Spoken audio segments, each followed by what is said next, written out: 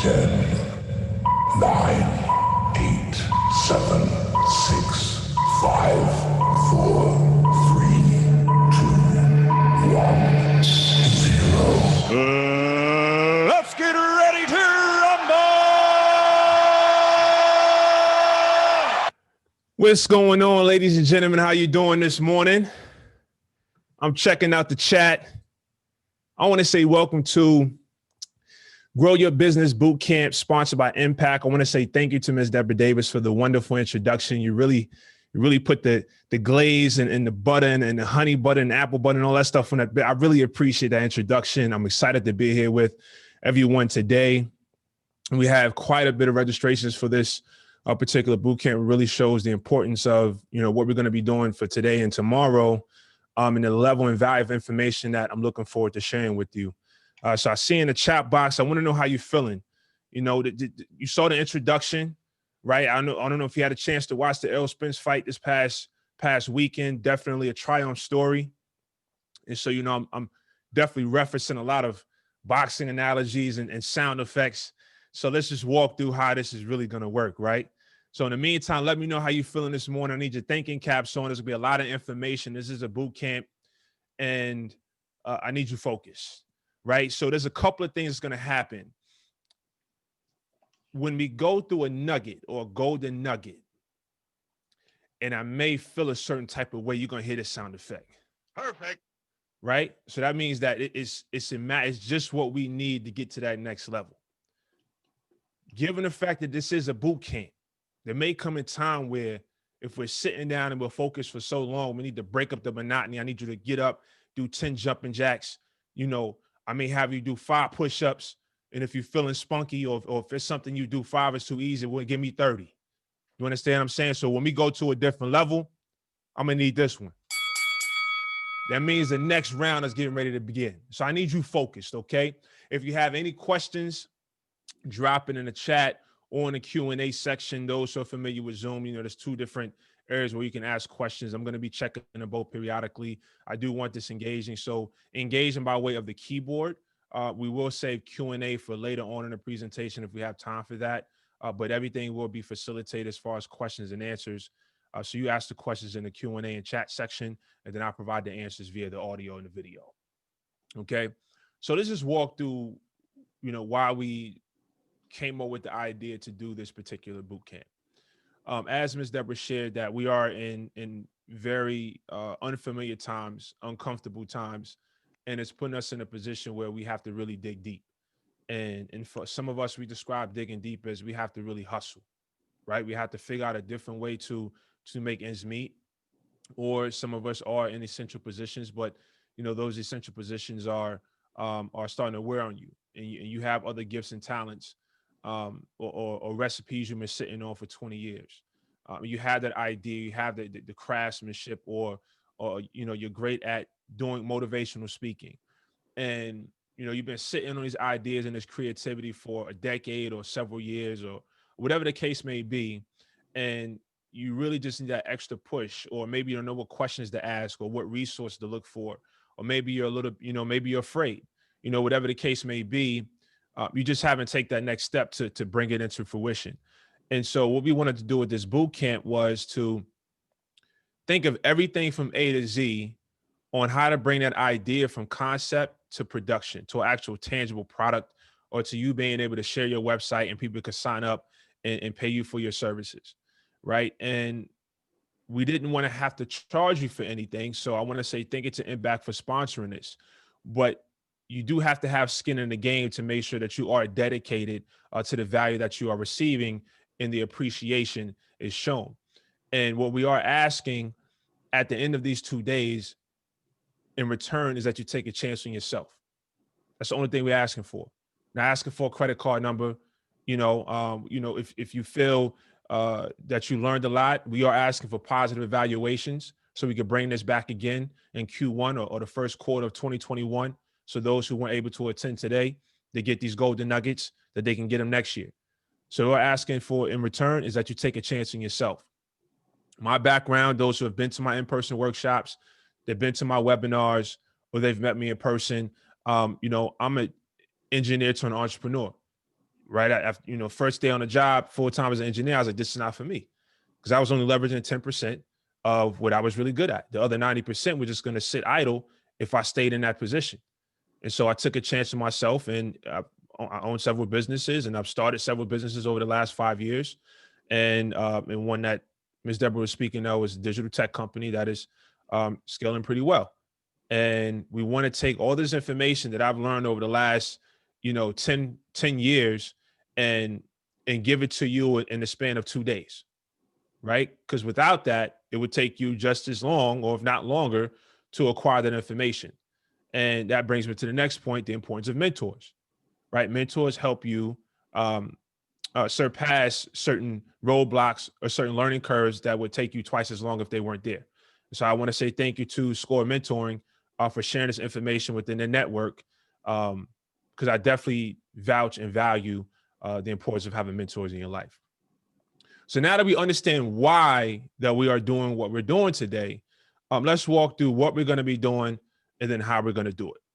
So I'm going to, any questions before we get moving?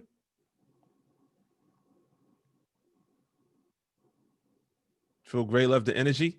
All right, okay, cool. Let's get to it. So I want to share my screen with you on just sort of the layout, right, on what we're going to be focusing on today. So this is the checklist. This is a workable webinar. I'm not going to be talking through a bunch of slides, right?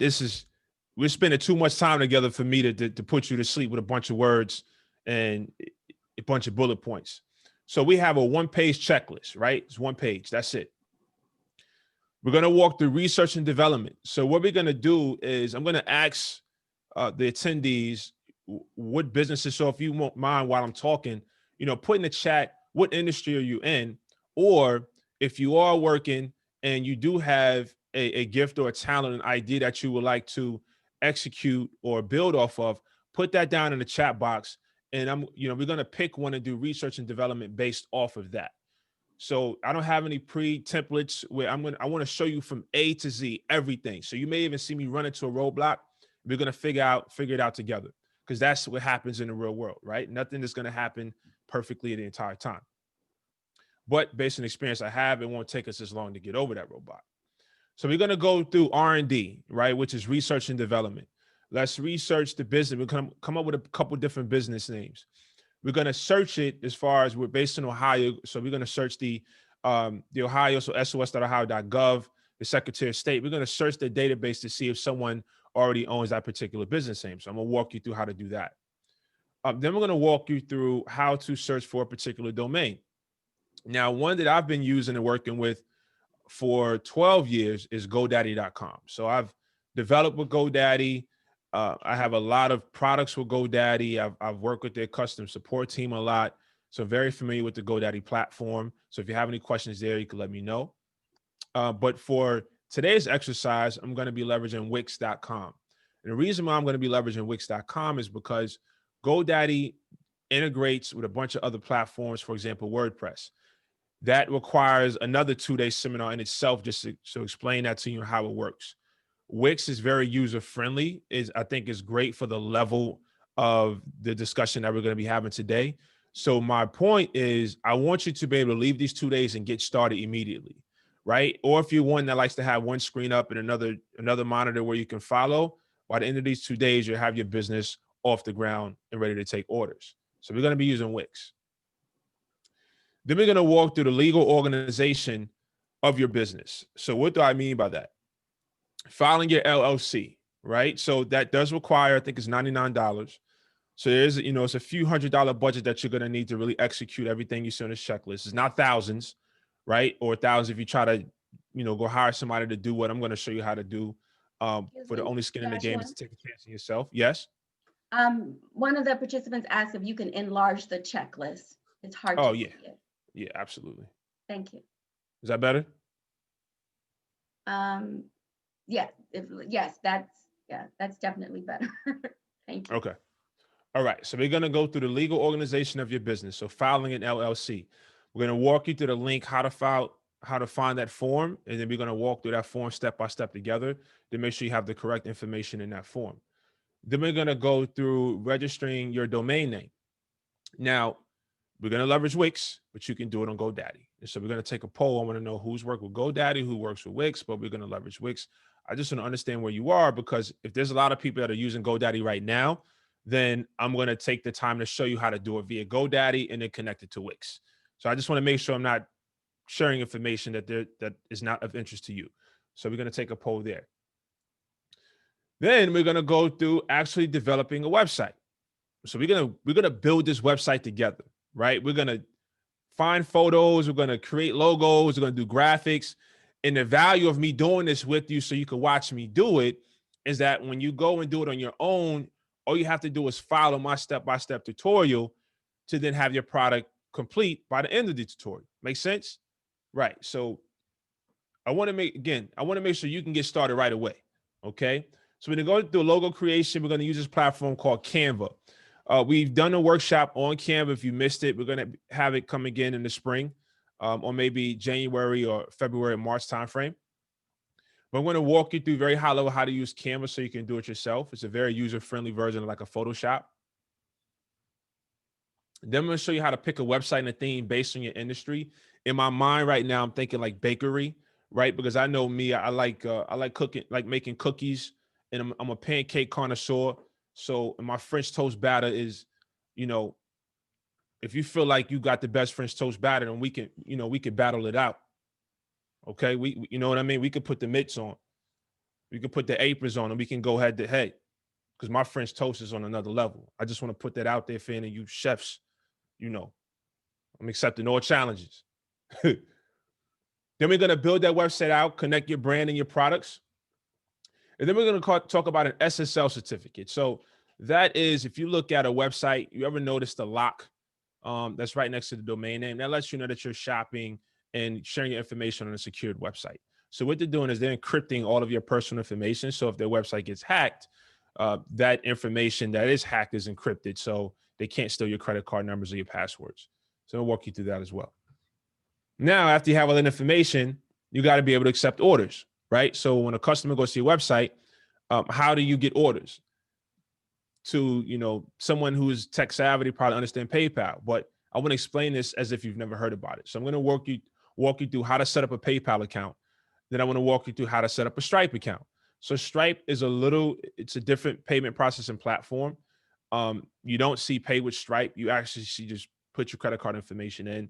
To me, it's a little bit more sophisticated on the business side, meaning there's a certain, nuance that comes with pay with PayPal, right? As opposed just to pay with your credit card. So I'm going to walk you through both so you have both options. Then we're going to want the business email setup. Now, it's fine if you have a Gmail or at Yahoo or at MSN. That's okay. But again, first impression is everything. If you have your company name, right? Let's say it's, Reed Bakery, then you want to email me, jreed@reedbakery.com, right? You feel it, you have a sense of a little bit more, it's a little bit more established as opposed to jreed@gmail.com. So I'm going to walk you through how to set up your company name. Then after that, the final step is your social media setup and connection. Now we got to broadcast. You got your business formalized legally. You have your website done. You have your payment processing complete. You got your business email. Now let's connect your social media and let's broadcast your business to the world so you can start accepting orders. You can get your business off the ground. So by the time we complete this entire checklist, you are ready to go, ladies and gentlemen. Again, this is thousands of dollars of information. This is years upon years of trial and error to be able to share this information with you. So we're just going to fast forward and skip all the trial and error and stress and setbacks for the comeback. We're going to skip all that and just get you right to the results. But at the end of the day, it is going to require your work to maintain and sustain this information that we're sharing with you. All right. So let me just jump over to the chat. Happy to be the judge. That's what I'm talking about. Okay. Child care real estate. Okay. Child care real estate. Game business. I like that. Some great ideas. Staying still, tiny. Okay. We will send this checklist to each of you as well. So no worries about that. Okay. Graphic designer, videography, food marketplace, have toy ideas and cartoons. This is what I'm talking about. Starting a transportation business. Yes, yes. In digital communications, starting a nonprofit, project management, starting a podcast. You know what? The podcast, given how I'm doing this right now, we may go ahead and leverage, let me do that podcast, coaching and consulting. Nice. Okay. Keep them coming, keep dropping them in. Can everyone hear me? Brandon said you can't hear anything. Yes, I can hear you. Okay. All right. Perfect. Just want to make sure. Okay. Now let's get back to business. Now, as you can see in the bottom left of your screen, we want to say thank you to Impact for sponsoring today. If you want to connect with me outside of this, make sure you connect with me on LinkedIn. If you have any questions, you can always reach me on LinkedIn, or you can reach Ms. Deborah and she'll get in touch with me. All right. Cool. All right, let's get to it, ladies and gentlemen. I'm going to go back here. So first and foremost is research and development. All right. So let me go back to the main domain. Let's blow this up a little bit. All right. So everyone can see that. And let's do, so research and development. So let me go through here.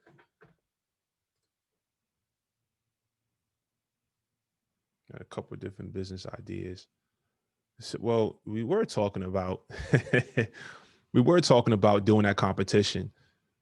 But let's check something out. Let's do, the podcast game is really picking up, right?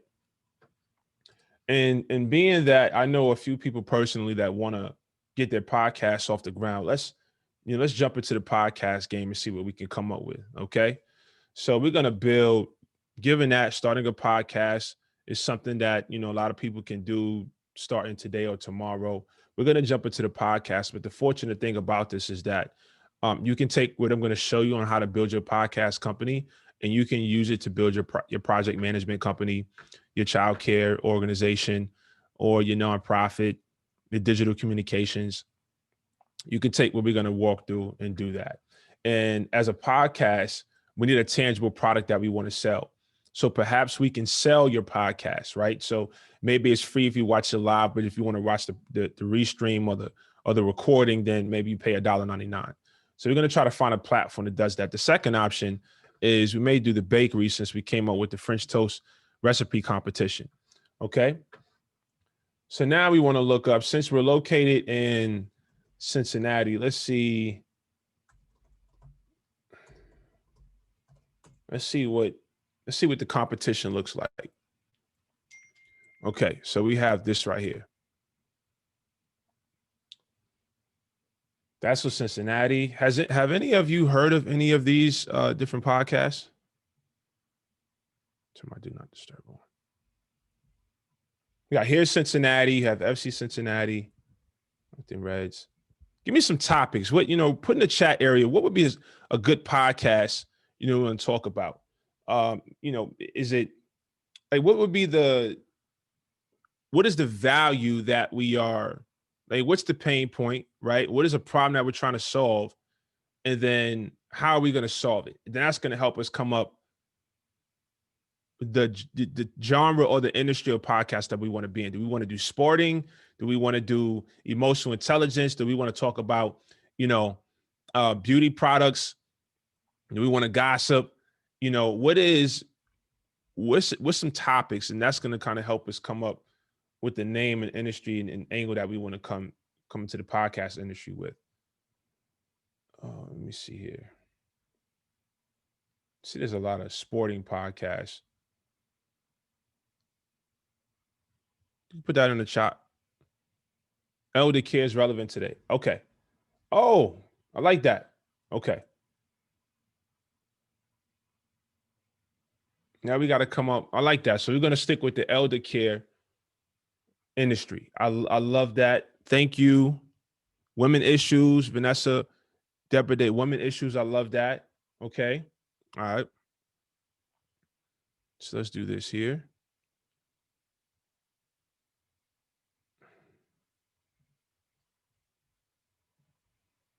Let's do this.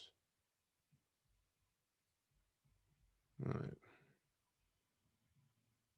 So we are doing this live. And while I'm building the Elder Care podcast, you should be taking the same steps. So if you have your notepad or your iPad or your cell phone, however you take notes, let's walk through these steps. So if you want to do the topics that you guys share, the cleaning service, what are the pain points, right? And then how are you going to solve that particular pain point?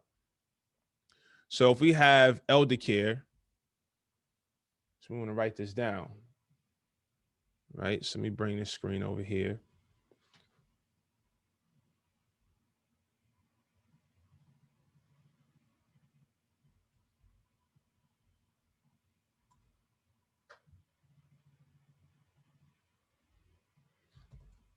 So if we have elder care, right? And then we have women, maybe that's too big.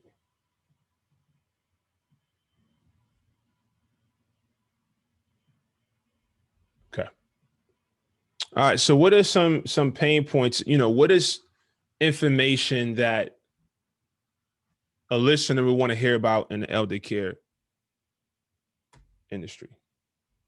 So that's a question that I do not have the answer to. So I can go to the internet, right? So I can say, okay,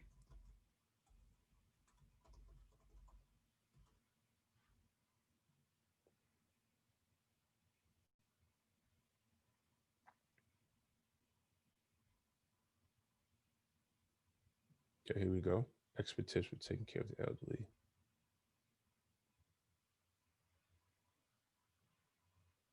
Okay. All right. So this is giving us some good topics, right? So let's use what already exists out there in the world. So we got some topics here. Assess how much care is needed. Be realistic about what you can provide. So let's do this. Let's see.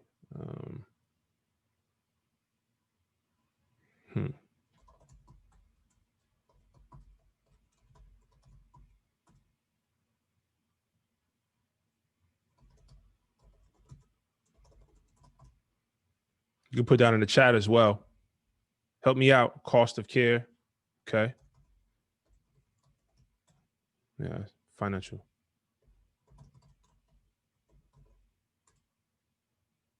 Long-term care insurance. I love it.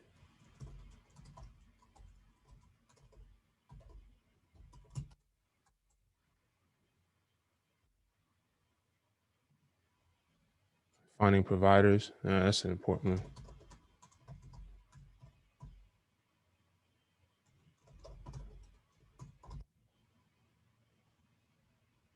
Okay, so we got 1, 2, 3, 4, 5, 6, 7. Okay. All right, I like that. Thank you for the help there. If you got any more ideas, infections, fall rates, like that.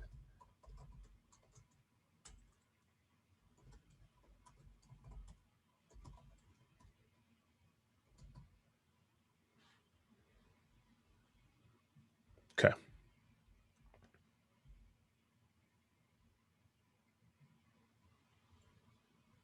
All right. So we have that. Okay, so now we have our topics, right? Let's just go back to this checklist right quick.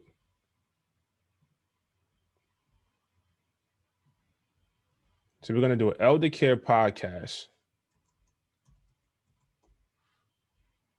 These are some of the topics that we're going to discuss. All right. And the reason why we're sharing these topics is because there are several families out there and several individuals that don't know exactly where to search to get the answers to these questions. They're not too savvy with, for example, Chrome or jumping on the internet. And so we want to give them a one-stop shop. One-stop shop. And this is the brainstorming part, right? This is us talking to each other. You guys are putting in the chat. It's a one-stop shop to help me out. One-stop shop to, let's see, find all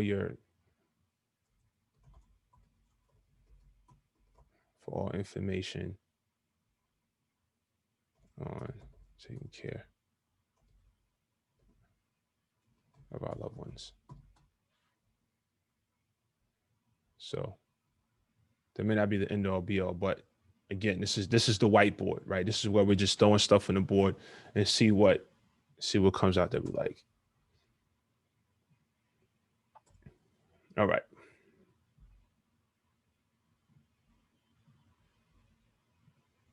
Okay, perfect. So now as we build out this whiteboard and brainstorm some of these topics, we'll keep flushing this out, right? One-stop shop for taking care. Let's do one other thing I want to experience. I want to check out this right quick.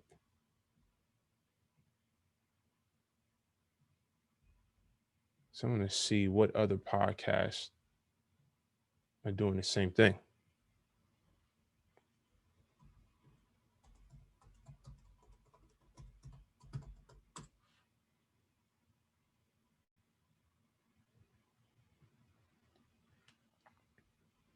Okay.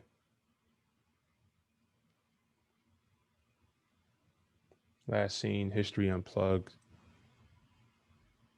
35. Okay, this doesn't seem like the right one. This is like a podcast that's, seniors and elderly want to listen to. Let's look for this one. Let's see. Good job, Brian. It's American Stuff You Missed.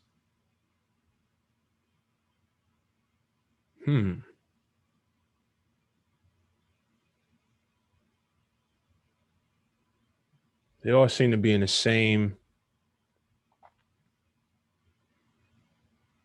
area. Stuff you missed in history class. So we may be onto something with this one.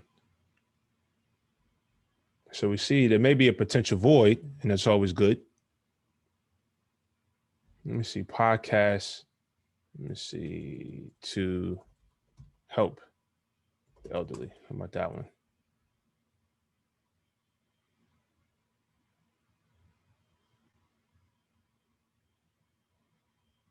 $15 podcasts. Do one more. Provide information for families dealing with caring for elderly parents. I love that. Thank you, Ms. Deborah. Okay.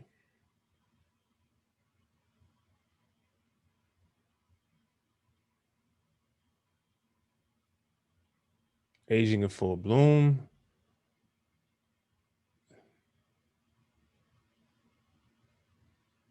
It's American Life. Okay. Pod Save America. Let's try this. Let's come up with this. Let me see, All Things Senior. See, this is that part that takes time, right? It's research and development, researching the idea, researching the topics, and developing your product. So let's do this. Podcast names. All right, let's come up with some names. So this became All Things Senior. Any ideas in the chat area? So podcast, I have All Things Senior. I have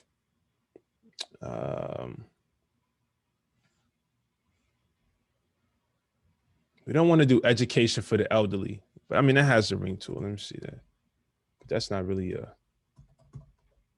one that I would use. It's too long. Education for the elderly podcast. That can be why you should listen, right? But I don't know if I would put that in the name. Like, why should I listen to your podcast? Because we're providing education for the elderly, right? But All Things Senior, that has a ring to it. What else you guys have? Managing Golden Age. I love that. Managing Golden Age. Supporting the elderly. Ooh.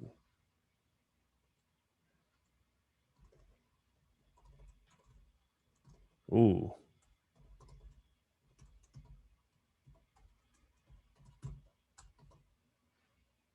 Keep going. Let's come up with one more.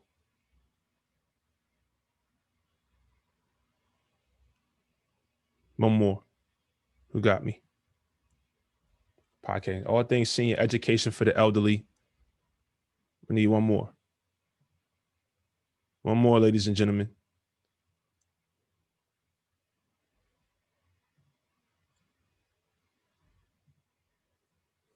All Things Senior, educated, managing golden age. And go achieving golden age, destination, golden age.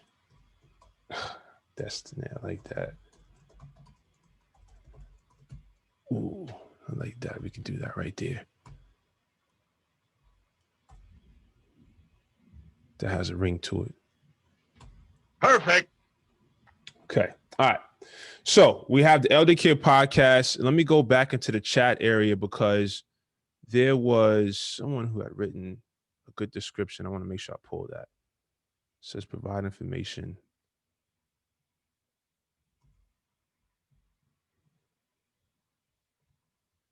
Information for families dealing with caring for the elderly.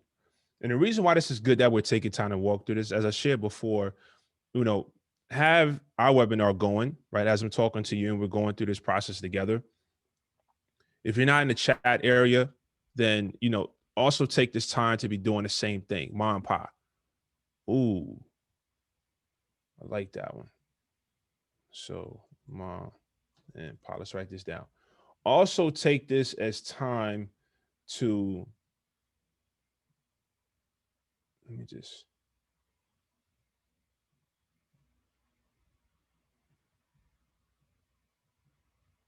it's time to do the same exact thing for your idea. Okay. So we have the genre we're going to be focused on is podcasting. The particular area of expertise or the topics we're going to be discussing as far as what is our podcast going to be known for is providing education for the elderly, right? Okay. How do we provide education for the elderly? Here are the topics that we will more than likely be discussing: the types of services, finding the right care, the cost of care, financial planning, long-term care insurance, finding providers, the nursing ratio, infections to watch for, fall rates. We'll come back to the women issues after we get through this first process, right? So as you're building this, another thing that you're building subconsciously is you're building your elevator pitch. You're building your pitch deck, right? Or your presentation. In other words, to get people to want to come in and join and watch and share. One of the things I really want us to focus on in this R&D, when I say R&D, meaning research and development, is the other thing I want you to get is that lingo, right? It's like if you want to be a sports analyst or someone that a sports commentator, you have to learn the lingo of how people talk about basketball, soccer, baseball, etc.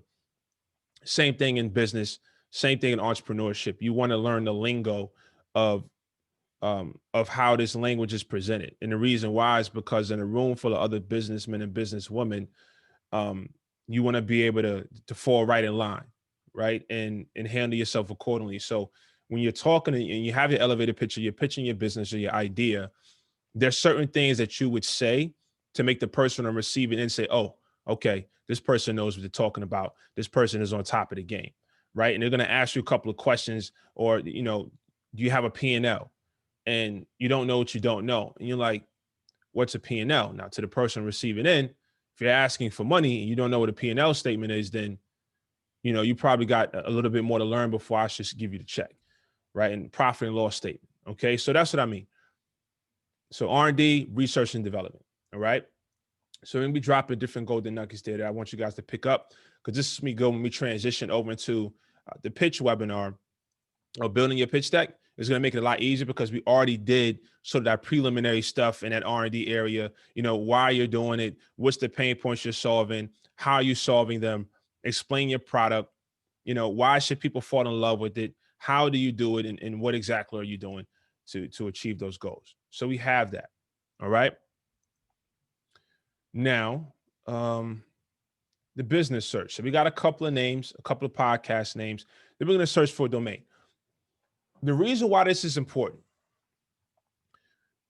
one of the things that I like to do, and everyone is different, is you want everything to be, you want some streamlined processes there. Meaning, if your website is going to be called All Things Senior, then you want your Instagram name to be All Things Senior. You want to make sure that's available. You want obviously your domain name to be available. You want to make sure no one else has that business name registered under All Things Senior. It just makes it a lot easier to find you. And it also helps with search engine optimization, which is that that 3-letter acronym that people talk about, SEO, right? And so if everything in your business is aligned, right, when it comes to just the branding of your company, it is going to make it much easier to find you, and for your services in your business or your educational classes, it's going to be much easier for end users to find. And if you to also find business and clientele that are not within in your area or not within your network, because somebody can go to Google and type, a podcast that teaches the elderly. And if you got All Things Senior as your domain name, but then your podcast called Managing the Golden Age, and then your business is registered under Destination Golden Age, nothing is sequential, nothing matches up. So it's gonna be very difficult to find you, and it's very difficult to brand if you have 3 different identities for the same product, right? So yeah, that's a good point. It's almost like a person that is a double agent. They got 5 different identities, what makes it very difficult to find that one individual, right? So we don't want to do that for your business. We want people to be able to find you immediately. One second.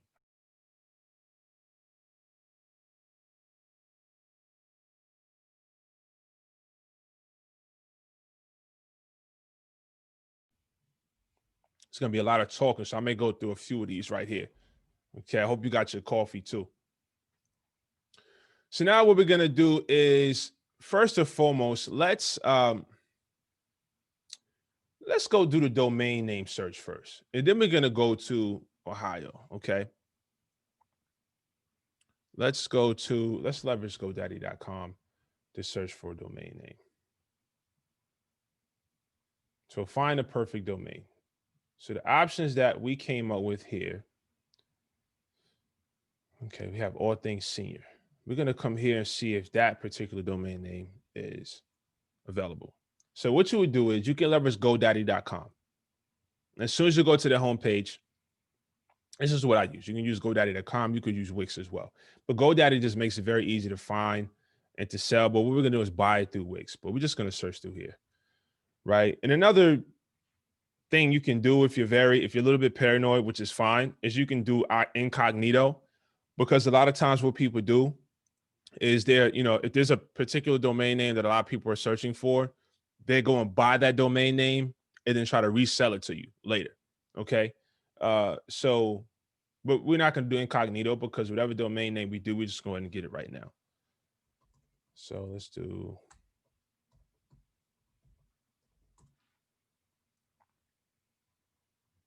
Okay, so All Things Senior, that's taken.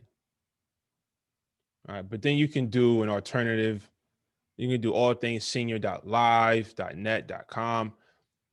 We're not going to go that route, because .com is just more common. That's what people are more familiar with. So we may have to scratch out All Things Senior for right now. We can come back to that as a last resort. Let's do Managing Golden Age. Let's do that one.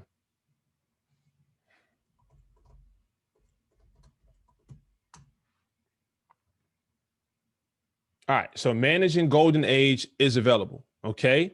So when you're buying a domain name, it's going to tell you how much it's going to cost. So this says $1 for the first year. That's not a bad deal, all right? That's not a bad deal at all. So you can do $1 for the first year. So it is available, okay? So we do have Managing Golden Age as an option. Let me jump over to the chat. Let me see. A small word of caution. I have a .life, and it is not always recognized on like Zillow, for example. Exactly. That's a good point, Naomi. So listen, if you really want that domain name, and .com, .org, is available, .edu, which is more if you're an educational institution. And there's a couple other things you have to do with filing a .edu. A .org is ideally a nonprofit, right? But if you're going to have a .org, you need to make sure you have your 501c3 to technically, officially call yourself a nonprofit. The 501c3 process is for a different webinar. I just want to give you that tidbit. But .com would be ideal. But if you have to step outside of the box and do a .life, I highly encourage you to have a very strong marketing campaign or a very large reach to help that life sort of expand and reach the masses. So I appreciate you sharing that, Naomi. Let me go through here. Who's the target audience? Is it seniors or those caring for seniors? Both might affect how you name your business. That is a good point. The only thing that I would caution you with putting, what should I say? I would just caution with putting yourself in a bucket via your business name.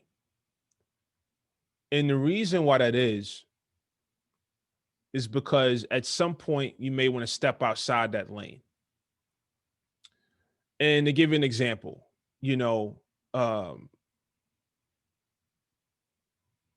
Amazon, like when Amazon first came out, I believe it was selling books, right? It was a book website, but it didn't say Amazon, books.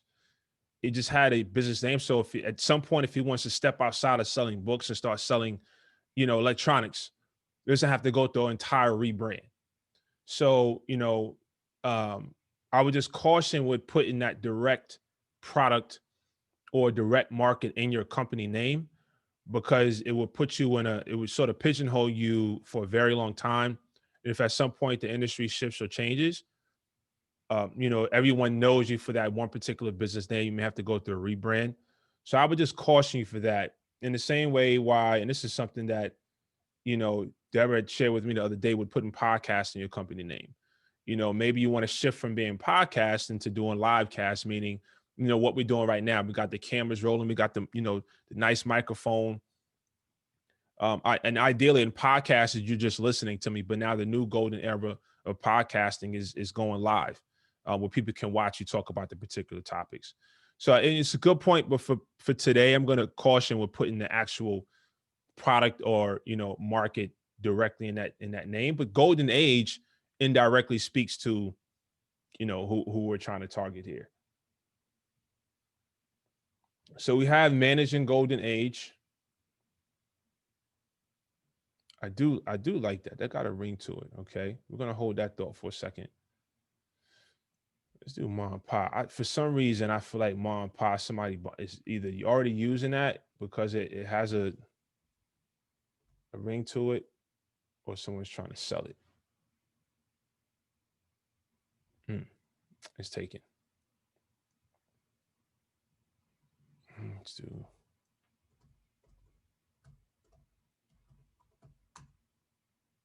Destination golden age. Destination golden age. That's available too. $12 for the year. Okay. All right. For the sake of today. Okay. We have two, just so we can keep moving forward. We're going to take a poll. Okay. We have, you missed an A and Ma. I did? Okay, let's go back. And Pa. Oh. Okay, yeah. Somebody has that. All right, so let's take a poll. All right. Managing golden age, okay? Or destination golden age. Drop down in the chat. Destination. Okay, we got one for destination. Drop that down in the chat area. Neither. Oh, excuse me, Camille. All right, may have to go back to the drawing board. Managing, destination. Destination golden age. Managing. Oh, it's like we may have a 50-50. Keep going. Golden destination. All right. This is what I'm going to do, okay?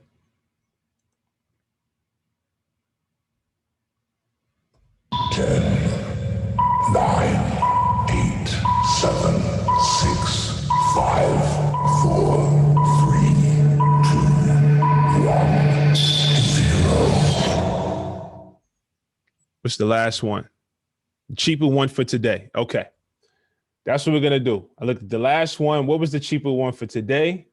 I think it was, which one was it? Was it managing? It was Destination Golden Age. I think that was the one.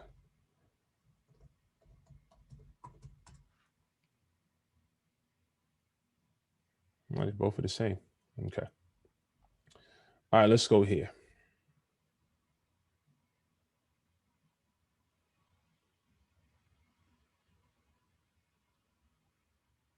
Okay. So now, at that point, when you're ready to purchase your domain name, it's very simple. All right. You can go through GoDaddy. You can go through Bluehost. You can go through HostGator. You can go through Wix, Squarespace. You can go through each of these different platforms. The thing, let me explain this to you right quick. The thing with purchasing a domain name through GoDaddy is, in order to get that domain name, if you're going to build through GoDaddy, you have to purchase what you call hosting. Hosting is what platform are you going to use to broadcast your website to the world. So there's buying your domain name, then there's buying a platform to host that domain name to broadcast to the world. So when I go to, managinggoldenage.com, GoDaddy is going to make sure you can get to my website. If you go through Wix, budget-wise, because hosting costs, okay, Wix automatically provides hosting for your domain name. So you don't have to do a two-step process. You can just buy the domain name, long as you have a Wix premium plan, which I believe is like $29 a month. I'm not sponsored by Wix or anything, so whatever you choose depends on your budget. I just want to give you the differences and the pros and the cons. I use GoDaddy, right? I do have a website on Wix, which I'm going to show you, which is Backyard Panda. I started, a live streaming business, just something on the side. It's like passive income, right? And I did that through Wix because it was just much easier and it doesn't really require me to spend a lot of money. But through Wix, it provides the hosting with that particular domain name. There's another step here, or another option. Maybe you buy the domain name on GoDaddy and you want to build your website on Wix. Now the two integrates with each other, and it's a very simple process to go through to connect your domain name on that's bought on GoDaddy, but your site is hosted on Wix. It may take like 2 minutes to do it. And the website I'm going to show you right here, what you see is Backyard Panda. The domain name, I purchased it on GoDaddy because that's where all my domain names are, but I built that particular site on Wix. So if you go to backyardpanda.com, you can see that the site, I built it on Wix, but it's hosted, the actual domain name is hosted on GoDaddy. Okay. So, even the site is very clean. It's very straight to the point. You can buy tickets. It does all the payment processing. It reaches 9 different countries, right? And it probably took me, I've been doing this for a while, so this maybe took me, a couple of hours to put together. The more you do it, the easier it gets, right? Because the more skills you have, it doesn't take you as long to do it as if you just did it for the first time. So they're gonna be doing something very similar to this. All right.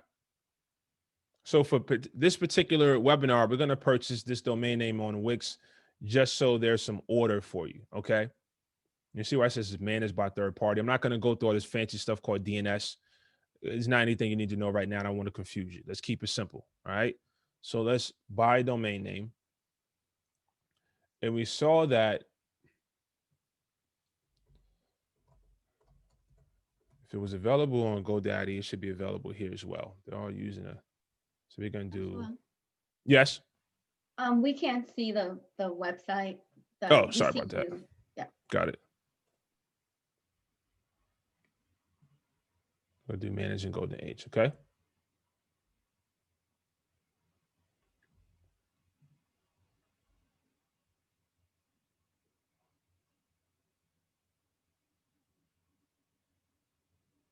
Okay.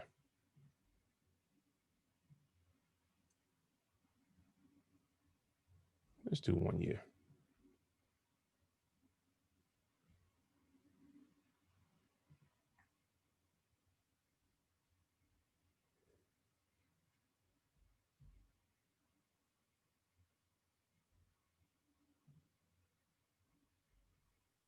Joshua.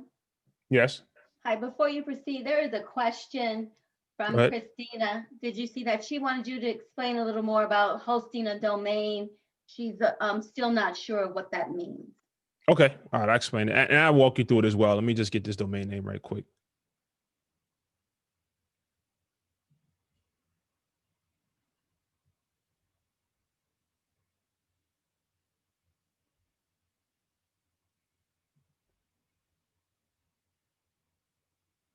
I'm still here, ladies and gentlemen. Let me just get through this right quick.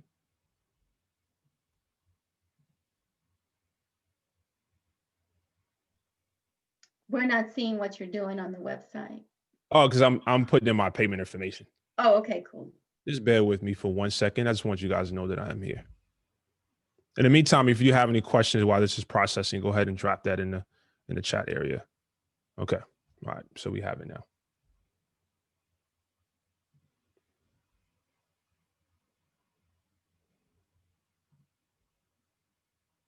Because I want to walk you through exactly what that is with hosting. All right. So now let's go to GoDaddy. And let's go through manage hosting. All right. So in GoDaddy, right? So you see here where you can buy a domain name, which is what we just did.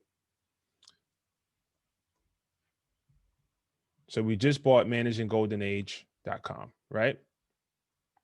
Now, after you buy your domain name, you now have to purchase hosting, which is a platform that's going to host that domain name to broadcast that domain name to the world. So you just have a domain name, but if I go to managinggoldenage.com, that's going to pop up. It's going to say it's parked. Now we want to purchase hosting to host that particular domain name so people can actually visit your website, right? It's like you bought all the party supplies, but now you need a venue to host your party. Make sense, right? You need a location, like who's going to host your party? You need a venue. So it's the same exact thing. You bought the domain name. Now you need a platform that's going to host the domain name so people can come to your party. Does that make sense?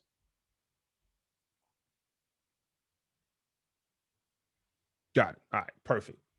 And the thing is, Wix, you don't have to pay for hosting. GoDaddy, you do. So let's go down and see what those different prices are. So in order for GoDaddy to host your domain name, it's $6 a month, right? And depending on which one you choose will determine how much bandwidth you get, how many visitors you can have before your website starts to lag and slow down, how much memory, etc. So down here you can see, okay, standard performance. So for what we're doing, if you were building it on GoDaddy, economy is all you need, right? Until you get to the point where you got millions of listeners, you're selling a bunch of products, maybe you're hosting a lot of videos on your website. So you need a little bit more bandwidth, you need a little bit more storage and memory, or perhaps you're a website developer and, you know, on the economy, you can only build one website, but on Deluxe, you can build multiple websites under that one hosting subscription. But again, you are also sharing that same level of memory across each of those different websites. So for myself, I believe we have the ultimate hosting, but the business side of it is a little bit more expensive. But given our software product, you know, visitors on our website and what we're actually doing in hosting, we need to have a lot of memory and a lot of bandwidth.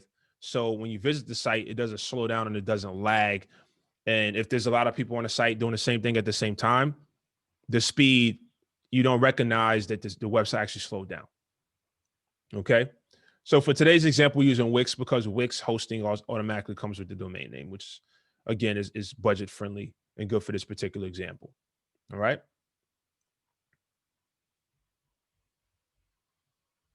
Perfect.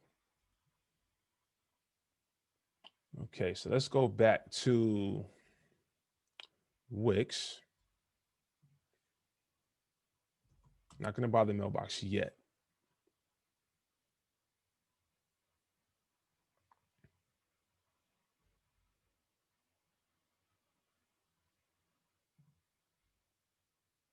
To confirm my domain settings and see what we have.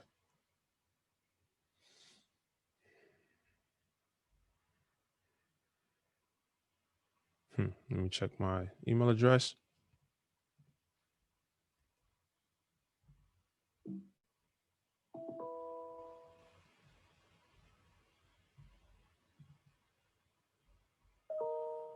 I'm just quickly confirming what Wix is talking about. Okay.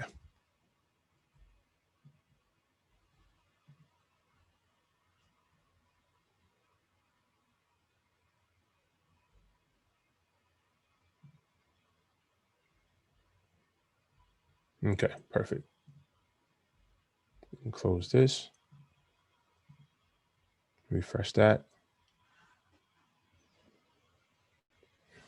I'm gonna zoom out a bit.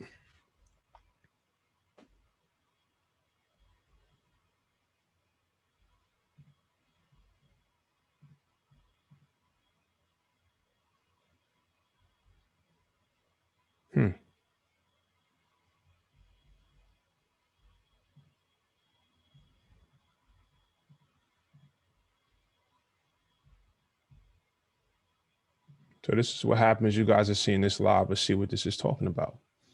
You saw I just verified it. Okay. All right, perfect. Now let's go back to our checklist and see what's up next. All right. So then it says business search. All right. So now we're going to go to this particular website. You have your domain name. You have the pain points. You got the solution you're going to bring. So now let's go to business search and let's search for that business name. What is it? Managing Golden Age. Now, the reason you want to do this is because you want to make sure that you have permission to do business in the state of Ohio. Another reason why this business certificate is important is because you may want to open a business checking account. And in order to open a business checking account under your business name, you need to have your certificate of being able to do business in the state of Ohio. Now you can register your business in multiple states or a different state. There's pros and cons to doing that, say for tax purposes. But for this particular webinar, we're not going to go through that. We're not going to go down that rabbit hole. But given that this podcast can be hosted in, Ohio, we're going to register this particular business name in the state of Ohio. Okay. And fortunately, we see that Managing Golden Age is available. I didn't think it would not be available, but it's available. So for an example, if we check, let's see if you do matter of fact, let's just do Backyard Panda. You see Backyard Panda. It is registered through the state of Ohio. I registered this domain name on June 3rd of this year. It's active. You can see the details of that particular business. Here's my articles of incorporation here. So if anyone wants to go and do their homework, they can do that as well. I also registered this with the actual logo itself, right? So we have our trademark logo down there as well. It's something I always recommend. Now, to truly protect your logo and your artwork, you have to go through, trademarking it, which is a much longer process, requires a little bit more capital. But you do have a way of protecting yourself by, using it first. So if any sense you do have a case, but to really do it officially, you go through trademarking process. Okay, so now let's walk through the next step as far as registering your business with the state of Ohio or Kentucky too. Some people may be in Kentucky or wherever you're located. Wix, what do you mean? Camille, let me know what you mean.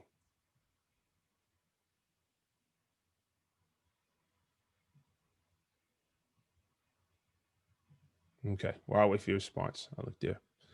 So let's go back to the checklist. In that checklist again,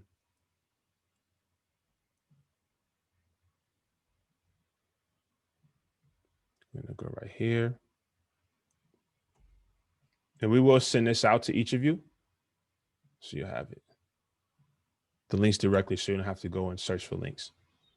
So that particular link is gonna bring you here. Now there's a couple other, this is where every, certification, or file that you need to do with the state of Ohio is going to be located. So if there's anything else you want to do, a vendor's license, you can find it here as well.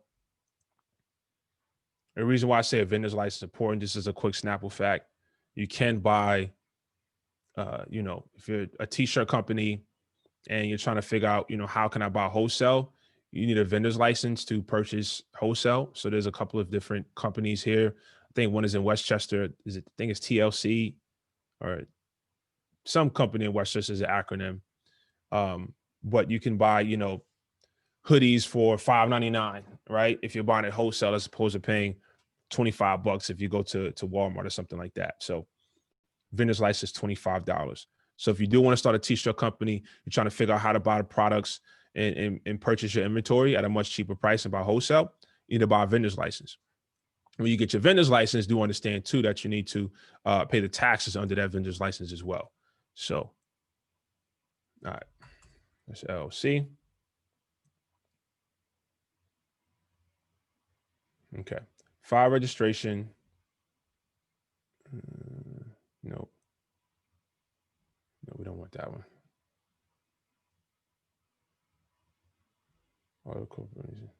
Okay, this is the one we want right here. File articles of organization for domestic limited liability company. Online here. As you can see, it is $99. That's $99 for just a basic registration. If you want to expedite the approval process, you do have to pay extra. I recommend just going ahead and do it the basic way.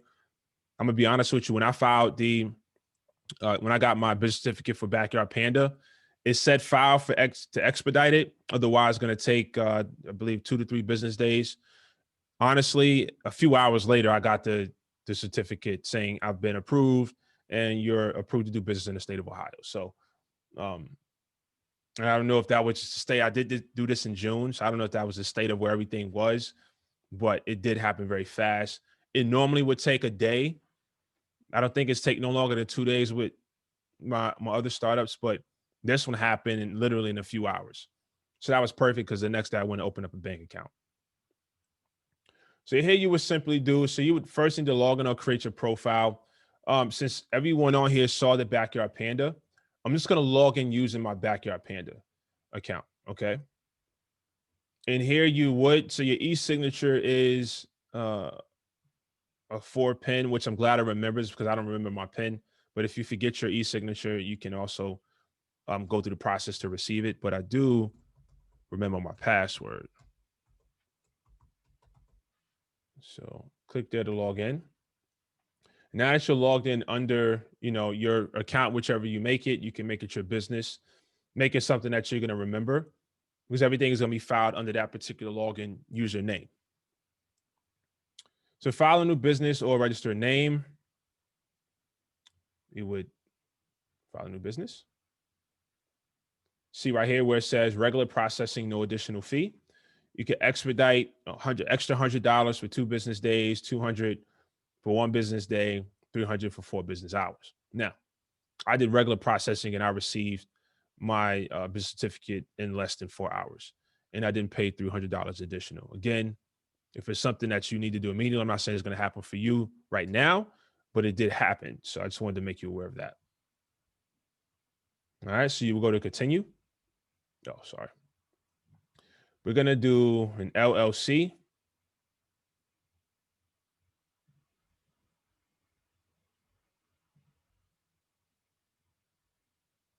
So it's going to make you search for your name. So we already did that, right? With the other link that I showed you, we know it's available. No records are found with his name. Okay, perfect. Begin filing. Now, the thing when this is online, it's a very simple and straightforward process. This was different a few years ago. I think they've done a little bit more, enhancing. I started my first company, quit engineering in 2015 and started my first business. Back then it was called Operation Driven, which is a curriculum. And it was a little bit different, but it's pretty streamlined right now, if I had to say so myself. Managing Golden Age. It said must include one of the following words. So we would do LLC. Effective date, we can do effective immediately as of today. Okay. Period of existence. We just came up with it today. So don't have to put anything there. Purpose type, we're going to do for profit because we may be selling products. And again, we're going to be selling restreams as well. So let's do the purpose here. Let's go back to our notes. Close my emails, because otherwise you're going to keep hearing those dings. Will this workshop be available for replay? It's worth going over several times. Absolutely, Ms. Deborah. They are recording this. Someone said, Naomi said, I got all 3 LLCs as immediate download made through July. Nice. Okay.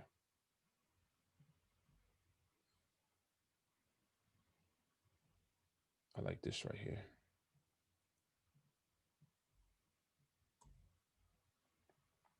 This is information we're going to need when we're applying for this.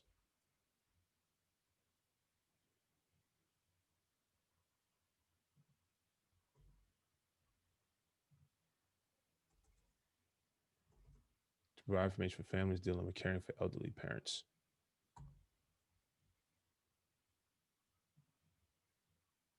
All right.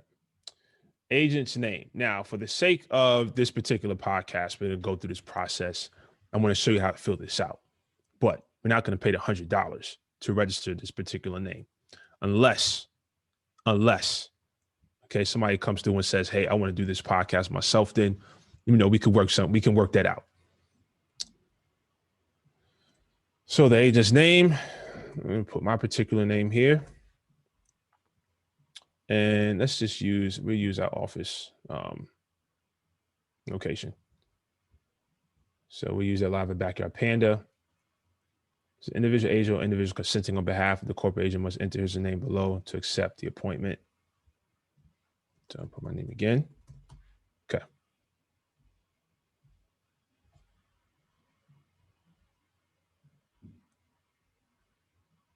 Perfect.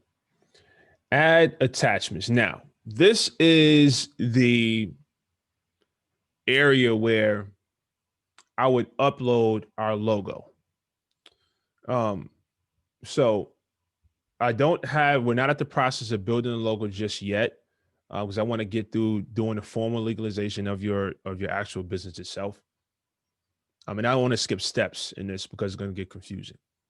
So for this particular section, if you're someone that has a notepad and you've been drawing your logo out, I would actually take that and upload it here. So you can put the PDF into, upload it to your computer, scan it in, however you do it.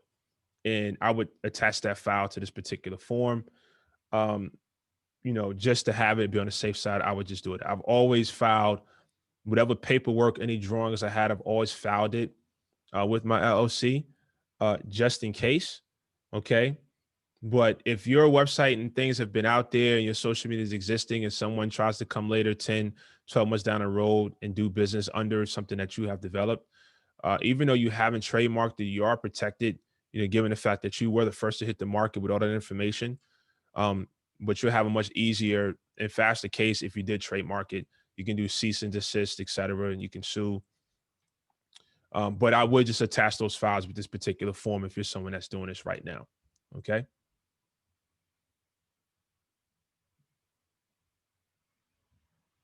Okay. Name or business entity. Managing Golden Age.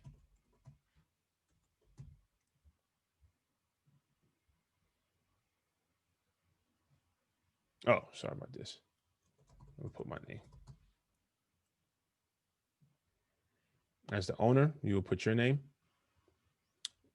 That brings up a good point. So if you have an umbrella company, right?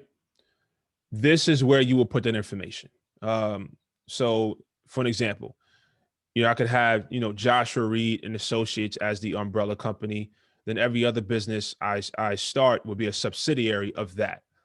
So if that was the case, then I will put that name or business entity right here. So my companies will be filed underneath that particular umbrella. But for this instance, it's just going to be its own thing in itself. Managing golden age, you see this information for profit. This is the purpose. You can always edit that. Preview document. And it really is this simple. So if you're out there and you don't know what questions to ask, or you haven't ran through this process, again, to someone that may be charging you to do this, I don't want to knock their hustle. I don't want to knock the value that they bring into the industry. So don't get me wrong if that's what you do. But there are a lot of people out there that charge several hundreds, if not thousands of dollars to do exactly what I just spent 5 to 10 minutes showing you how to do. In this particular situation, again, you have a skill, you have a product, you have an idea that you want to bring to market. I mean, you get all these quotes and those numbers scare you. We're here to help mitigate that and to show you how to do it step by step. So we literally went from quickly going through a research and development session. We came up with the podcast. We did the name. We did topics. We did the purpose, right? When we get further along, we're going to identify the target market. We're going to go through each of those steps, right? We just got to get something to start working and start playing with. We went through a business name search. We did a domain name search. It's available. We bought the domain name. Now we're going through the process of registering the business because at some point you want to open a bank account. So this is that step-by-step process right here. Now, once you're ready to file the LLC, you'll go to preview document. And this is exactly what it's going to look like. So the document, the completed document that I showed you for Backyard Panda, it was this, but it was already certified. So this is just what it's going to look like. You would preview it.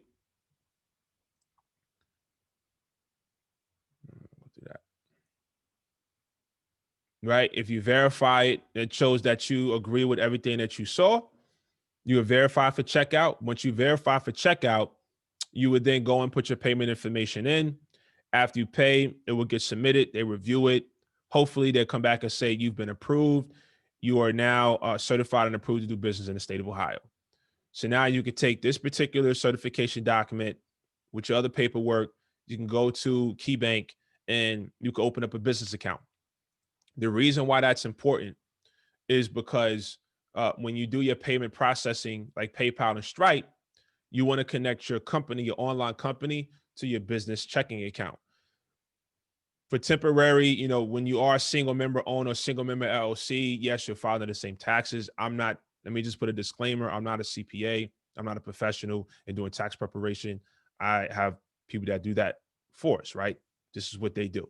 But the way I understand it is that it's much easier if you keep your business separated from your personal expenses. So I'm just sharing this information with you to make sure that you are practicing good business protocol. You got your business managing Golden Age or Bakery and Sweets, whatever the name is. You have your business checking account that all your transactions are going into your business checking account. So you're not mixing the business with the personal when does come time to file taxes. Another quick Snapple fact that I learned is, fortunately in business, right, you make your money in business, you pay your expenses, and then you pay your taxes. When you're not in entrepreneurship, it's the complete opposite. You pay your taxes first, and then you take what's left. Okay, in business, you pay taxes on what's left after all your expenses. It is much easier to verify that when you have your business checking account or whatever other account you decide to hold, just make sure it's under your business name. Okay. Want to make sure that I'm making sense here to everyone. Anyone has any questions? Do you have to use LLC as part of the name each time you use the name? For example, does LLC need to be included on the logo? No. I'm glad you asked that question. That is a great question. Just all your business documents, you want to put LLC. For an example, if someone is hiring you as a consultant and you're using your business name, on all your legal documentation, you want to make sure that you have your business name, comma LLC. But you don't have to have LLC in your actual business name itself.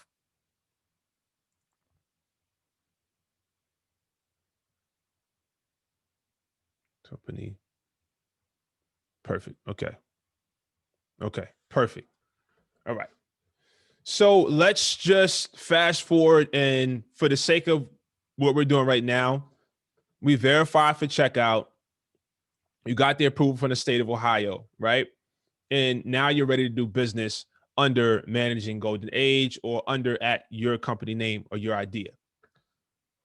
Honestly, this is the process that is very frightening, because I tell you, this is not common sense information. What we just went through. Let me go here.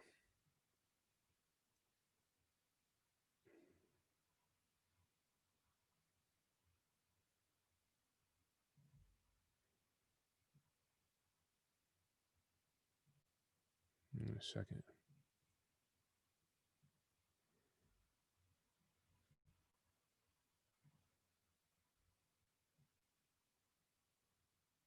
All right. So we did the business search. Ooh, it's too thick. Let's see here.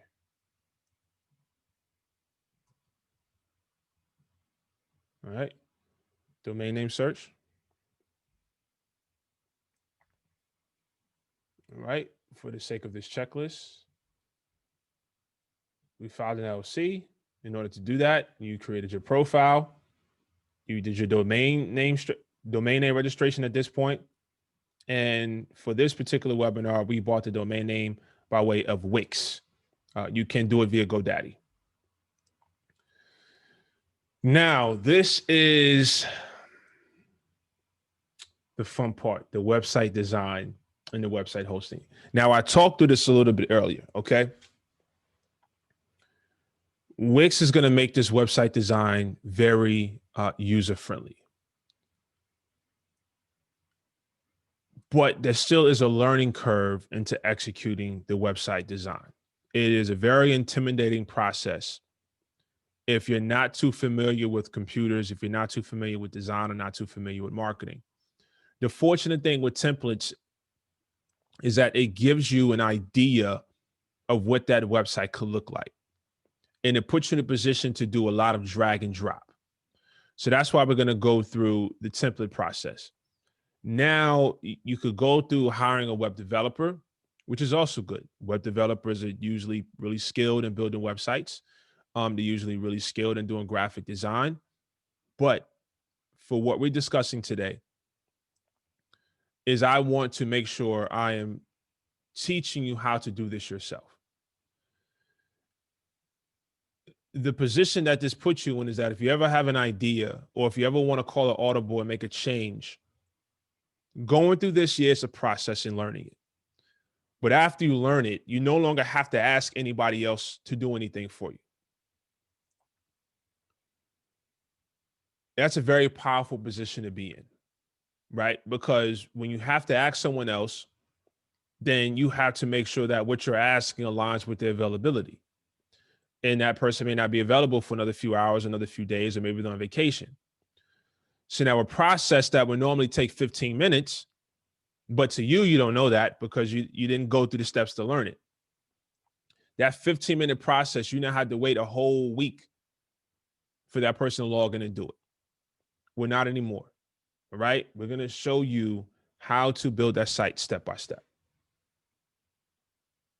Does that make sense? Let me see. Naomi got a good point. Also, buyers beware. A lot of designers are self-taught and might not be able to deliver on what they pitch. Been swindled 2 times in the last 3 years. That's a good point. What is the Zoom password? Trying to open this up on a laptop. Miss Deborah, you see that? I don't know if there's a password. I didn't have to put in a password. Okay. Yeah, that is a good point. And that's why it's good to have resources like, MBAC, to where if you have those types of questions, or if you're seeking those types of services, you can go through MBAC, which to my understanding, they're working with vetted practitioners or vetted experts in this particular field. So if they're vetted, that means that they say they can do something 9 times out of 10. If they're working with MBAC, then that means they can do it. For an example, if I didn't know this information, then I'm pretty sure MBAC and I wouldn't be working together to deliver this particular webinar to you.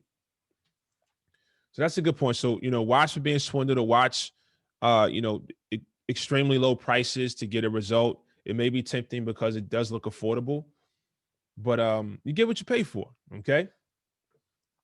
But no worries, because the point of today's webinar is to make sure you don't have to go seek help elsewhere. You can just go back to this webinar and do it over and over again to the point you don't need to watch it, because you just know how to do it. Perfect. Any questions before we proceed?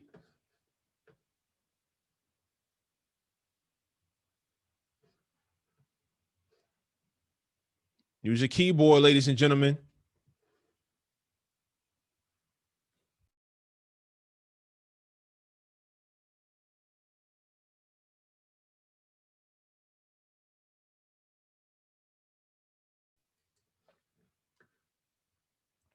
Also, be aware of people who charge a lot of money that make it look like they know how to deliver. Yeah, that's a good point. Yeah, but like I said, I'm cautious with discussing things like that, because again, I don't want to knock someone's business model or hustle, right? We're all figuring this out, but I do want to just make you aware of what is out there. Okay. All right. So we can close these forms. Any questions on the list so far?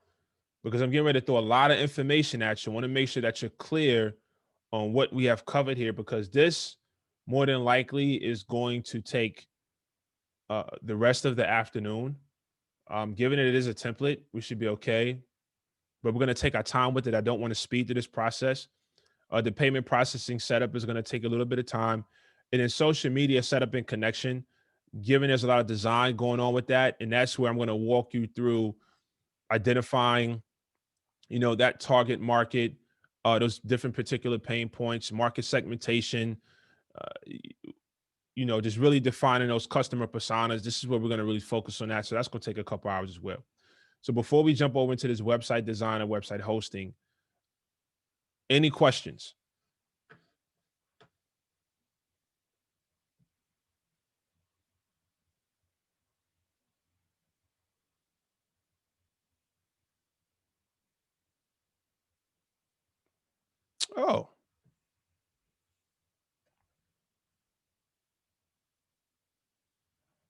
Oh, since that question is in the chat, let me just jump on over here and just, again, this checklist, we will send this checklist to you, but for the sake of this chat, if you want to do a little bit of research, just drop this right in there.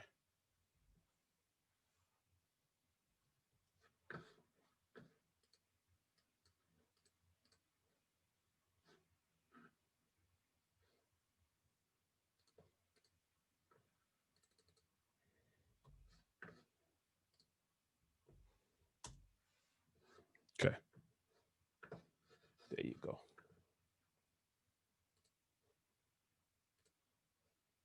All right.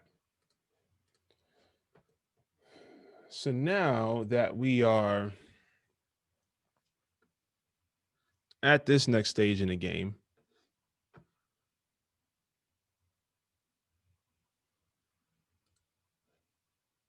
I'm going to go to my sites, create a new site.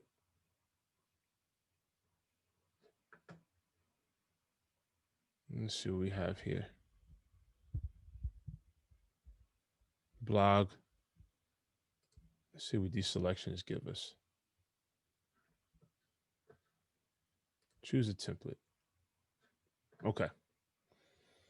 So now in here it says pick a website template that you love. Okay.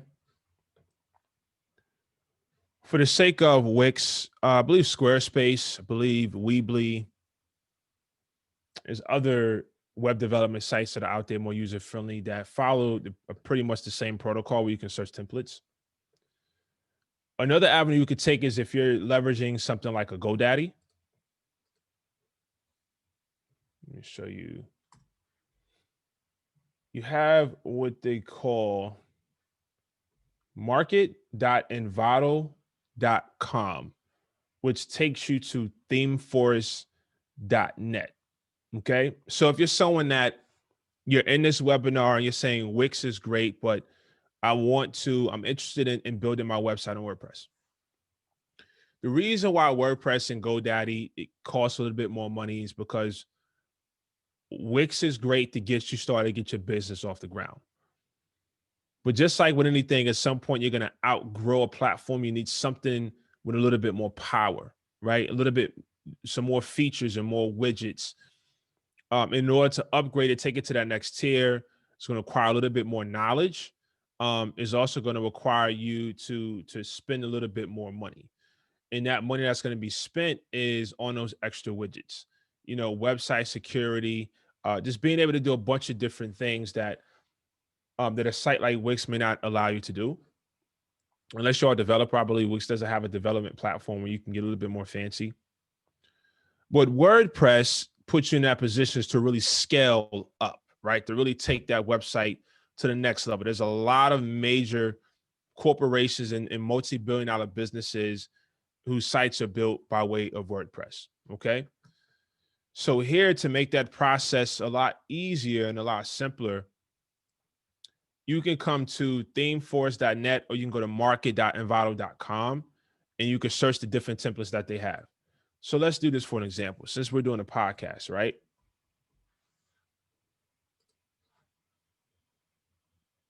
You can go through this process, and you can see all the different podcast themes that they have readily available.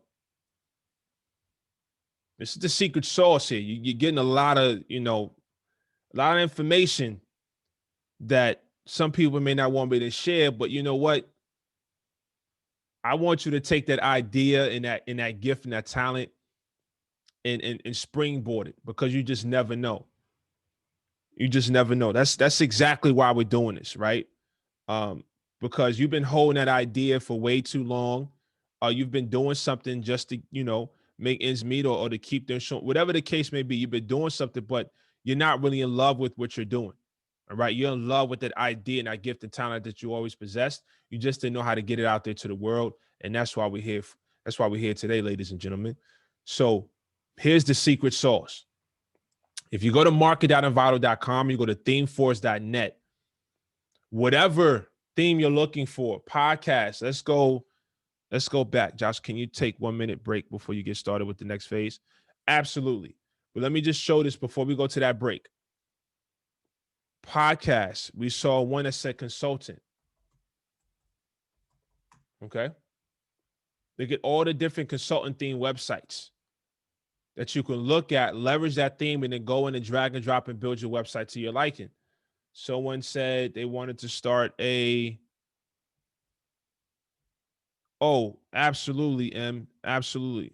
I'm not ready for this. Still need help with putting my business plan together. Oh, we got you. 1 second. And I'm glad you mentioned the business plan, because all that information is what we're going to be covering in the next webinar with putting your pitch deck together, because you need to have a business plan. Okay.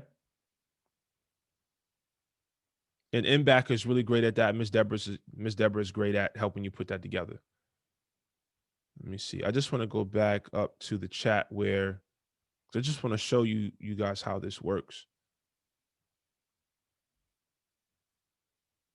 Okay, let me see.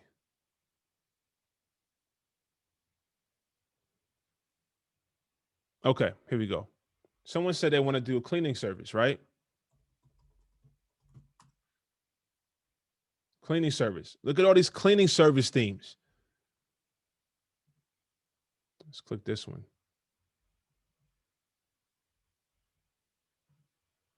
You can look at the demo.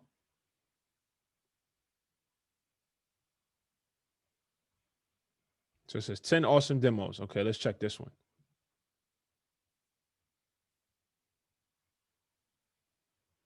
So in essence, this is the theme that you would get, and you will pretty much go through this theme, and you will replace every bit of information with their information. The drawback here is that you have to figure out how to do it, right? So in WordPress, it's not really a drag and drop service. There's a lot of widgets, a lot of plugins, a lot of buttons, a lot of hidden areas. You got to figure out how that theme works to really understand how to edit that theme and customize it to your particular business. Okay. I just wanted to quickly show you this. We are going to take a break, but I wanted to quickly show you this. So that idea that you have, you can go to these different websites and just search different themes to get a clear understanding of what you want to do. And I'm going to show you how to do it. Fair enough? All right, perfect. So now we are going to take a quick break. It is 10:36. Go ahead and take a quick 60-second break. Then we're going to jump back into it. We are going to take a lunch break at 12 o'clock as well. Again, this is a lot of information, but this is a boot camp. Boot camps are intense. Okay. So we warned you guys, when you come in, you got to come ready because I'm charged up. I'm wired up. I hit the gym already. You know, if you've been to the workshops, been to the webinars, you know how we get down. Okay. So quickly take a 60-second break. Go get a swig, re-up on a coffee, and let's get back to it. Okay.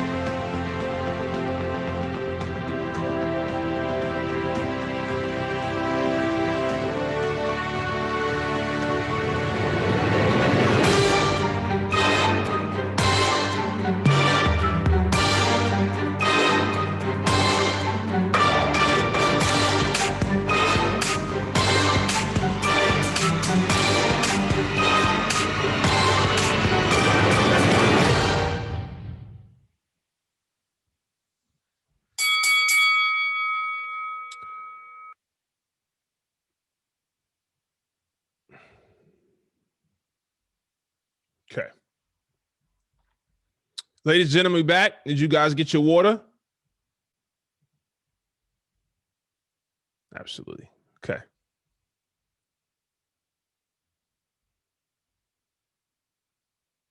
Refreshed. Okay. Yep. All set. Let me know how you feeling. Hit the keyboards. Hit your keys. Okay. And make sure you're messaging panelists and attendees. Refresh. We got Cassandra. There's a lot more people in here. I only see 2 people that said they're all set. Before we move forward, I need to make sure that we're all set. You guys are focused. Are you focused? Let me go here. Eye of the Tiger. That's what I'm talking about. Yes, Ed. Let's go. Joshua Solomon. All set. Let's go. Derek. All set. Ed. There's more people loving it. We appreciate that. Again, we're not selling any products today, but what we would really appreciate is if you're enjoying yourself and information that you're receiving, that you do give this a positive evaluation, share with your friends and family. Okay. And again, take a chance on yourself. Don't let all this information, this time you're investing, just sit by the wayside and be another webinar that you can go to later and watch. You got to execute it. Okay. Let's do this. I love it. Brandon, let's go. Joseph, let's go. All right.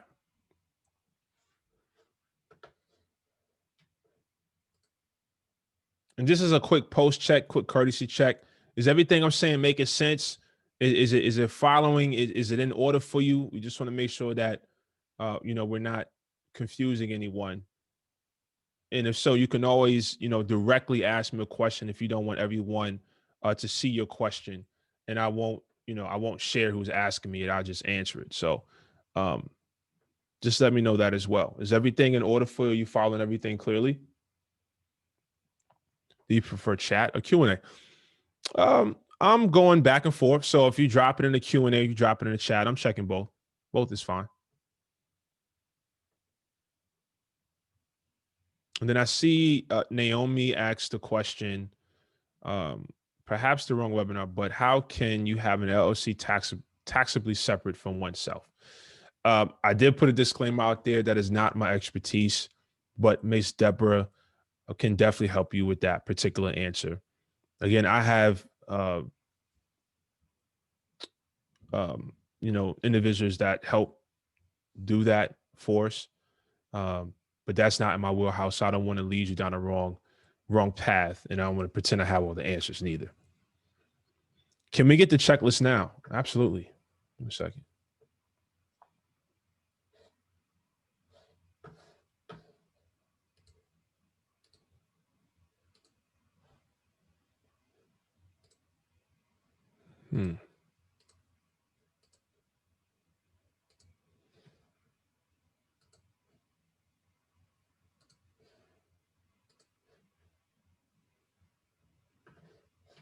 Let me see. We'll have Ms. Deborah email that to you.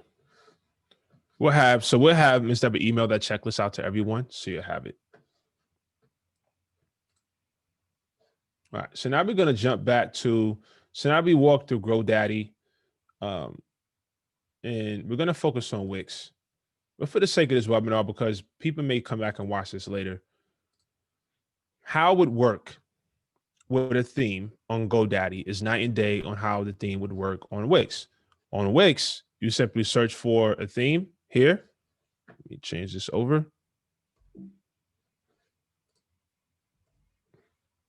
On Wix, you simply would search for a theme, right? And hit use theme, and then you start editing it right away. On GoDaddy, it works very different. On GoDaddy, remember, you will buy a domain name, you will purchase hosting, then, okay, you will come to a website like themeforce.net. You would buy a theme. For example, since we're already here, this theme is $39, right? I want you to pay attention to this particular area. This $39 gets you single use only. That's single use. Now, every theme developer on Envato, you know, their licenses are according to how they want to sell their products. So the prices are always, you know, different depending on who you purchase from. And the licenses are always different. But the thing that I want you to pay attention here that's most important is a regular license is $39. But the end user, you can't charge for that. So I can't buy this $39 license for this particular theme and then charge you $5,000 to make the website. If, as a developer, right, if you want to use this theme for a client and charge that client for this theme, then you would have to get what you would call an extended license. It explains it here. Used by you or one client in a single end product which end users can be charged for. So if you're charging $5,000 to build a website for that client, you have to be certain that you buy an extended license, which will cost you $2,900. Now, one may say, I'm going to go ahead and buy the $39 and still charge for it. That's a gamble. And according to these rules and regulations, that's not permitted. So I would say proceed with caution, because that could be a serious issue if you buy this thing for $39 and charge an end user X amount of money for it, and they build a company off that, and then, you know, it comes to find out that for whatever reason you didn't buy the extended license, and now you're screwing up their business, and, you know, there's legal action that could take place. So just be cautious with that. But if you're building the site yourself, which is what we're showing you how to do, you don't have to worry about the $2,900. This is just more or less if you're one that wants to get into web development and building WordPress websites for people, that definitely pay attention to these licenses agreements. Okay. Another thing too, if you're buying this theme to build the site yourself, the themes, they do come with support. So this one says it comes with 6-month support. All right. So if you buy this theme, that means that you can come here and ask questions. I normally would check the comment area, because the question that you may have, someone else may have already asked it. And so you don't have to go through going through a support ticket. I also recommend that you also check this information. You see where it says last updated, right? It says last updated November 24th, 20. That's when the theme was last updated. And it says it was created on November 20th of this year. So that means that it is up to date. The thing I would be wary of is that if it says the website was created November, 2019, last updated January 2020, and we're almost in 2021 and they almost went a whole year with no updates, I'll be cautious with that theme because WordPress is like Facebook is constantly updating. They're always changing and improving different things. And when WordPress releases a new update, then whoever developed that WordPress theme needs to make sure that theme is compatible with that new WordPress update. And if it hasn't been updated in quite some time, you may run into some issues with trying to use that particular theme. So those are just the different things that I would look for, when buying a theme off of Envato Market. Another thing you can keep an eye on is this particular area right here. Right, so this says $39, last updated December 2nd. I will put an approval on that. I will say, okay, go ahead and use that particular theme. I will look through the comments, see what type of issues people are having. But the fact it has 721 sales, 5-star reviews. This one has almost 2,000 sales, 78 different 5-star reviews. Again, last updated February 29th. It's a gamble, but it does have a lot of 5-star reviews. It has 2,000 sales. So you may be okay with that. But I always like to go for those 5-star reviews and, those different themes that have a number of different sales and was last updated pretty recently. I'm a little cautious with themes that have 19 right there. I wouldn't move forward with that. Even if it had, 3,200 sales. Let's see if we can find one that has. Oh, these are pretty good.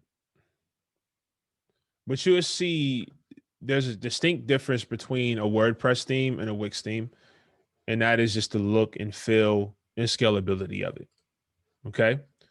But the Wix themes are still good. I showed you a website that I built using Wix, and it looks good, and it gets the point that it's very clean. And the end user that's visiting it would have no idea that it's built on Wix unless they, know how to do some digging. And they can look their source code and figure out how you built the site. But that's not nothing we're going to cover today. All right, so let's go to the Wix themes. Now you see this theme, right? So you can view it. This is on Wix now. And let me know in the chat. You see the difference, right? There's a huge difference.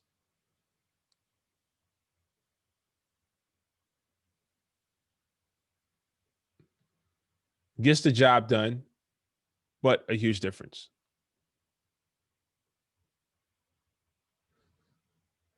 So that's construction.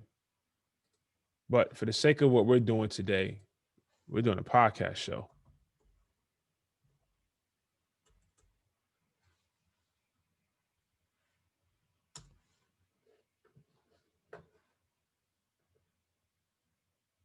So now we're just going to search through here. Let me know if you guys see anything that catches your eye. Now, ideally,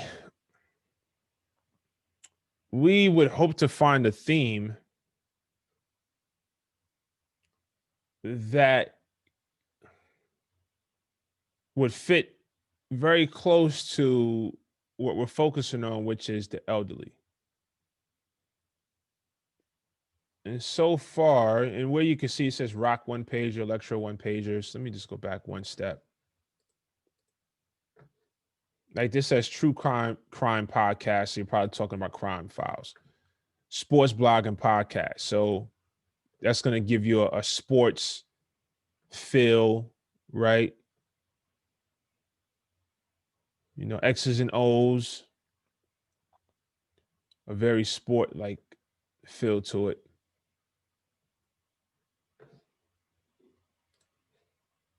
And sometimes, depending on the podcast, you can use one and then tweak it to make it feel like your particular market and brand. But let's just go through here and see if we see one that's close to that. Women empowerment. I like that one. And I believe Ms. Deborah talked about women issues as far as a potential idea. Here's coaching professional. So I know one said in the chat they were looking at doing coaching, life coaching, and consultant. I think Naomi here. Are you a life coach or consultant? Let me know. That's one you can use. Comedian, health and wellness consultant. Okay. So we got one more page. Let's see what they got. Religious blog. All right. So it looks like we're going to have to pick one of these themes and tweak it a little bit, but that's the fun part. And that's where I can really, if everything was so easy and streamlined, I don't feel like you would really learn much. I mean, you would learn a lot, but not as much as you would learn if I had to tweak. So me having to tweak a theme is going to put me in a position to have to show you a little bit more tips and tricks. All right. So there's one. Let's check out this woman empowerment one. This may have a lot of widgets and features that we can use.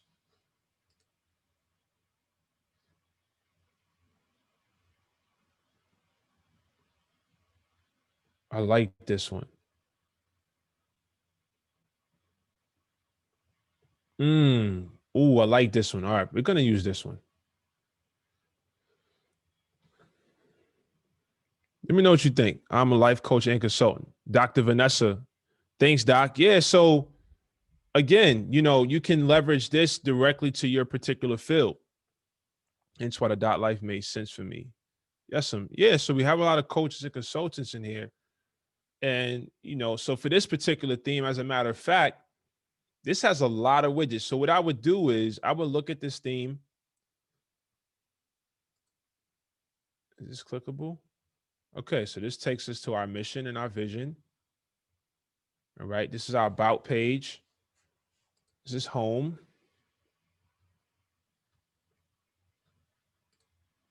About. I like that. Okay, we want to do that with our podcast website. Support us to see what this is all about. Okay, they have an online give, which means they're connecting some type of payment processor. Let's see what that is.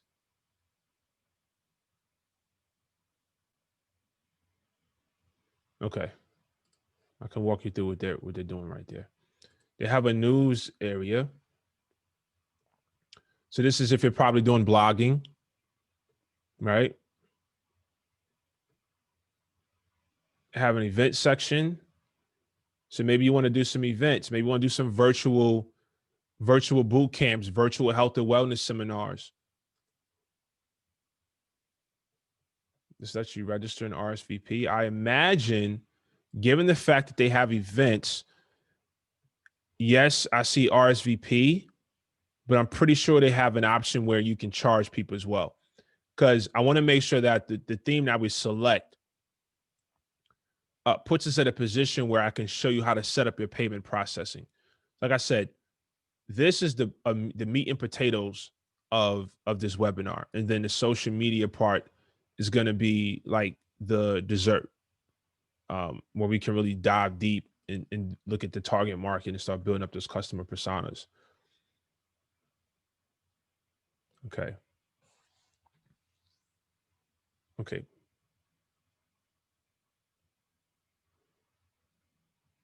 With the guest. Okay, perfect. I like that. All right. So it has a podcasting setup. Okay. Contact. Get in touch. Okay, cool. All right. This one looks good. I like this theme. Let's see what the mobile version looks like as well. And that's another thing about Wix too. It lets you see, you ever heard it says mobile phone friendly? So mobile friendly. This lets you see what it's going to look like on your phone. And more than likely, a person is visiting your website, they're probably using some smartphone device, desktop, but more than likely on a smartphone. So you want to make sure that your website is mobile friendly. So if you're someone that's restarting and you have an old website, and when someone goes to your website and it looks like a desktop image scrunched down onto your phone, you definitely want to get that updated and definitely leverage this information and update your website. So we like the women empowerment. Let's X out of this. We're not going to use GoDaddy right now. So let's keep looking. Let's see if we can find one more just to compare it to.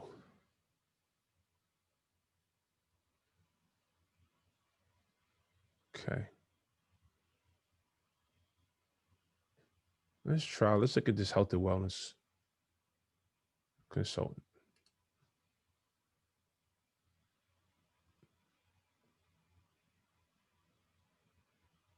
I know it's a little lean. It's a little lean on compared to the other site. It's a lot going on.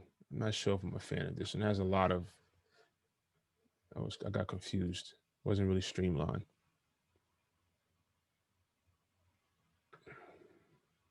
Let's look at, let's go back to page 1. Joshua, Yes. so when we're looking at the different templates on Wix, or what is the criteria that you are using? What are you looking at going through your mind to eliminate one template over another template? Can you share that thought process? Yeah, absolutely. Yep, great question. So one of the things that I'm looking for is, if you're a podcast, one of the things we for sure want to make sure it has is podcast area, right? But a couple of other sort of staples, an about section, news area is good if you're going, and news is another way of saying blogging. Now, if you're going to have a blog part on your website, you need to make sure that blogging is part of your execution plan, meaning you're going to write blogs, every so often, maybe one a week. But if you're someone that's going to write one blog a year, then I would take that particular tab off of the website. But as far as the things that I'm looking for as a staple in this particular podcast genre is a clean and streamlined homepage, right? It looks good. It has a big, beautiful image right there. This just breaks down everything that the services that you're offering, and breaks them down. So for this particular, it says upcoming events. I would probably change that, put upcoming podcasts. Maybe you have a guest speaker on your podcast and you want people to register for that particular podcast. So you could do that right there. Or your podcast and you're doing virtual events. You can list it right here as well. But I'm also looking for the option to be able to accept payments. And this offers that option. To collect emails, this offers this option right here. It says get monthly updates so you can build your email subscriber list. So these are just the staples. Everything you see on this homepage would be ideal for your website across the board. And definitely for today's webinar, this would be ideal for across the board. So that was a great question, but again, the more fancy you want to get, I don't want you to outgrow what Wix can do for you in 2 days, right? I would recommend getting your site up or updating your site via Wix.com or Squarespace or any of these other user-friendly platforms, and sort of get to the point where you've maxed it out. And if you're at a point where you max it out, then that means you have mastered the platform yourself. So it's going to be easy for you to jump on WordPress and GoDaddy and get started immediately, right? It's like knowing how to play an instrument and then trying to learn another instrument. The learning process is going to be a lot shorter. That learning curve is going to be so much shorter than if you never played an instrument before in your life. So I just want to go through this step-by-step process so you don't feel overwhelmed when you're on Wix and say, oh, this doesn't have what I need. I need this, this, and this. And then you try to go to WordPress and you miss the fundamentals. So these are the fundamentals. And once you max out the fundamentals and you have a clear understanding, then it's going to be much easier to go to WordPress and GoDaddy and those other developer tools on your own. Does that make sense?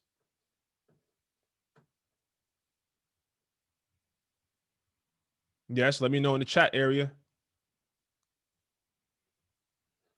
Yes. All right, perfect. Yeah, this has to be interactive, ladies and gentlemen. Okay. I don't want you to just, I like to talk. Maybe, maybe the vocals sound good, but I need to make sure you guys are there too. I see the numbers consistent, but drop that down in the chat. Nice. Is going through LegalZoom a good idea?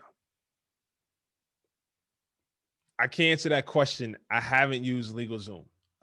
Ms. Deborah, do you have any feedback there, or anyone in the chat?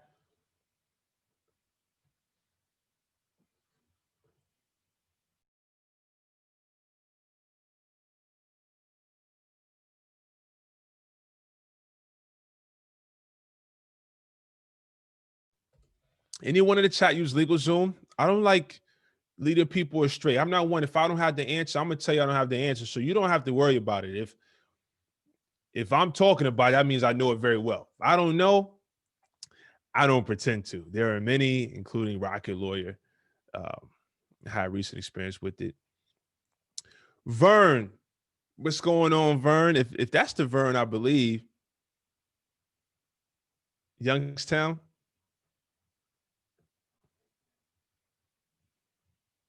But yeah, I haven't used LegalZoom. I saw Naomi said, including Rocket Lawyer, you can't get it done with. Let's see, Rocket Lawyer. I've used Rocket Lawyer before, just like from they're like the template version for legal documents. If you need a non-disclosure agreement, or a basic deal memo or something like that, or just a contract, I've definitely used Rocket Lawyer in the past.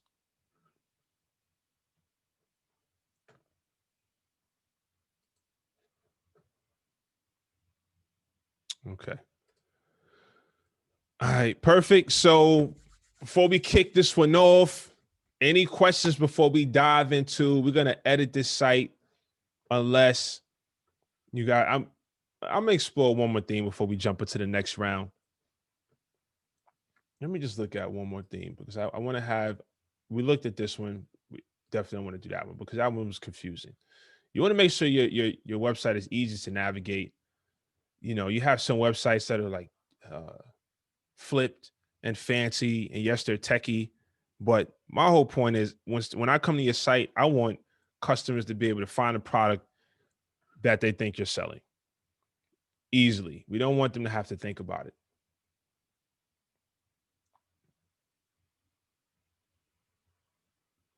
Style and design blog podcast. No. Online church. That may be a good one. We're going to check that one out. No. Let's check this one out. So we may be able to tweak that one.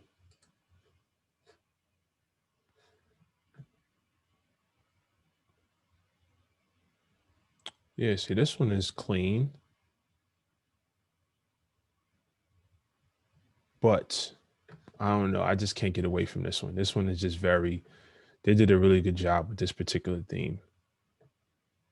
One thing that I would look for that I don't see, though, and I'm certain we can add it, I don't see social media. I don't see how to follow them. But I know we can add it. But I don't see, I'm surprised I don't see their social media. Twitter, Facebook, Instagram. And what I mean by that is, if you look at this website, right, you see it right there in their header. You can see the social media icons. We can easily connect with them, but we can add that. Joshua. Yes. I saw it. Mm-hmm. You did? Where? Yes. I think it's on the home page. I saw it. It's at the top. There it is. Oh, on the right. Oh, okay. Side. Okay. I completely missed that. All right, perfect. So we need to add that. And then here they have the chat button as well. Oh, and another thing too, with Wix, I really love that when you can manage everything from your one area yourself, right? So all your emails, all your chats, if people come to your website and they have questions and they type it here, you can manage everything from one area. WordPress, yes, you can do that, but it's just a little bit more complicated for you as managing your website. And I've shared this with people that I mentor and that I've talked to, and advise in this particular area, the best position to be in is when you don't have to rely on someone else to do it for you. And that's what I want you to get. So yes, it's going to require some effort. It's going to require some skin in the game. It's going to require a little bit of time, but the reward is just so much more beautiful if you're asleep or if you're laying down at night and your wheels are spinning and an idea popped in your head at 1 o'clock in the morning and you can just pop open your laptop and just get to work, right? As opposed to the idea and it's 1 o'clock in the morning and you can't call your friend at 1 o'clock in the morning to tell them to do it. So you got to wait till 9 o'clock in the morning. Now that enthusiasm and that emotion and that drive that you had at 1 is not the same at 9. Right. And so you're like, and then you may forget about it and you don't execute on it. So with having the skills and talent to do this, you can just get right to it.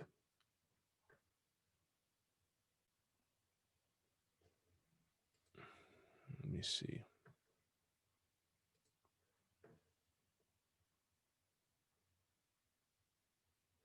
Cool. All right. So now we're going to move forward. Is everyone comfortable with moving forward with this theme? You like this theme? Was it easy for you to watch and navigate as I scrolled through the particular theme? Let me take this off.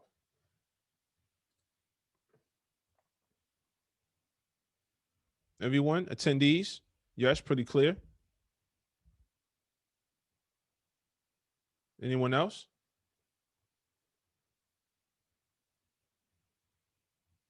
Yep. Okay.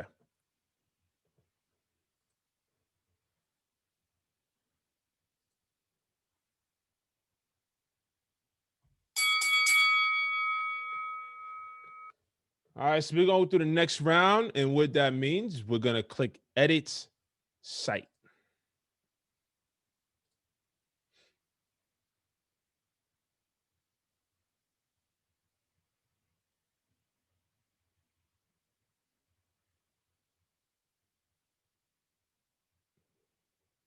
Let it do its thing. Now, I know there's a lot of buttons here. Okay. And I removed my video from the bottom left. So I'm not covering up part of the website from when we got to go through the edit, but I'm here. Okay, ladies and gentlemen, I didn't go anywhere.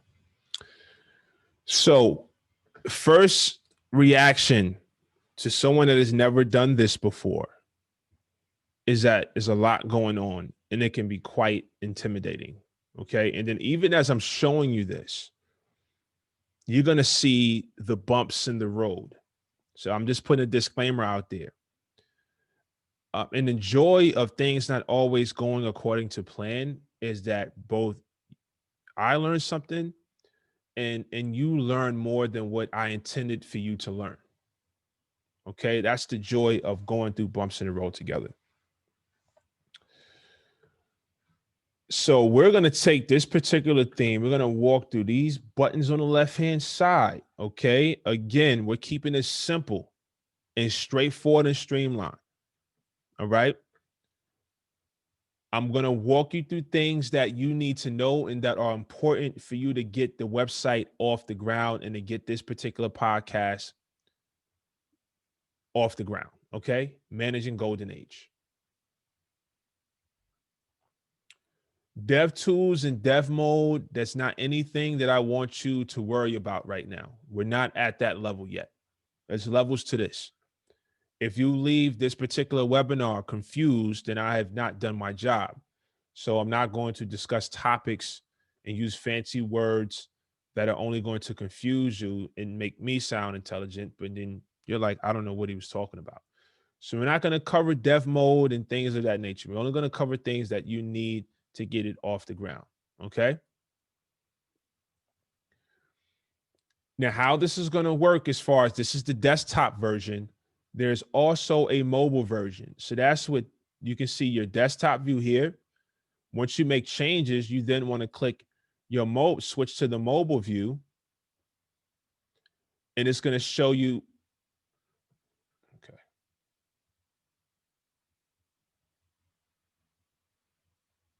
Okay. Okay. Skip this. I'm going to show you how to do it. So then you can see how those changes have been impacted on the mobile phone. Okay.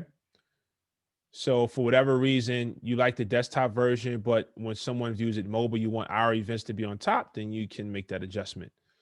But we're not going to do that. But I just want to show you the difference in what this means. So let's switch back to desktop. Okay.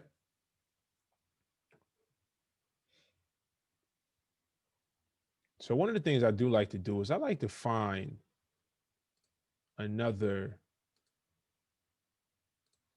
some other podcast websites so we can get let's get some different benchmarks. Let's get some other, best podcasts.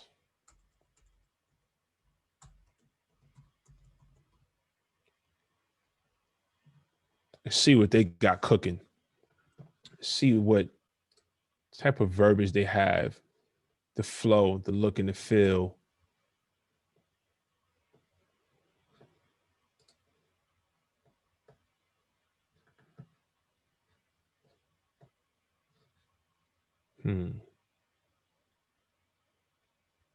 Back issue. You got to have a website. Let's see. Okay,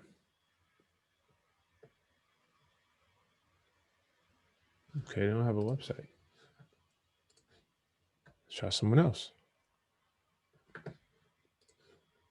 Home cooking.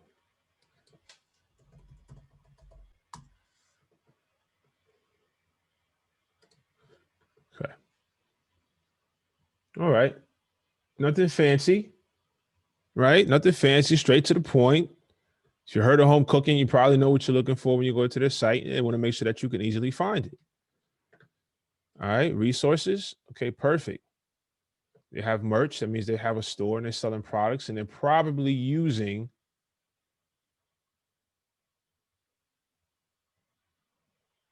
what are they using here? Cottonburrow.com. I don't know what that is. But you can use Shopify.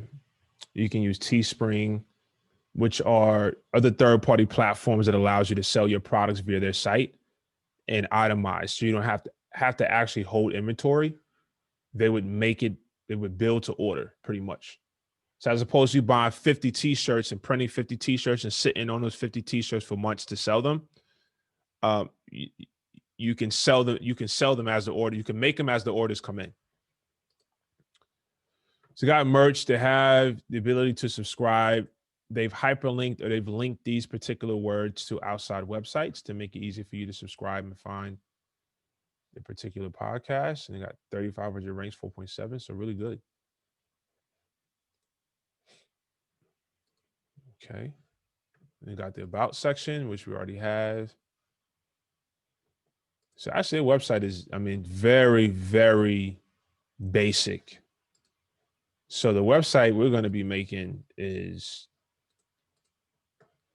I would say, a little bit more up to speed on what we're talking about. But again, they have all the basic requirements, nothing fancy, straight to the point. There's nothing wrong with that neither. But for us to cover all the check boxes on our checklist, we need to build something like this, because this is what put us in a position to do that and to cover a lot of these topics. Okay, ladies and gentlemen, let's X out of this. Let's minimize this. Let's go to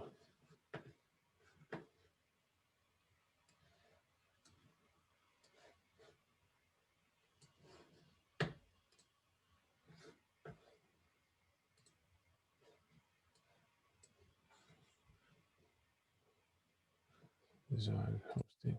Okay.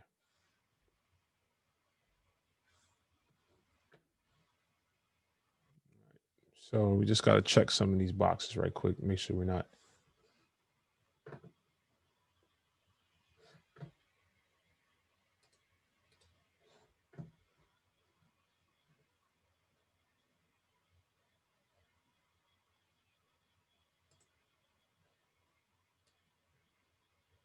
Oh, we haven't finished this section yet. So we created our Wix account. We picked our website theme. Yep. And then we go through the logo creation. All right, perfect. So now logo creation is important is because you see it's hidden up there, but that's where the logo is. And if for whatever reason you want to preview your site, you can click preview. You can see what that logo is, right? So let's go back to the editor. So now I want to jump on over here to show you this amazing platform called canva.com. And again, we're really going to focus on building out the logo. And by way of building out this logo, I'm going to indirectly show you how to use Canva. But we do have a webinar that we do on Canva where I really walk through it step by step on how to execute different things, like making flyers, how to, make different pamphlets. And if you have a seminar and you want to make, a trifold, I walk you through that. If you have an event, just everything from A to Z. It really is a user-friendly version of Photoshop. Now, Photoshop, you guys know, requires a lot of skills and talents. And, people that become really good in Photoshop have been using it for many, many years. Canva allows you to come in and do the same thing that we're doing with Wix. Build off of templates and drag and drop to your liking, so you have a beautiful product in the end. Okay. So let's get back here and just show you what we're going to do. So you can keep it simple. You can say create a design. You can do logo, right? 500 by 500. And it's that simple. You go create a design and you click logo, and it's gonna build this out. And it's gonna give us a couple of different templates that we could work with. So if you're someone that you have this idea and like, I need someone to make me a logo, well, that someone is gonna be yourself after today and tomorrow's webinar. How you like that? So let's search podcast. I don't like what that gave us.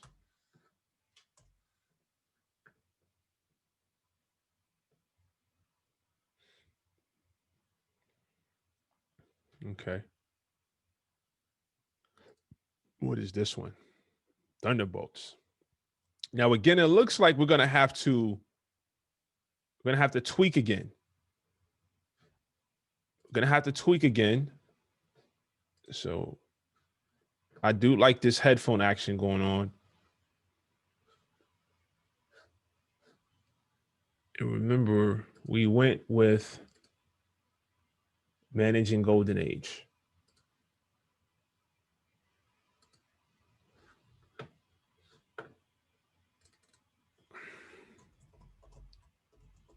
I like to put this title up at the top.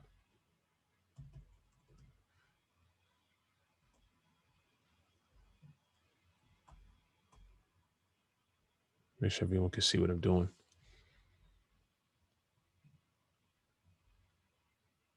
We had her in our Impact last this year, but we're going to host another one webinar. Nice.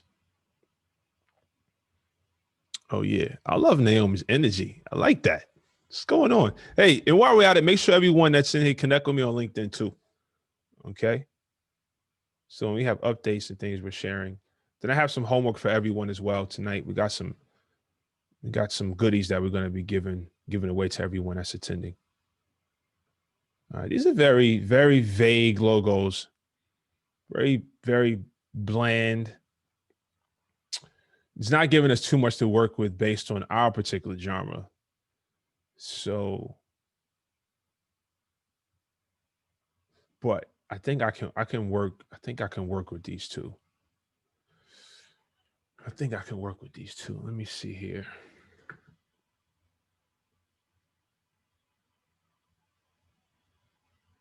I don't know. This is giving me good vibes. This Sailor and Bright. This is giving me good vibes here. Let me see.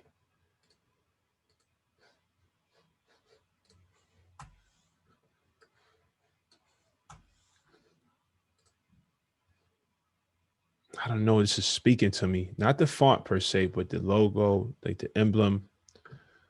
And what I would do in this point is I would look up golden age symbol. Like, what means golden age?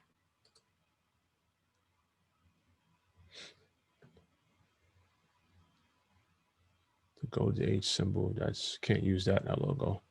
We would have copyright issues if we did that.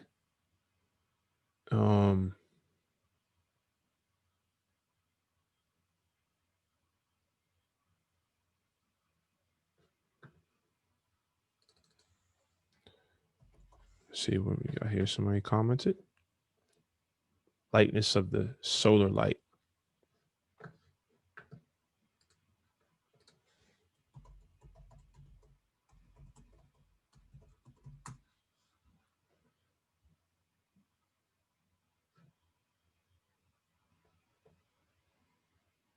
Trinity, not meanings.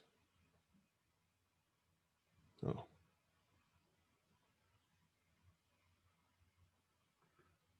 Infinity symbol. Meaning in modern times. Let me see. What symbol? Symbol that means health.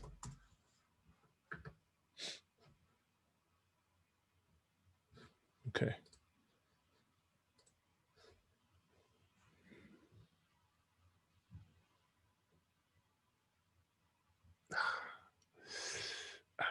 Okay, this is giving me something to hear. So this is that part that takes time. You can't rush creativity. It's gonna hit you when it hits you. And it's starting to come together in my head, and then I'm gonna bring it here so you can see it. Let me see. So I like this because it's something we can do with this in the color gold. Like this this background, we can do something with that. Joshua. Yes. Hi, it's Deborah. I just put in the chat. I'm trying to get some of the attendees to participate in helping to keep the flow going. And when I think of golden age, I think of adventure, fun, freedom, not necessarily, aging and illness, but an opportunity to be who you want to be and do what you want to do. And so I'm just trying to get some feedback from the attendees to see if they feel the same way, or what does golden age mean to them? What does it mean? Right. Some continuity and power. I like that. I agree. I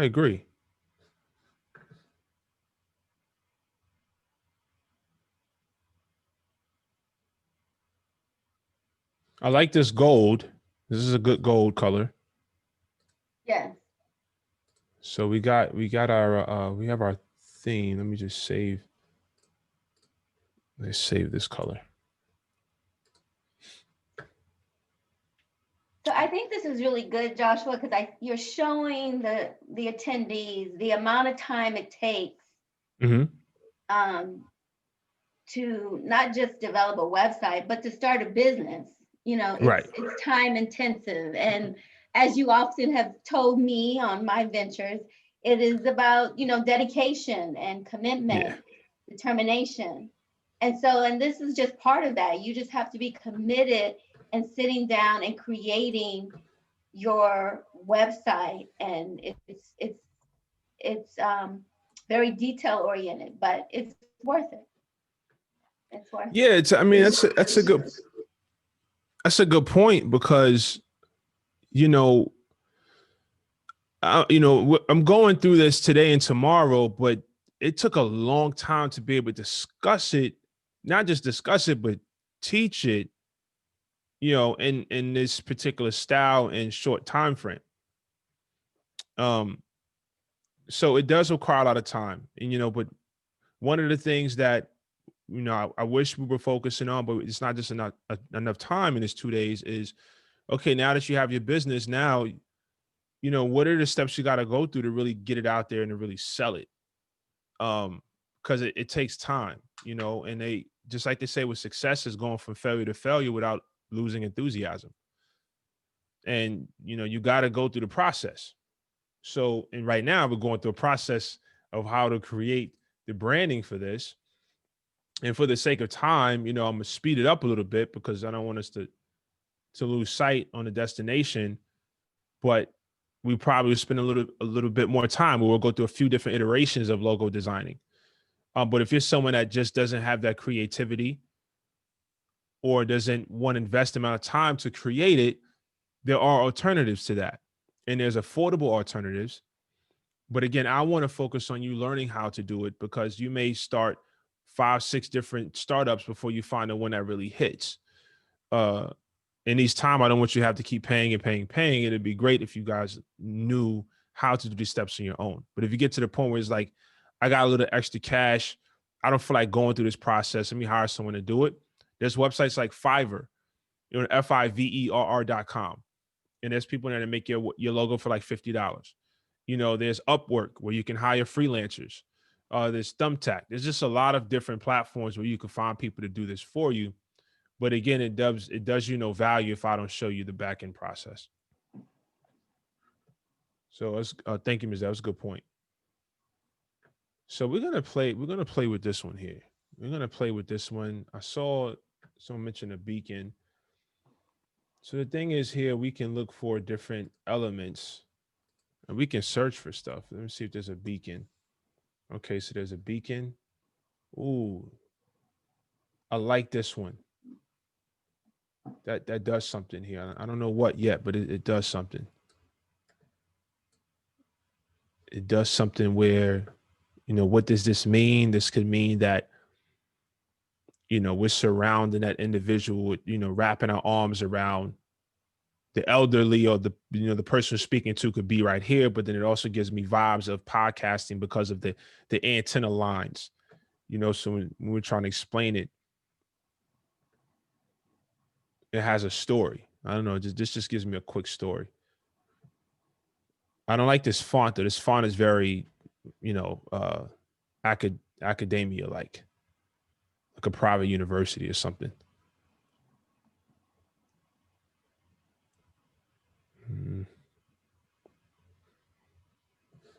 And community, yeah, I like that. Okay, so let me know if you guys, do you get that when you see like the way we can explain it, and we can use this gold coloring as, that golden, boom. And then here, let me see, colors that represent life. And someone in the chat has mentioned the tree of life idea and community. So let's see what else. I think of the tree of life. I like that. I guess I like a beacon of light in the water. Yeah, I like that. Okay, so we're all on the same page here. I like that. Who mentioned that? Dr. Vanessa. The doc. Yes. All right, so one of the things we can do here is that we just looked up colors that represent life. I imagine green is probably that. Health, nature, prosperity, safety, harmony, loyalty.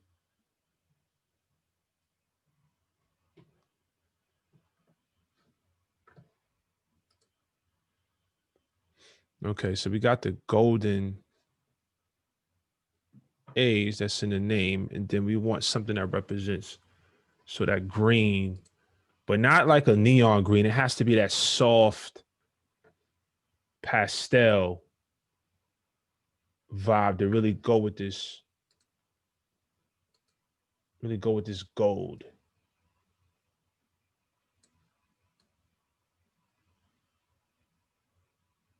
Ooh, like that. This happened on accident. What y'all think of that?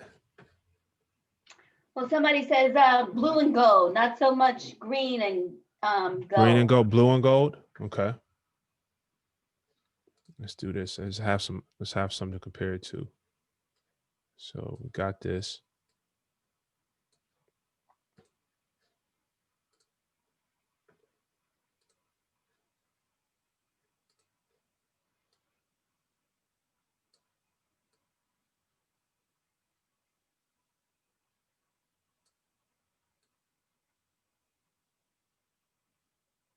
Think about that one. How's that? Or maybe invert. So I was trying to, because that it's gonna have several meanings. I was trying to say that gold is like the individual. If we invert,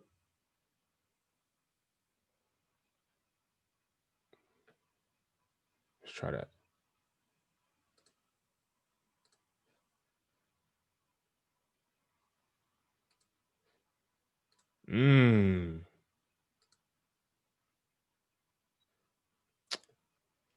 That pops. That looks good. Actually, the invert looks good. Yeah, that pops. Yeah. All right. So it looks like I see people's keys are working now. Mm-hmm. I like that. Okay. Okay. Gold as a Yeah. community supporting the longevity. I see it coming together. All right. I like that. Cool. So we can put this here. And then let me see.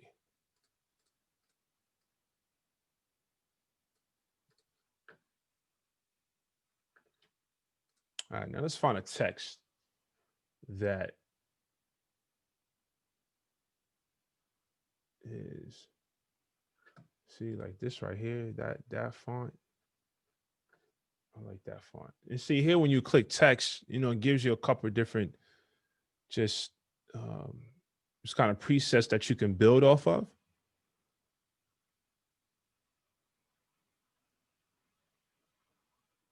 I did see one that, like this right here. That one looks good too. I don't know what font that is. So say if we did something like, and you see how it's two different lines. So if you want to just take one line out, you click it and then you hit ungroup. Then you delete that.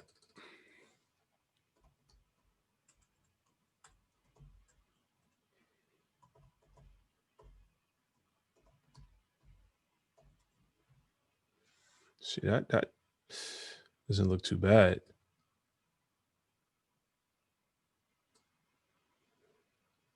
Maybe we'll make that smaller.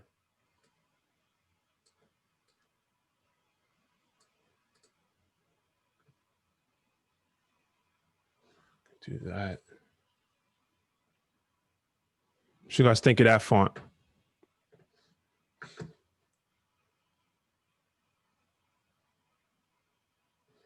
I think it looks good. Okay.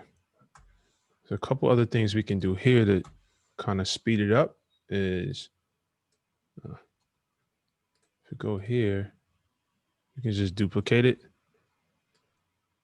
I just did copy and paste. And then we can just go through the different fonts like this and then see what happens to it. I think what does it for me with this font is how that G looks. Mm-hmm. It makes it look golden. Got the nah. See, that G doesn't do the same thing this G does. I think the top one looks classy. It looks clean. Mm-hmm. Okay. Yes, and Joseph said it looks crisp. Crisp. All right, we'll go with that one. Okay. So now let's group this one. Let's look at this size here. So we got with this 470. What I'm doing right now is I want to size it correctly. So when we export to logo and then we put it in the website, it doesn't have a bunch of empty space outside of it. So it throws off the formatting of the site itself. So what I did here is I'm just kind of zooming and you see those dimensions, the bottom right, it's in a black, it's a little tiny, but in that black box here, you see those dimensions that pop up? I'm just going to resize it to 500 by 74. All right. So what I'm going to do is. Okay. Camille has a comment. She said, yes. She feels like it needs to look warmer, that it looks more corporate, and that people listening to the podcast be more likely family caregivers. Mm-hmm. Okay. Any suggestions there? Yes, Is it Camille, you the have suggestions for us. font? Is it the maybe some hands, right? You know, Or maybe the pictures or the images will warm it up. We haven't gotten to there yet. yeah. Center color for the lettering. I see where you're going. I see where you're going. Okay. I see what she's saying. You're saying do this. That's a good point. I did it. Mm-hmm. Yeah, Yeah. Yeah. Thank you. yeah, that looks good. Camille, what you think of that?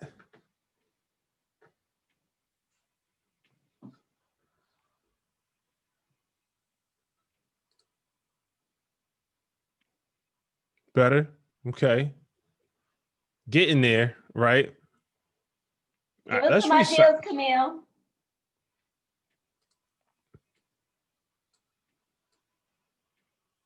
500 by 74.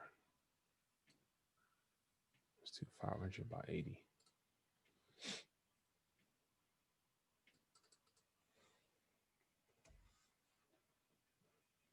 Okay, you see Naomi's comment? She said, what if we made the lettering gold, given the name?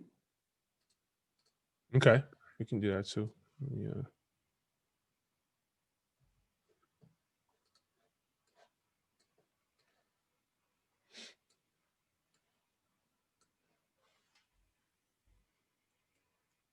I'm just doing some. I know you can't see it, but I'm just getting the formatting correct for you.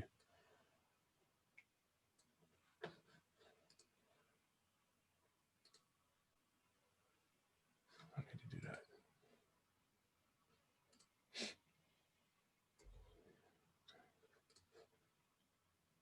Just bear with me 1 second.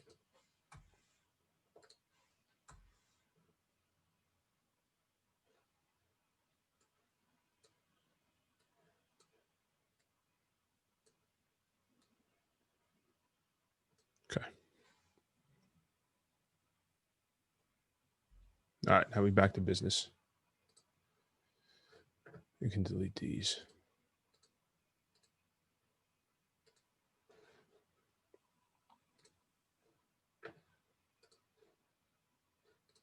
Matter of fact, we can do this.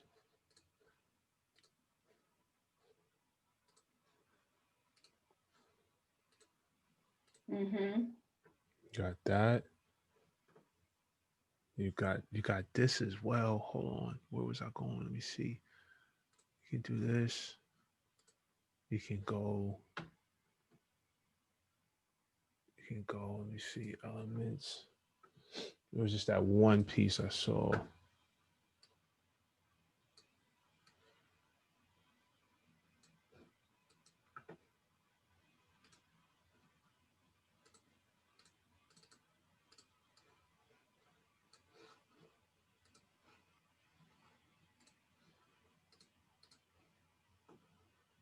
Do that. A couple different iterations of it. I don't think that's the same gold though.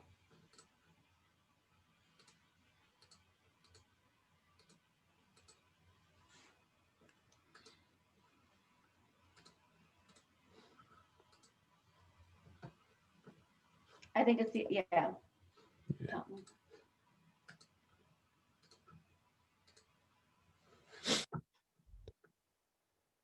Like that. All right, so we got 3 different options here. What does everyone think we should move forward with? Joseph says the middle one is nice. Mm-hmm.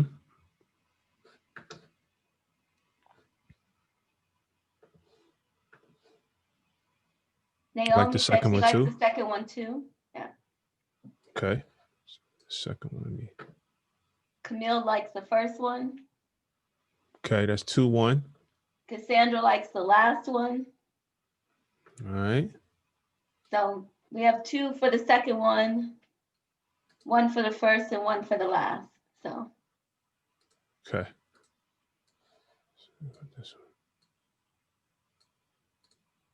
All right. So now that we got the logo, right? So we just saved ourselves, the person's really good, several $100s. You know, unless you want with an agency or it could be $50 too, but you just saved yourself money. Here's the thing. If you want to change it, you know how to log in and change it. You don't have to email anybody, right? You don't have to email and say, hey, can you make this blue and make that gold? You can log right in and do it. So, and it upload it to the site if your heart desires. You want to change the logo right now at this point in time. You don't want to wait till tomorrow, next week, or 2 hours later because you got this presentation and you're trying to get people listening to your podcast and you got to present in 30 minutes and you need to update this logo right quick. You don't have to wait on anybody. Okay. That's the joy. I mean, I got to be honest with you. This has been really, it took a long time to learn how to do Premiere Pro, video editing, very good at this stuff. But it took a very long time to learn how to become good at it. But the value add is, I remember there was this, I don't know if any of you guys ever did the bubble ball, where it's like life-size bubble balls and you can put yourself in one and you it's like tag football where you bump into each other with this big bubble suit on and you bounce and you roll. And it was a trend like back in 2000, I want to say 16. And I did a team outing. I did a team, like a team building event. And I was like, we're going to do the bubble ball. So I rented a bunch of bubble ball suits. And there was this company that rented the suits out. And it was just so much fun, right? I filmed it. So I got a video of it. And it was just so much fun. We all had a really good time, older, younger. And in my mind, I was like, man, this should be a bubble ball league. Right. And I stayed up to about 4 a.m. and within 24 hours, I had created a bubble ball league, a business, a flyer, accepting payments, and we did a bubble ball tournament, but to be able to do that, it's a huge value add to you because you don't have to call and wait on anybody. If I wanted to start a business, just give me a day or 2 days and I have a business up and running, and it looked very, very good. It looked like it had been around for quite a long time, but it only been existing for 48 hours. But I was able to go in and do everything from A to Z to create that bubble ball league based off an experiences that I had with my team just a day ago. And so after this, you'll be able to do that. But again, you may not get it on the first go round, the second, third, fourth, or fifth, but you just got to set up the webinar, right? And then set up your dual monitor and fast forward through these mini stories that I like to share with you and get right to it and just do it over and over. So I just share these stories to add context to, what it is that we're doing and why we are doing it. We've always focused on the why since we started this webinar, but I did notice something here. This needs to be centered. So let's center it.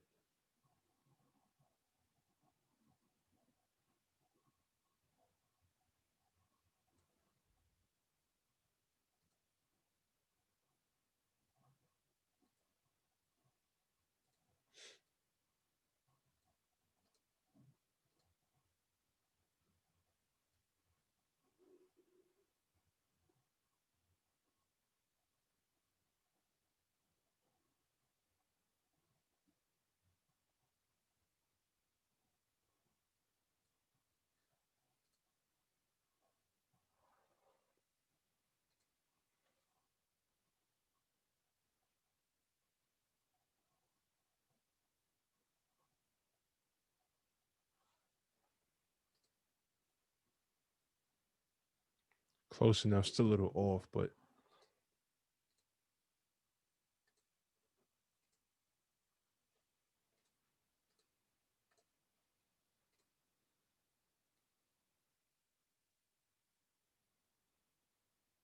all right, that looks good. Okay, so now we're ready to export. So what you would simply do is, now the thing is Canva automatically saves everything for you. So if you want to come back and edit it, you always can. I'm going to hit download, and then we're going to select page 2, and you're going to do transparent background. Okay. This is good because I've been to a lot of websites where this would be the logo and it got this big white block around the logo, and then they put on a website with a blue background, and you see this big white box with your logo inside of it. We don't want that. We want just the outline of the logo itself. And so you would select transparent background. Oftentimes it's called a .png file. That .png file means that the background is transparent. So it's .jpeg or .pdf. Those backgrounds are not transparent. So you got to do a .png. And here, unfortunately, you can just select transparent background to download.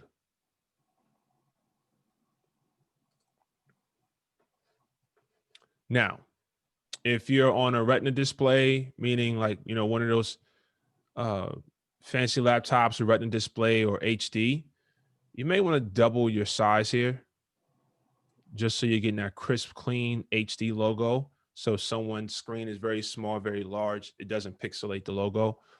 Because if your logo is too small and someone blows it up on a big screen, it's going to look pixelated. So we're just going to double that size there and download it again.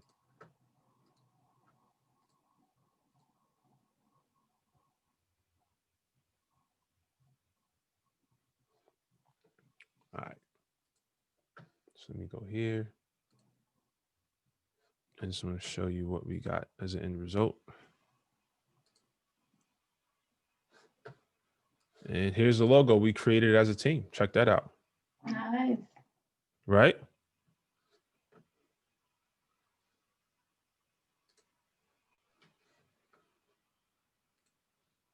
Okay.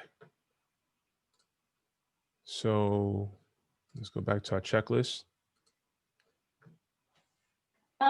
Before you move on, Naomi wants to know if you can show people how to save. I think she's talking about the logo. Oh, yeah, of course. All right, 1 second.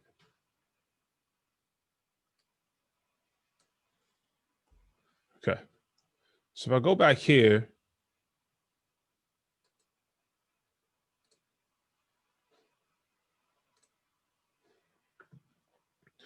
so fortunately on Canva, it's going to automatically save anything that you create into all your designs.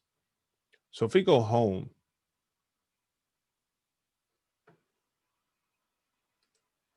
it says generating right here.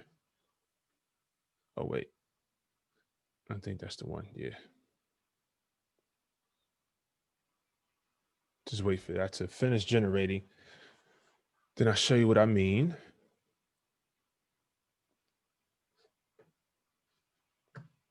Let's see, what is this one? All right, so I just didn't rename it. Let me see.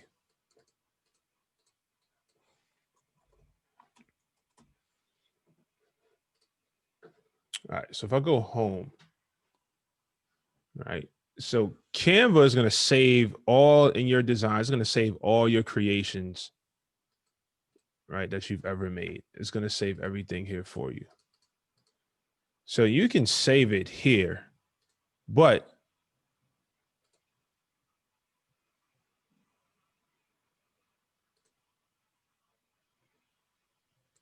if you want to save it to your desktop or your laptop, you simply go download and you see PNG.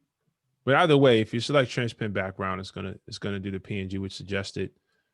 Double your size and then hit download. Now it's gonna go to your downloads folder. So I'm using Chrome. Now, if you use Safari or Internet Explorer, depending on if you're on a PC or a Mac, when you hit download, depending on your laptop and your settings, is going to determine where that file actually goes. So thing I like about Chrome is that anything you download, it just goes right to the bottom of the screen. So I can simply just click it and it's going to pop up right there on my screen.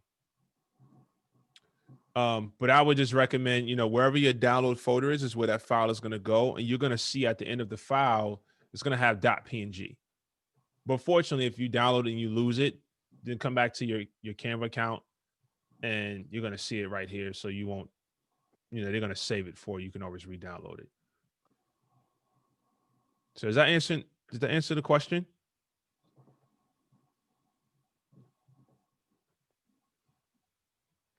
I'll make sure I answer your question before I move on.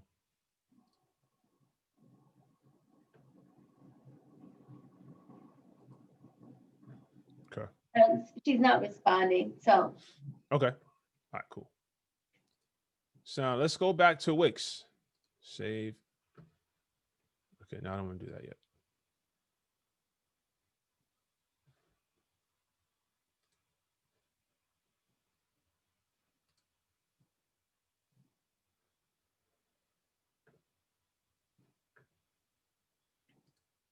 Let me just connect this to the domain name I just bought.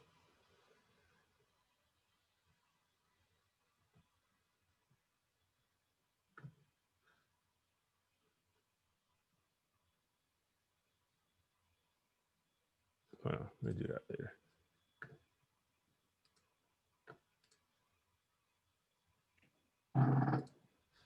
All right. So now we're here, right? So there's a couple of different tutorials here. So here's where you're going to select what page you want to edit. So right now we're on the home page, but if you want to go to about, you can select your about page. You can edit that page. So here you pretty much just select what page you want to actually edit. Excuse me. But here what we want to do is, let's go to menus. And let me see. Images. Go to my uploads.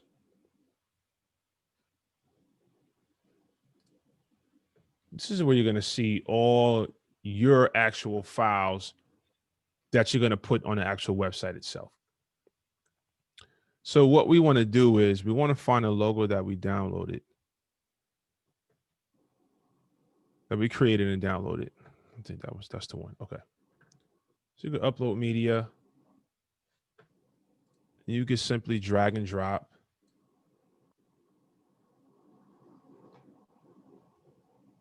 Right. And so now your logo is in your files on your website. Now, here's a couple of things as well. When you upload your picture to your website, it creates a URL for that particular picture. So that's why, it's a good habit if you want to make sure that all your images are properly titled. Because there's a thing called metadata, and someone tried to steal your photo and say it was theirs. The metadata, which is the hidden data that's in that photo that says you created it, is there. You can do that. So let's just, for etiquette, let me just rename this quickly and just put Managing Golden Age logo.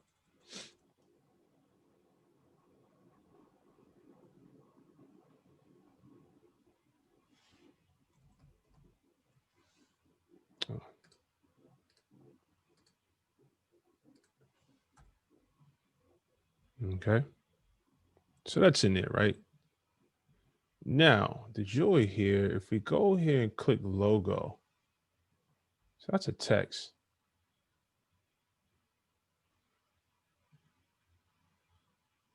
Let me see what's going on over here. Let me move this.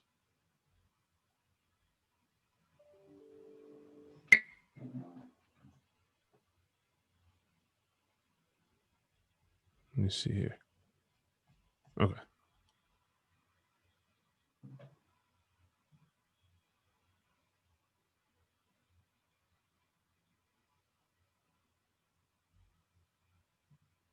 I think I want to delete this.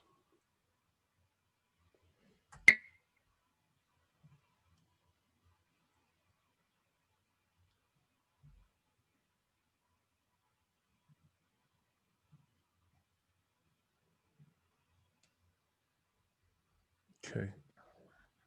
Change basic shape.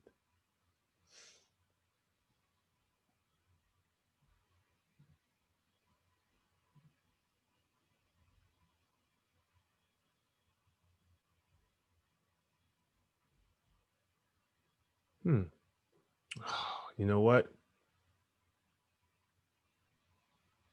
I think here we're going to have to do a vector file, which I don't want you to worry about that right now. It's going to get too fancy for you for right now. So let me do that because that's not a standard thing that you normally have to do. This is saying just change the shape. We don't want to do that. Let's see, so I will update that after the halftime show. So we're right where we are supposed to be right now. And I want to give you guys some time to take a break, replenish. It's been a lot of information we just threw at you. So let me just quickly run through this checklist and what we've covered in the last 3 hours. Okay. So we went through the R&D area. We did a business search. We found out that managing golden age, we collectively came up with managing golden age and figured out that that business does not exist in Ohio. No one has that name. We went through domain name search with GoDaddy and purchased on Wix. We walked you through how to file your LLC. I mean, if you have a profile, you can log in and create it under that particular profile. If not, you can create it. It's very simple. It doesn't cost you anything, but it does cost you $99 to file the LLC. We went to the domain name registration. I believe we paid, it was $14, $15. And then I bought the $10 for the year for domain name privacy. The reason I did that is because when you buy a domain name and you don't buy privacy, then you're going to get a lot of emails and calls because people can see who owns that domain name.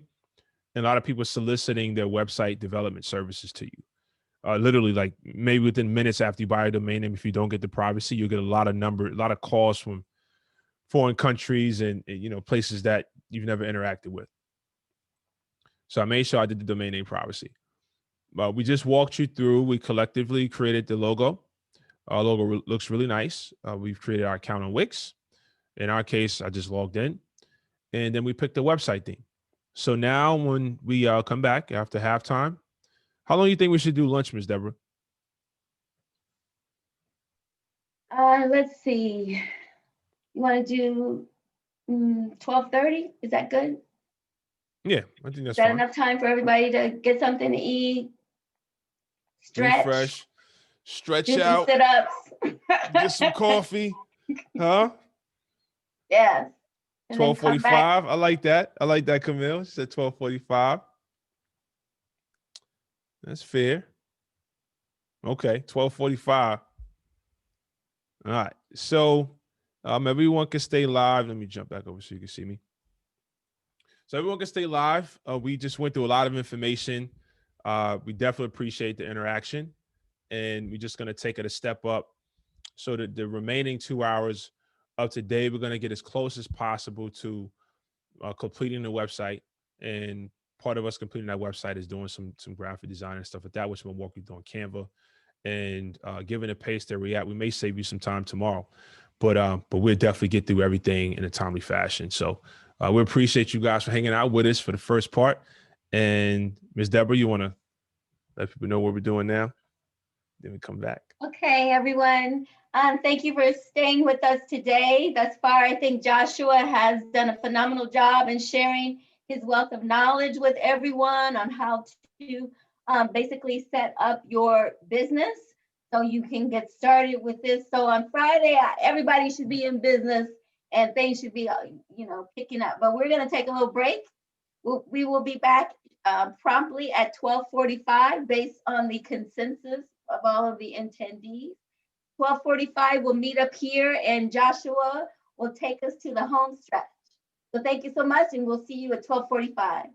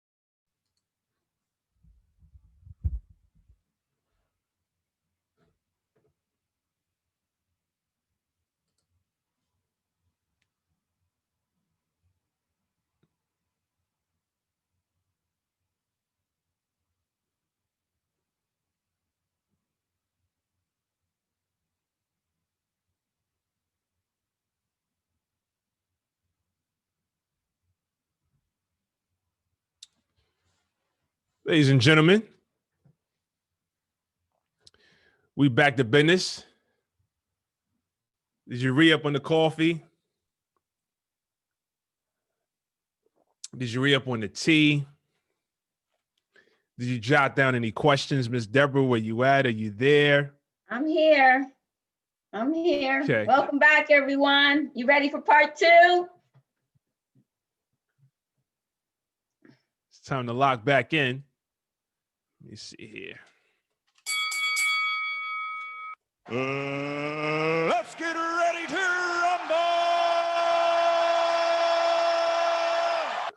rumble. Okay, so where did we leave off? We left off on this particular page here. Let's make sure we have everyone back in. Okay, the numbers are starting to come back in. All right, perfect. So we're going to proceed because we got a lot of information that we still need to cover. Today's particular segment will conclude at 3 o'clock, but if we can get through this part, then we may save you 10 to 15 minutes on your clock. But we got to most certainly get through this part. We won't finish the website today. We'll more than likely finish the website by morning, but we'll get through a bulk of what you see, which let me transition over here. We get through a bulk of what you see here today. But given, the 45-minute lunch break we just did, what are some of your thoughts? Did you have any questions on the topics that we covered? Was it explained well? Did you get it? Was something confusing? Let us know in the Q&A. Let us know in the chat so we can cover that. Obviously, we don't want to proceed if we know we have some lingering thoughts out there. So the more engaging and interactive you could be in the chat, then, I think the more fruitful that this webinar series would be. Because we don't want you to have questions and not ask them. The point of having this is so you can ask those questions and we can find a way to get them answered. If I don't have the answer, you've seen before lunch that I have no problem saying I'm not too sure, I'm not familiar with it, and I can direct you to Ms. Deborah, who can then find the correct resources to help you get the answer that you need. So is there any lingering thoughts, any ideas that you have that you want to drop down in the chat before we proceed? If not, then we can go ahead and get the show on the road. And I will, I know I have you can see me in the bottom left corner of your screen, but for the sake of how much space that's taken up on the site, I'm going to turn that box off so you can see the entire site.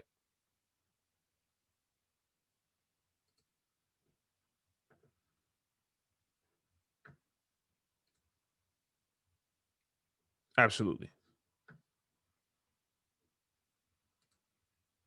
So Derek asked, can we see the agenda again? Let me just pull that up.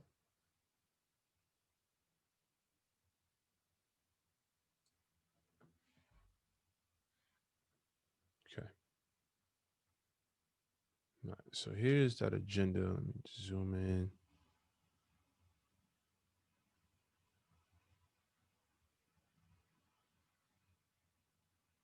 All right, perfect. Someone said this is a lot of good information. We have the ability to review the recording tonight. Absolutely. So everything that you see is being recorded. So you will have the option to rewatch it again and follow along. So yes, absolutely. Then we have, let me see here. Let me just read this first before I answer it.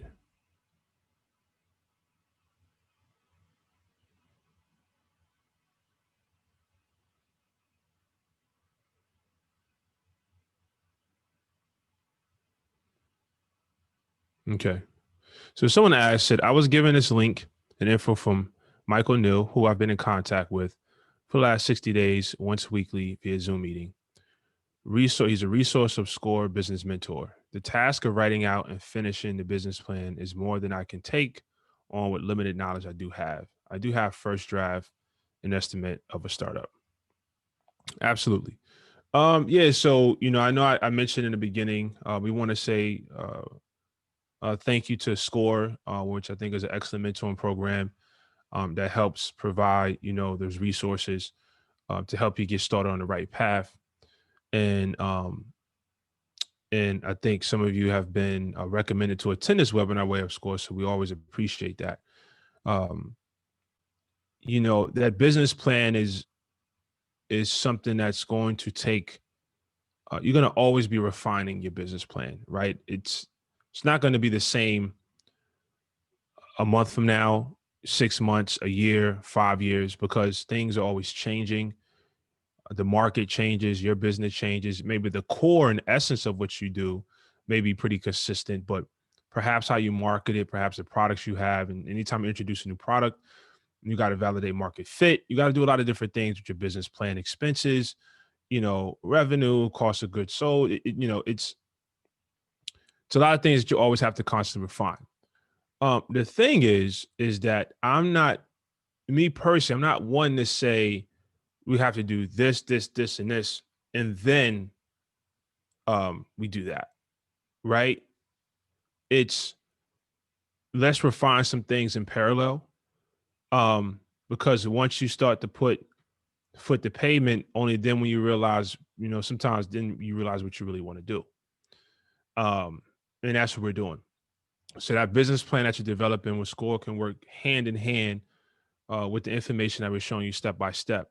And so once you have that business plan refined and you're comfortable with it, you can go ahead and push the green button and go and get started.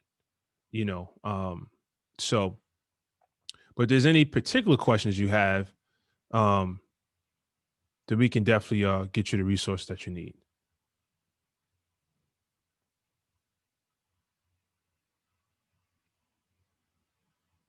Great. And then if you have questions too that you want the attendees to see, make sure that you just select in the to area down in the chat, make sure you put to panelists and attendees.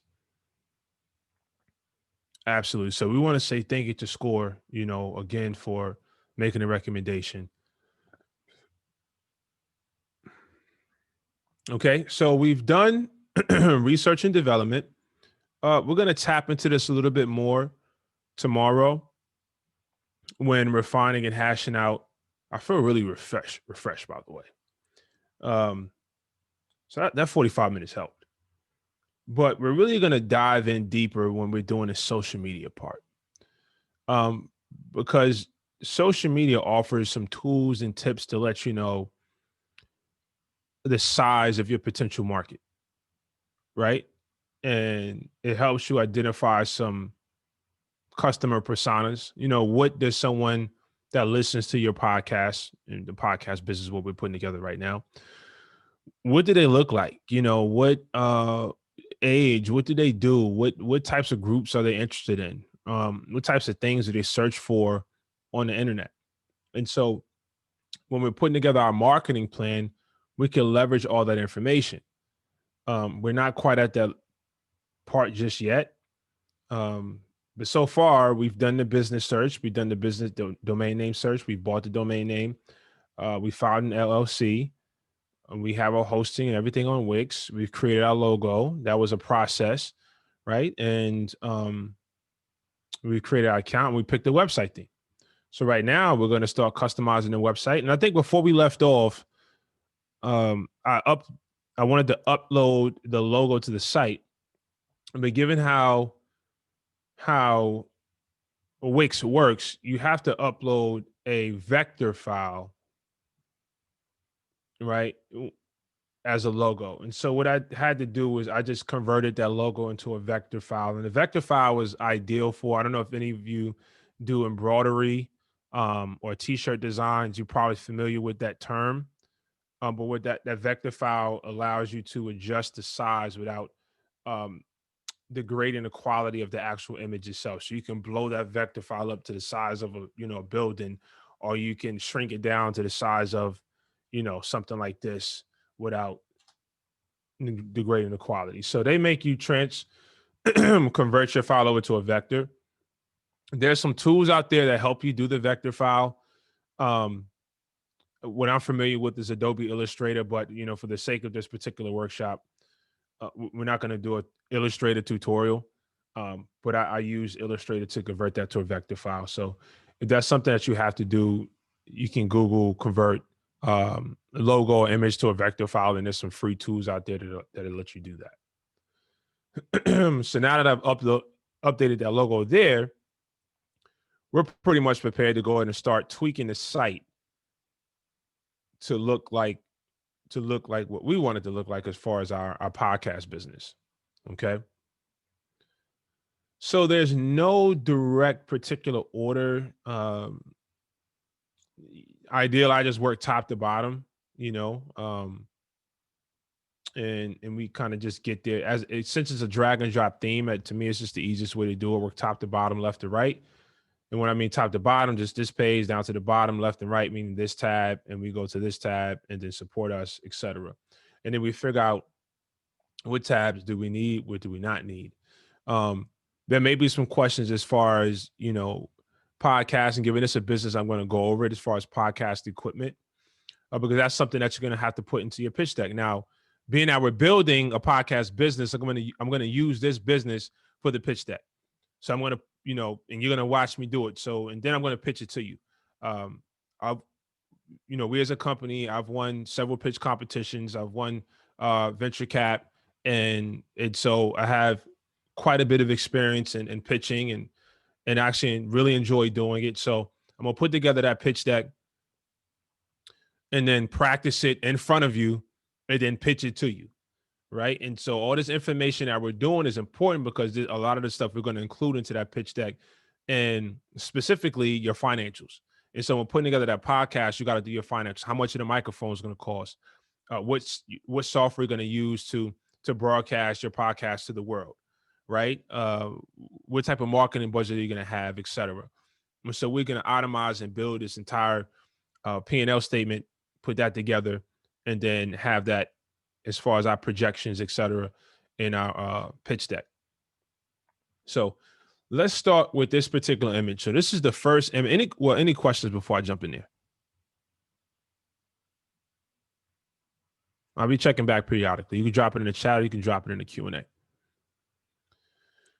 So first things first, when I come to this website, this is the image that a person would see, right? So this really doesn't reflect managing golden age podcasts.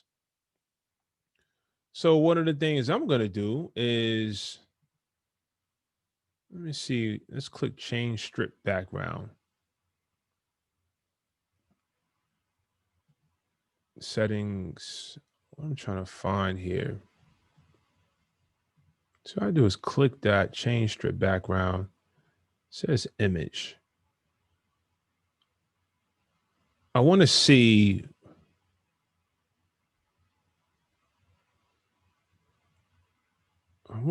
what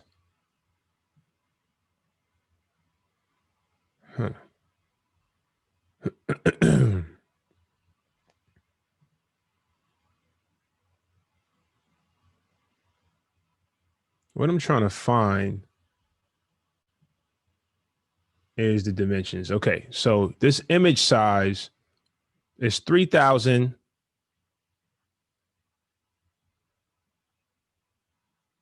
by 1687. All right. Now, since I'm going to be replacing this particular image, I want to find a high resolution image with those ideally the exact dimensions. Because when I replace it, we know exactly how it's going to look, because we know that this particular image with these dimensions work. So what we're going to do, so go back to Canva, remember, 3,000 by 1687. Canva home, create a design, custom size. You're going to put the dimensions, 3,000 by 1687. All right. So now we have the exact dimensions and size of this particular image. So when we replace it here, we know how it's going to look. Just go back. Now, help me, give me some ideas, some thoughts on what type of image you think will reflect our podcast and who our target market is. So these are some of the things that we had come up together earlier in the day. So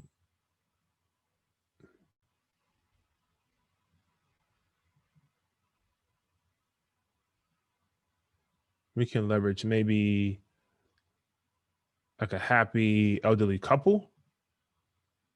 So we can search photos. The great thing I like about cameras, they provide a lot of royalty-free images.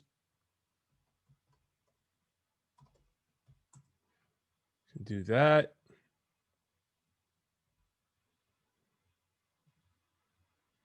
It's a nice image.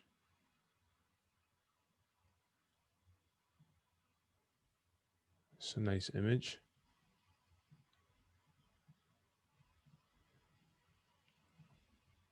Any thoughts, ladies and gentlemen?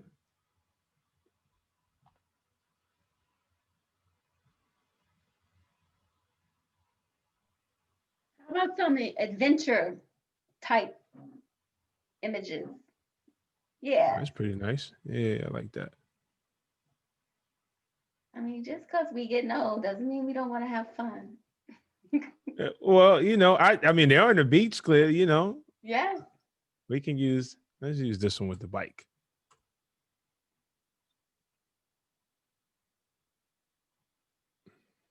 So what I would do is I would just fill up the image like this right here.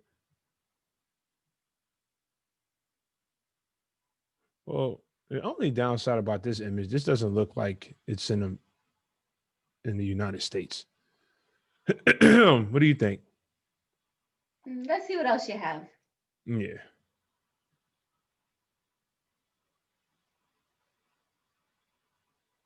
Let me just put this. Let me put.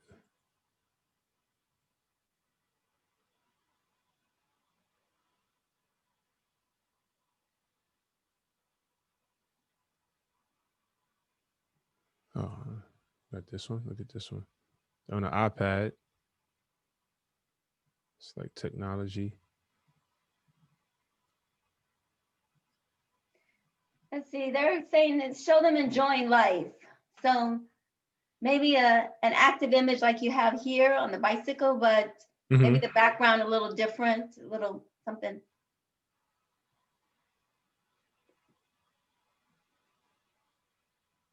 There you go. How about that? And he looks pretty hip, like he was a hip, cool guy. Yeah.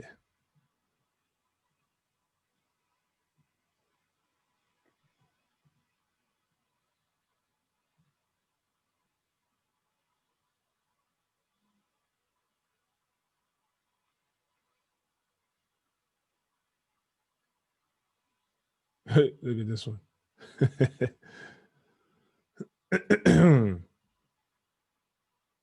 Let me see. Elderly adventure. Do this. Oh, that kayak looks good.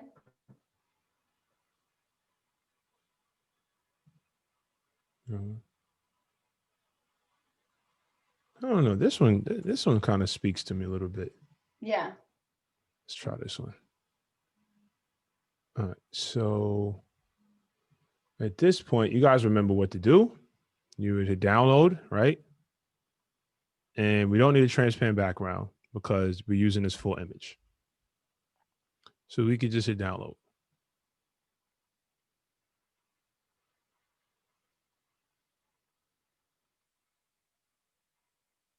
Okay.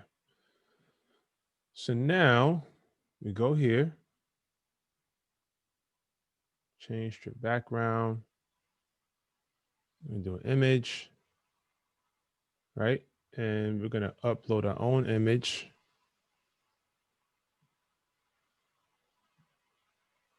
Remember where it's at. It is in downloads.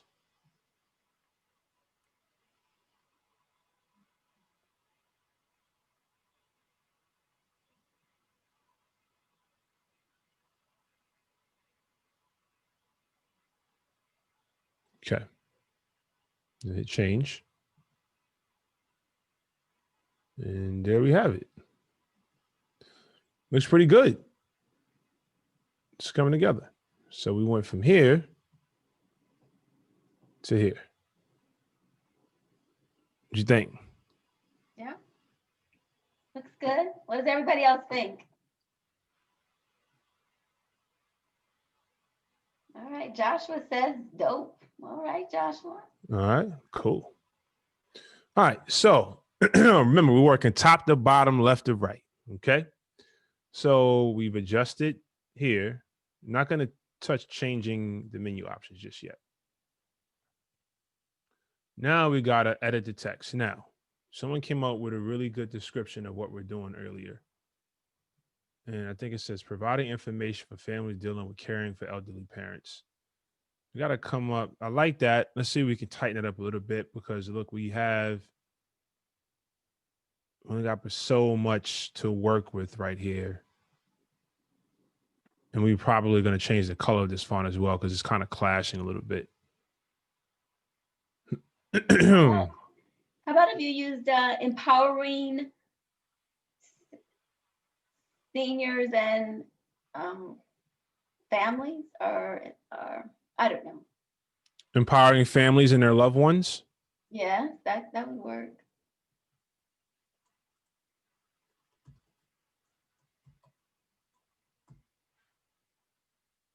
Something like that.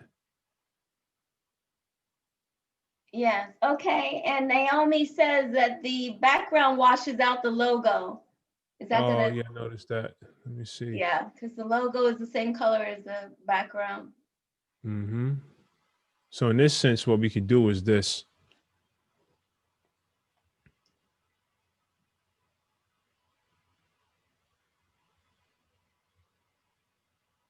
Make the managing white.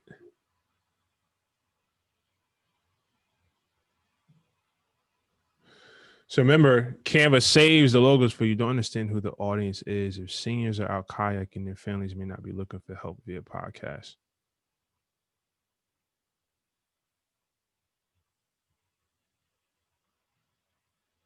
They may be looking for financial help. I Oh. mean, they may be. I think I see what they're saying. They were talking about the kayaking picture. Oh. So if we go to all your designs, remember.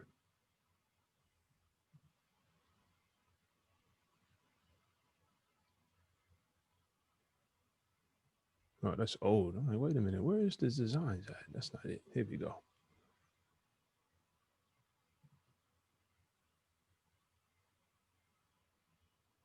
Okay. Let's go back here. Now what we're gonna do. I know what to do here. 1 second.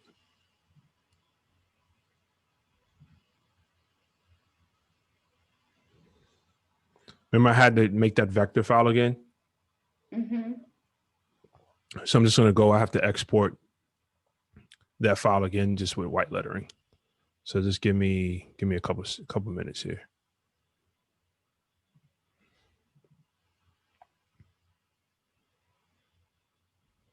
And then I can show you what I'm doing. But no, I don't want to confuse you. Let me just do this first. Stay focused.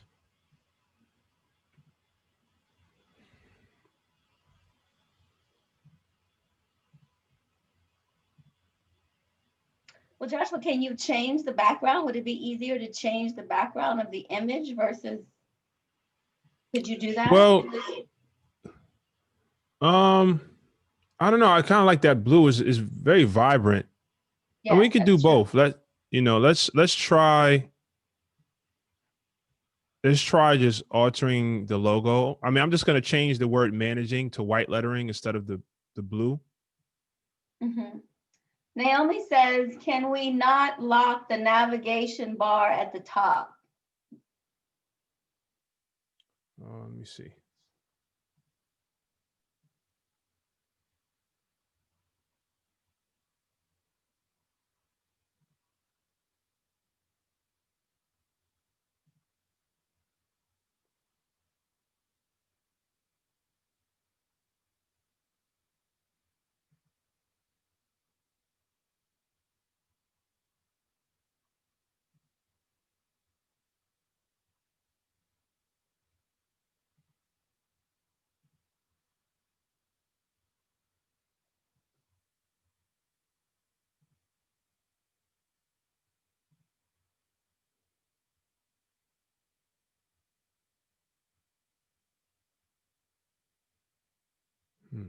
And then Kelly says, maybe you should use the gold font logo since the background is the aqua. Mm-hmm. Oh, man, that's a good point too. All right, let me finish this a second.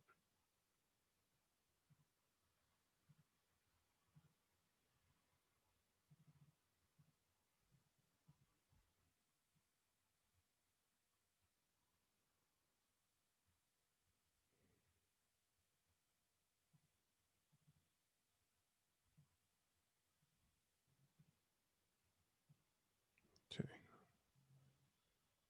I think you don't like this.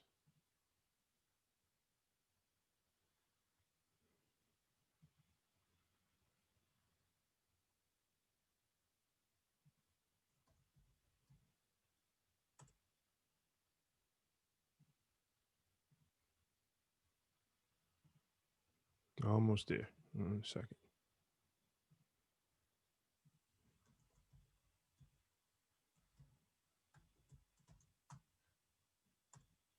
Okay. Come back here.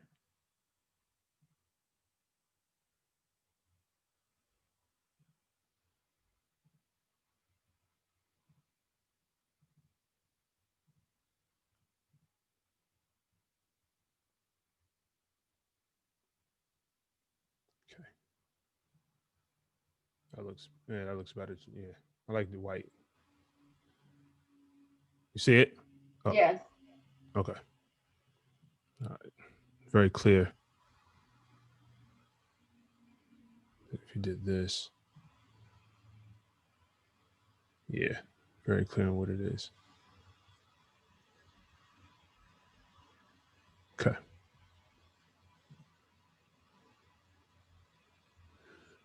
All right. Now, do we want to change this font to the gold?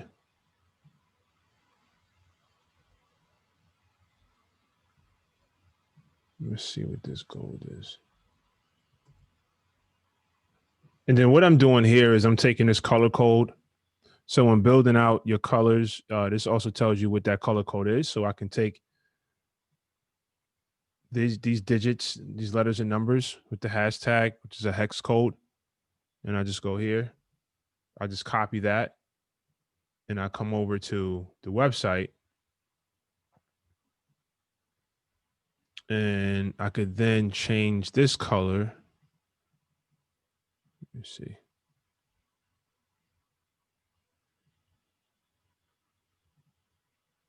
And I can just drop that code right here. See what those Fs are, which is the color code for white.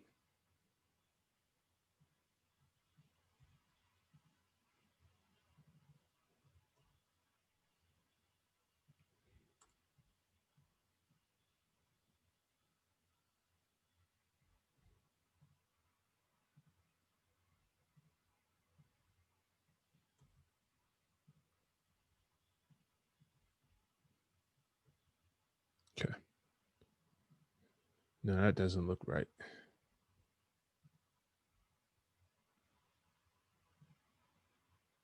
And why doesn't it look white, Joshua? Tell us. What are your to me it's hard, it's difficult to read. Mm-hmm. The gold, the white. You can go back to the white. I mean, the white was a little bit more clear. Right.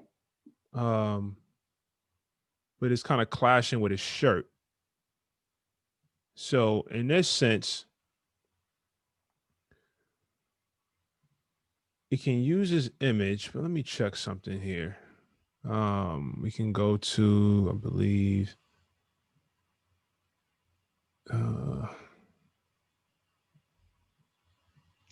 let's see. Dr. Vanessa says to outline it in white. Vanessa Cummings says to try black or dark contrast. I like that first thought with gold lettering. Maybe we can do the gold with the outline and the white. Let's try that. What's the highlight? I don't want to do the highlight.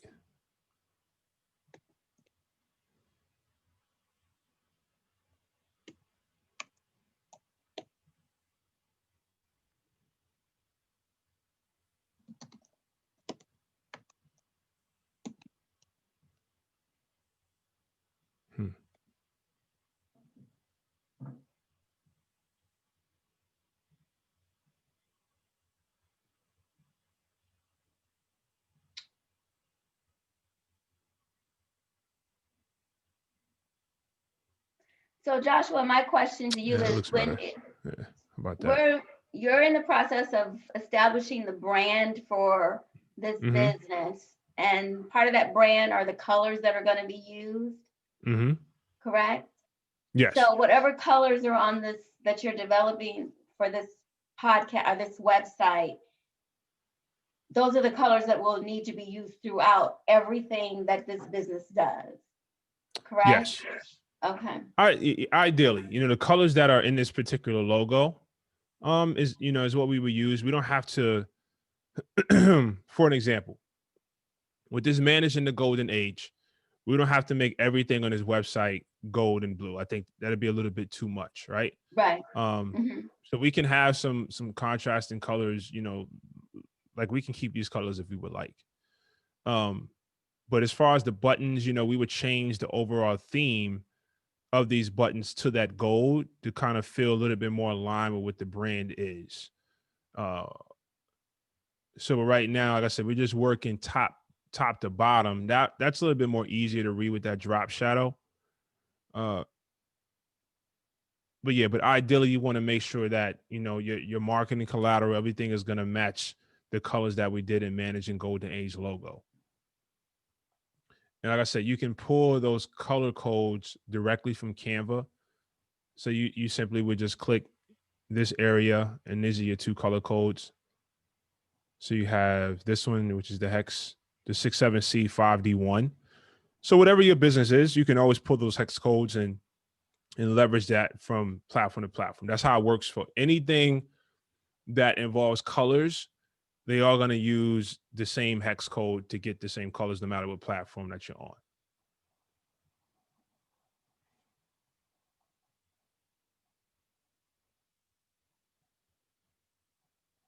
Yeah, the Canva really does a good, unique job as far as helping you kind of organize all of your documents.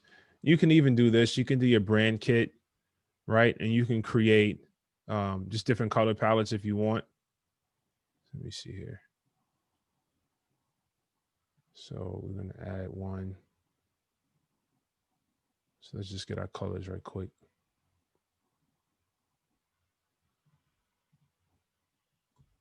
But when you decide on the colors, Joshua, you want them to complement each other, right? You don't want it to. Right. Okay. It's Right. sort of like putting together an outfit for the day. You want everything Yeah. to Yeah, you blend don't want well. things clashing. That's how I was like, like when we was creating the logo, the style of the gold is important because we can do gold, right? Let's say if we did this for an example, say we did it, we wanted to do a gold color, but we went very, cheesy, like a cheesy gold. Now while it still looks good, but you want a little bit more soft or a lot of red, so maybe a more softer red tone. But it all depends on, what it is you're doing. If you're a gym, maybe you want to be a little bit more gritty. So black, gray, dark red, burnt red, or something like that may work. But just to the comments earlier when we was trying to pick the colors for this, I don't remember who mentioned that. It could have been, I think it was Camille, but mentioned that we want to be a little bit more soft on the softer side with finding the colors. I think it was I think the managing golden age was black, right? And then we shifted over to the green, and then we did the blue.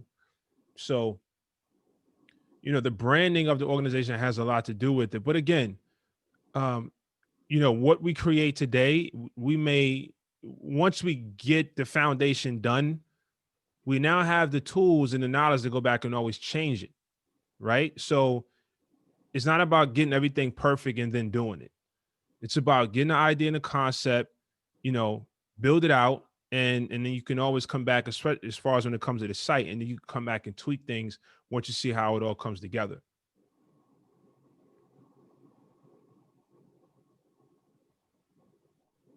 Does that make sense? Yes. All right. All right. So we got, like, right now, this image, we think it looks great right now, but as we get farther down and we start filling in some information, we come back up and say, you know what, this doesn't quite, fit as well as we thought it was going to fit.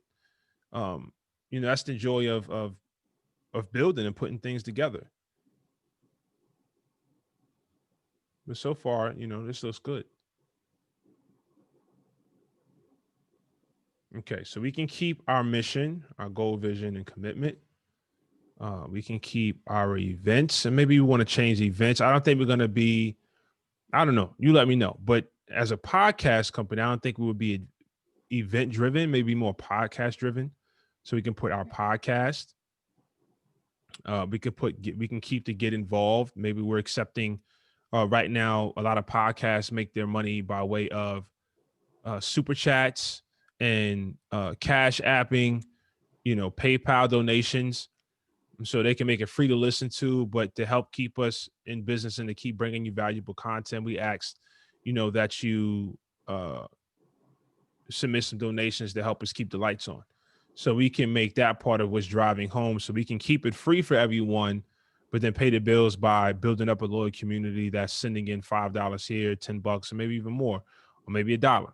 But if you got 1,000 people listening to you, and 1,000 people give you $1 every day, then that's $1,000 a day. So it's not bad for a podcast business. But here, perhaps we can go with this gold theme, and maybe we can go with different iterations of gold, or we can keep this color scheme. What do you think? Let's see what it looks like. I think that's a growth opportunity in time once an audience is built. I will cut it now and plan to roll out. Okay. What you guys think? You want to keep this? You want to keep this color scheme, or you want to change these three to maybe a couple of different variations of the gold? Maybe a lighter gold, and then up to our actual gold color here. It's like a light gold and then an in between. Oh, okay. Got it. That makes sense.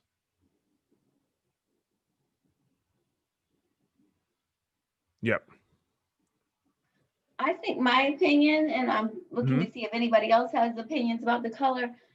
I don't think the red and the 2 shades of blue matches. I don't Good think point. it's part of the brand that Good you've point. established thus far. So Okay. that means the donate button would need to be changed too, as you indicated, because that's in red, is up at the Now, top. now the donate button can be, we want the donate button to stand out from everything else. Okay. So we want that button to catch your eye. It's just like a submit button. The submit button is probably a color that is, far out. So Okay. you don't miss the submit button. So we'll Okay, keep good that point. donate, but let's change. Let's see. Naomi says aqua to the left, white in the middle, gold to the right. Okay. Aqua, To the white, left, gold. All right. white in the middle, gold to the right. So that's why she was suggesting the color palette. Got it.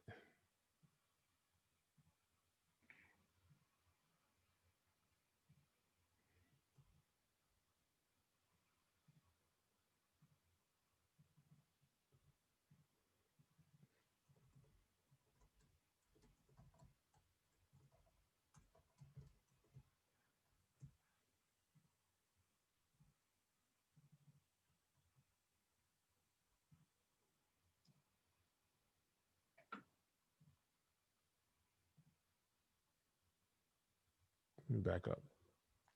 So what I did here, so if you're watching this on the rebroadcast, what I'm simply doing is I do change column background. I hit settings, and then I click this color here, and then I can go to add color. And remember, I'm going to take these numbers. Well, I'm going to take these numbers, everything but the hashtag, and I'm going to come back here and paste it. And hit add. Okay. So we got aqua to the left. I like that. Then we got white in the middle. Same thing. Change column background. Settings. I think white is already here, so we can do, well, before we do that, let's change the color of the font because it's going to clash with the font. So,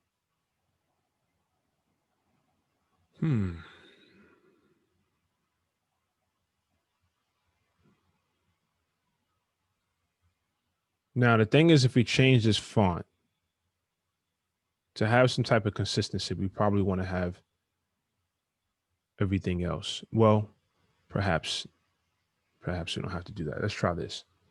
I think this will look good. And then you guys tell me what you think. So I'm going to change this to gold, background to white.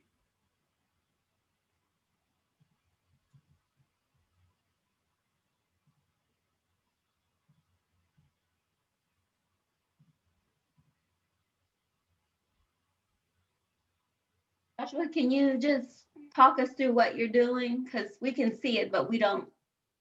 Oh, yeah. So I was saying that if I change this background to white, then you're not going to see the text, right? So now we have to make a decision on, are we just going to change this text color to perhaps gold and have this white so you can read it? But then it doesn't have consistency across the other two columns as far as the color of this text. Mm-hmm. So the question then becomes, do we want to have white text, gold text, white text? Or because gold is, I don't think gold would look good on this blue. Or do we want to go, as opposed to white, do we want to go with a different color? What you think? Oh, let me see here.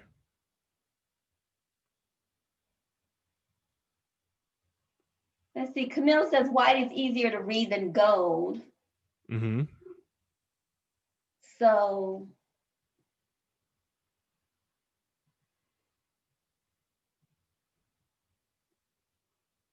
You can go with, see here.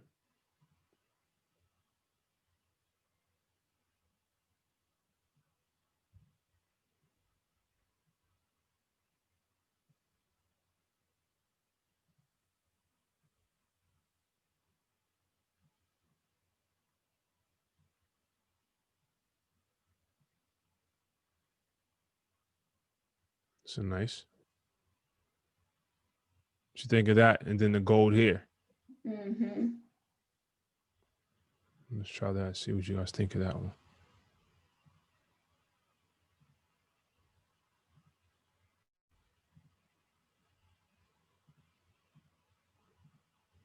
That comes off very warm and fuzzy. What you think of that? Let's see. Joseph says make the letters black. I don't know about that.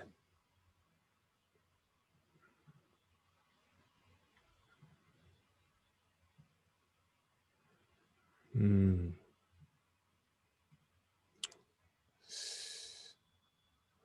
know.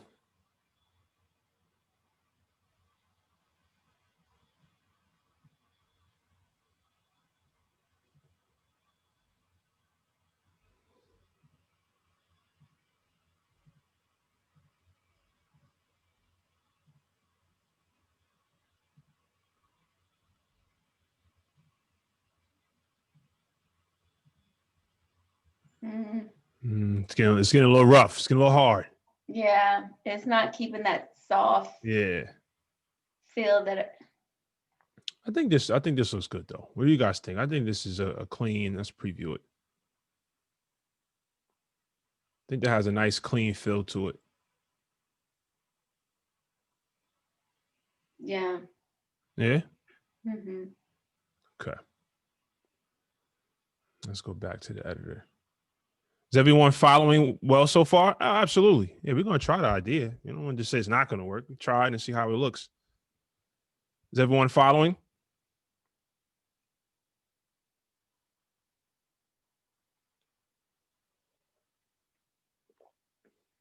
Okay, I would take the silence as a yes. Okay. Brandon says yes for everyone. Yes. Okay. All right, latest news. All right, so this is where we're probably jumping to the theme of the gold and the aqua. So something like this we probably would go this route. You can go this route or go that route.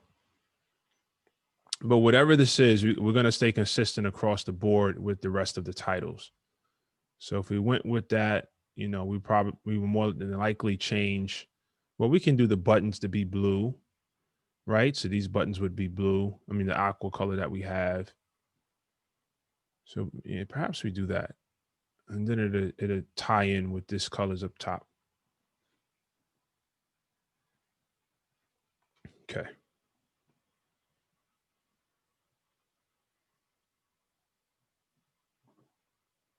Cool. But let's see how these posts work since we're going top to bottom. I want to skip this step.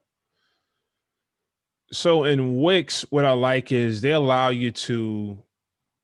built out their platform so you're managing, like their posts would have their own department, the events would have their own department.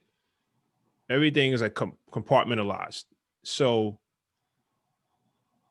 if you do manage post, and then it makes it easier for you if you're the one that's actually writing, blogs and writing these different posts.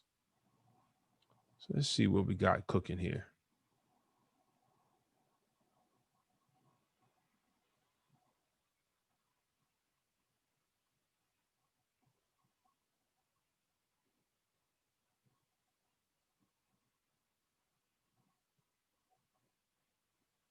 No, Naomi, we appreciate your engagement. I mean, that's what we're looking for. So you don't need to hold back anything. Keep it coming.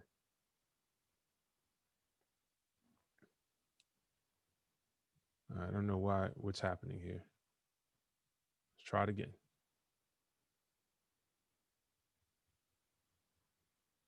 All right, there we go. Okay. So I like this because it's very easy to manage. Now, WordPress is, the concept of WordPress is, blogging, right? But you can build out so many beautiful different sites. And what they call it on WordPress is same thing, post. So it's easy for people to engage with your blog post. And it's also segmented as well. It's a little bit more complicated, in my opinion, having Wix to compare it to do that post in a format and make it look beautiful. But here it's just very simple in my mind. So, but this is in essence where we would.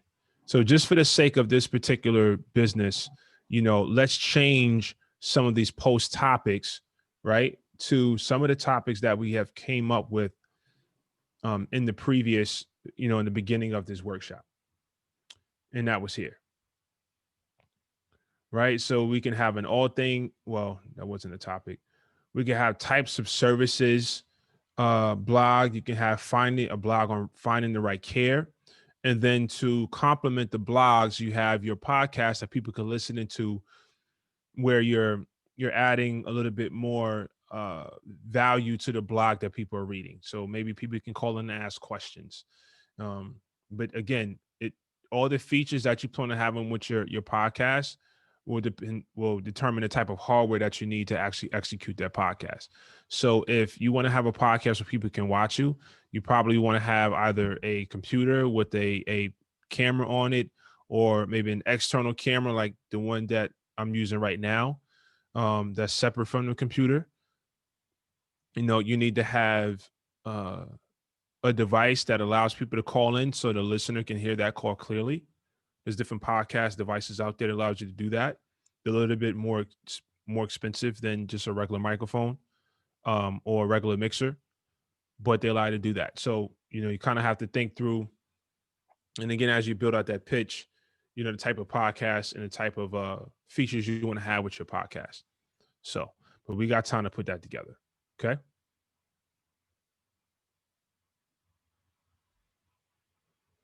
So let's take this here. Let's do finding the right care. So let's just edit this one.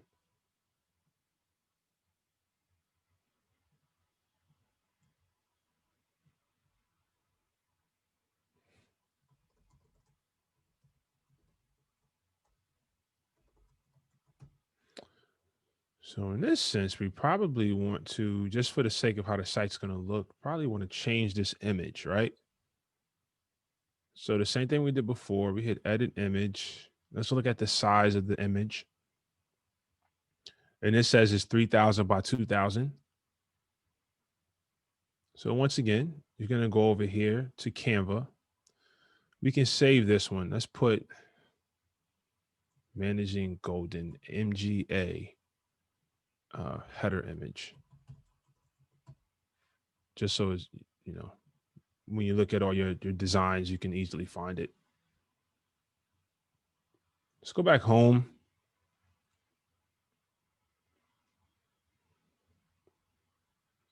From the top, you remember, what do we do? Hit create a design. Custom size. Let's go 3,000 by 2,000.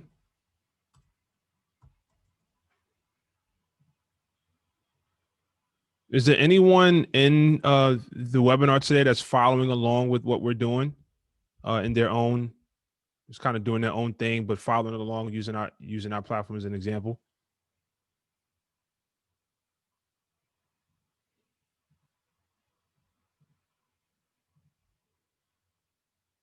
So what do we call this? Finding the right care. All right.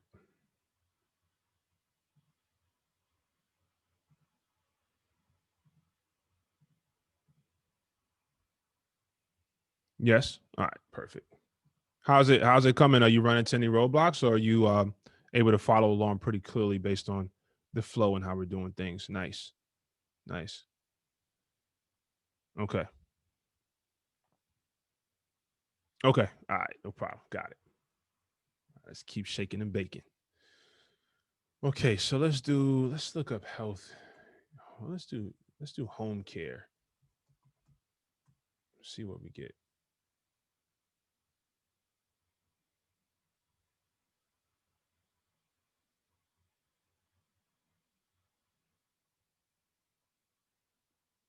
Okay, these are good ones.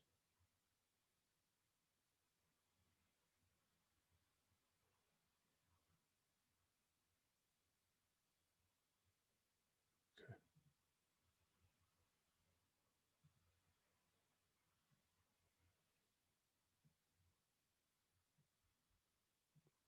So we just need a picture for the blog. No, I don't do that.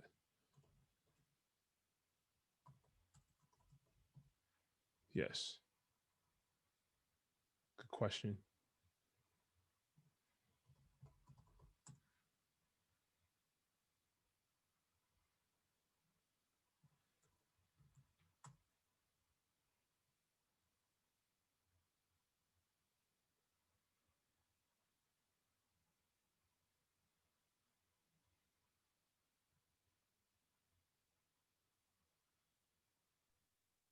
Joshua, Yeah. Vanessa wants to know, are there any multicultural pictures? And my question Yeah. to you is, if you can't find a picture, Mm-hmm. can you download it from somewhere else and put it in Canva, or? Yeah. So you could download. I just always recommend when you search images to put on your site that you find pictures that are royalty free.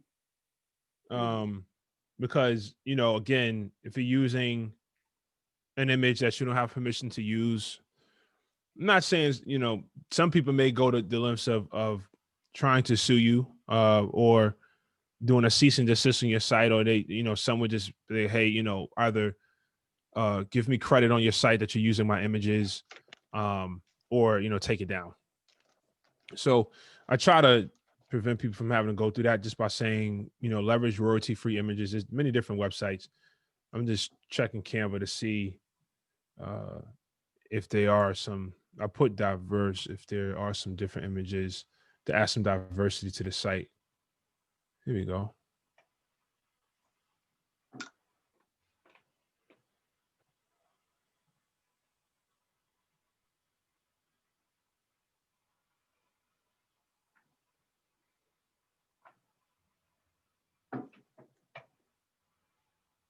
But you have Shutterstock, you have, I mean, there's a lot of websites out there where you can get images, but the thing is that, you know, you have to pay. And Vern just added that royalty-free photos Mm-hmm. on www.unsplash.com has royalty-free photos. Unsplash. Mm-hmm.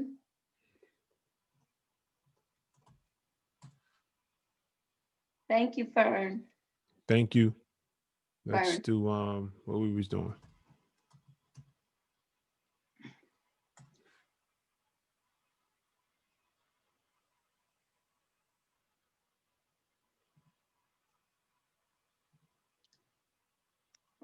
Mm.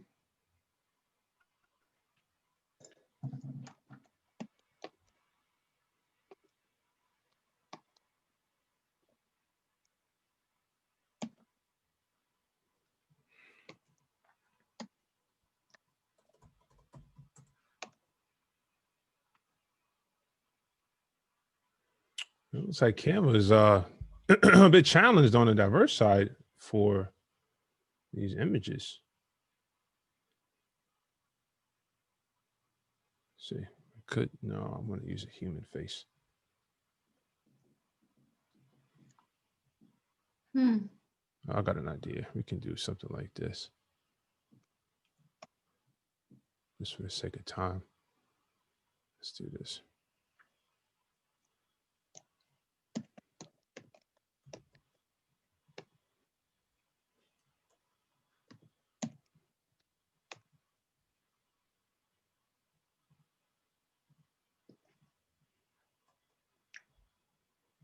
Well, I'm looking on Unsplash and I having some problems getting it.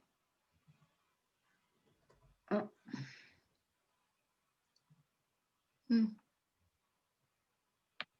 What did you find? It keeps telling me sorry, but not able to pull up. So,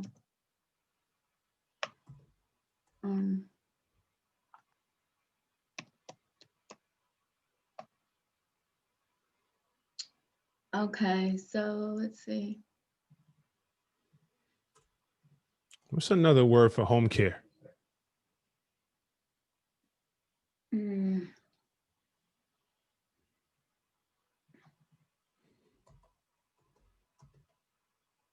Elder care or caregiver.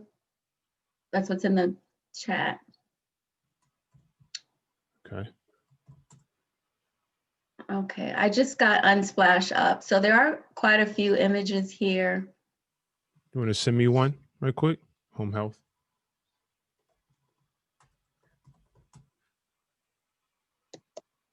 Okay, there we go.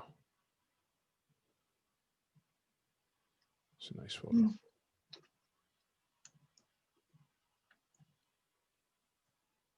So you would do the same exact thing. I think at this stage, you guys know how to download the images from Canva, save it, and then upload it to Wix. I think you know how to do this at this point, right? Yes. Okay. All right.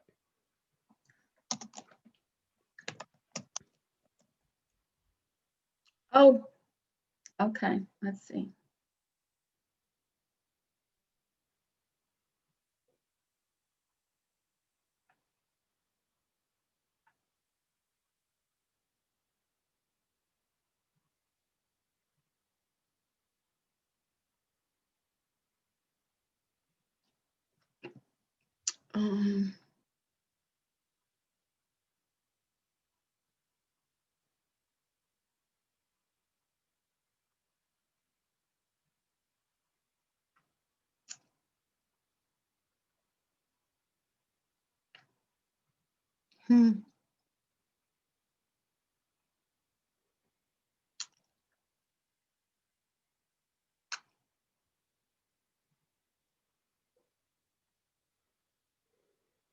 Same thing. Upload your media. In this case, the media is the picture.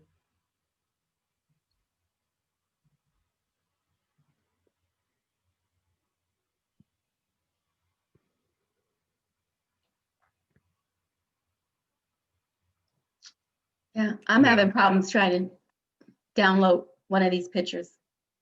Okay. While you figure out, I'm gonna just explain this point. So you see, let me turn my So focus is blocking that area.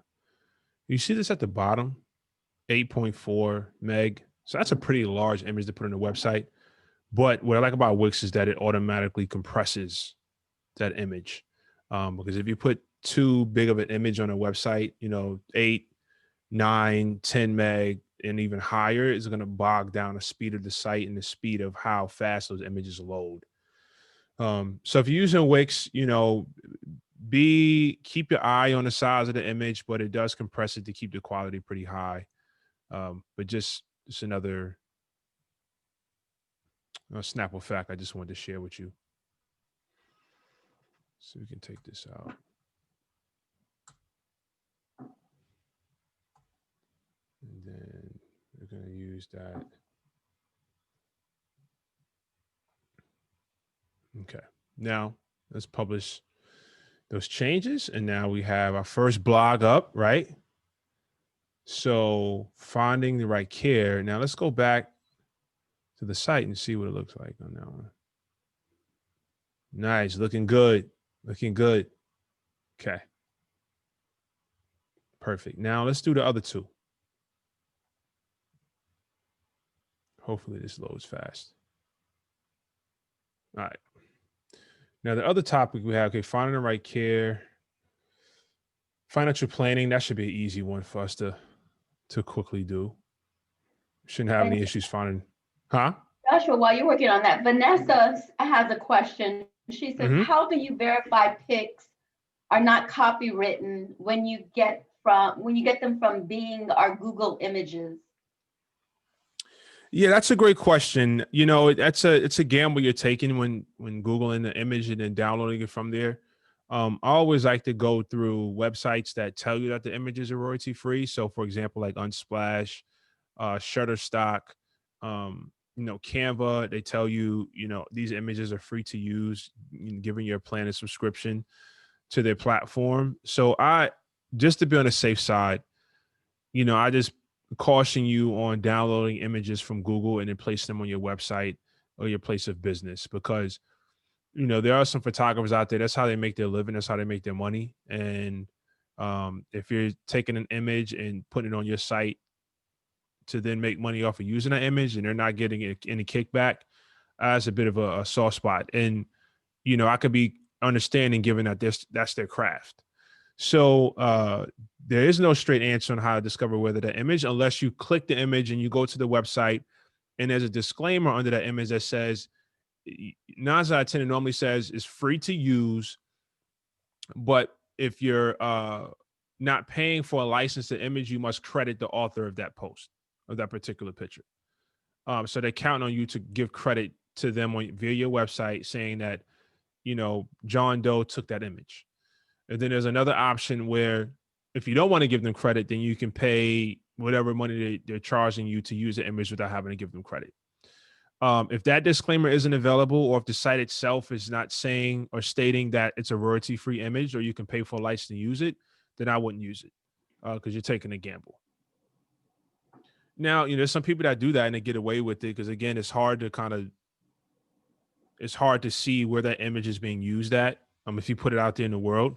But again, that's a gamble. I just recommend going a more official route so you don't have to worry about those headaches.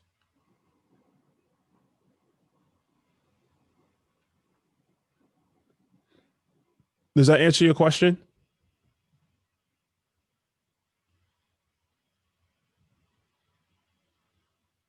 Adobe stock? Yeah. Okay.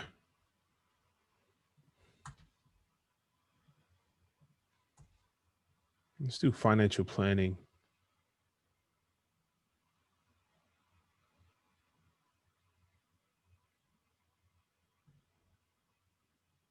Oh, that's like a kid. I can do this one. Naomi, are you joining us from Canada or are you in the US? Oh.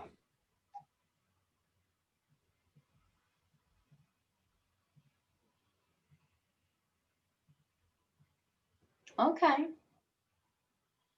Yeah, Cincy. Nice. Nice. That was actually where I went for my first spring break in college was Montreal. That was, you didn't need a passport at that time. You can just have your birth certificate. And we drove across the border. We was driving from New York, so we was able to drive straight to Canada. Montreal. All right, let me see. Financial planning.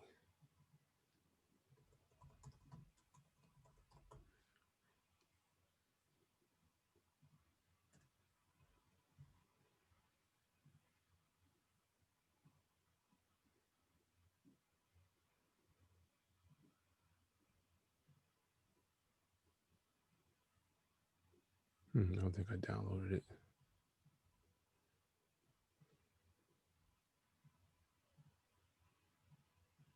So going through the same thing again, where I am just downloading that image. Ah, okay. ID and proof of citizenship. Oh, okay. Okay. Like the compass. Cool. Cool. Let's do this. Gonna go back. Same thing.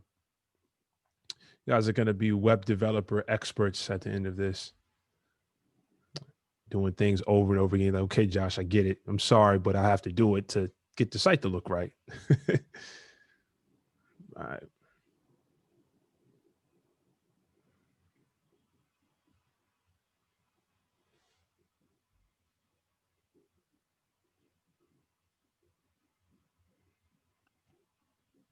Okay. Add that to the page. We can delete this one. Make sure settings are correct on that one. All right. Publish.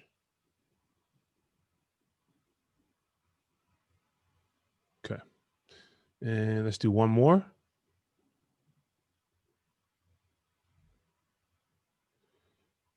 Long-term care insurance. Let's do that one. That looks pretty fancy.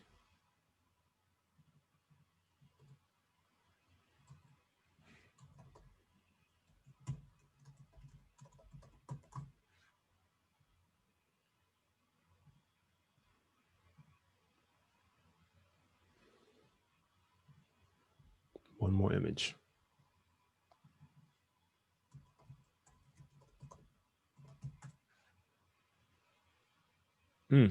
Perfect.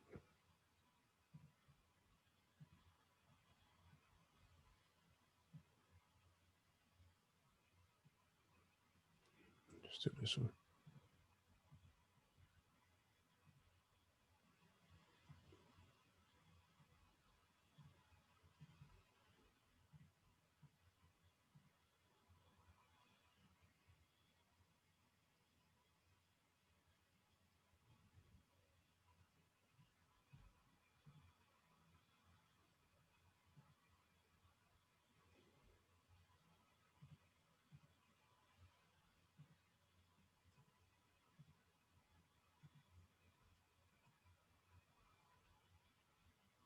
Plus sign, find an image.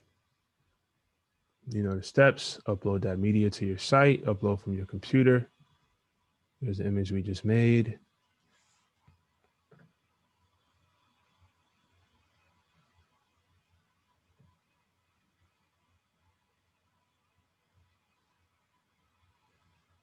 Okay, let's add that. Let's delete this one. Okay, let's publish that. Okay, perfect. Let's make this one. Let's make that a featured image.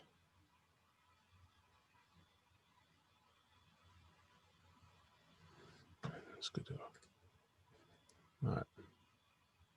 All right. Check that out. So we have the latest news as far as our blogs, right?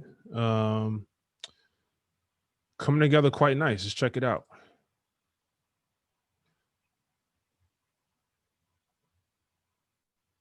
Right?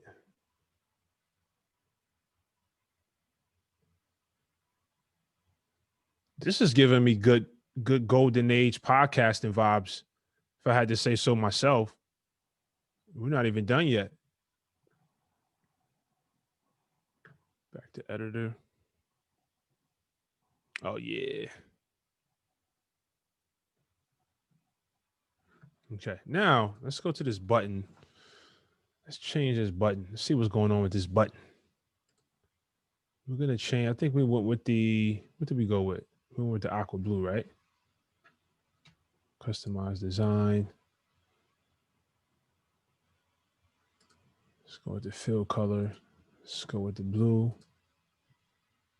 Okay.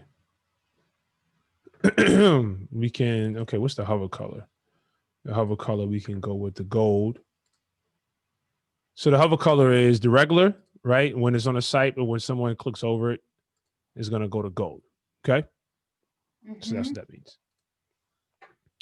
Well, you may say, I don't like the square. I want to get a little bit, I want to get a little fancy, or I just want to change it. Then you can select these other button options. Do something like that, or I believe I do like that one. Or I believe we can go here. We could change the corners. All right, there we go. So I think this is going to round them off a little bit. Let's try.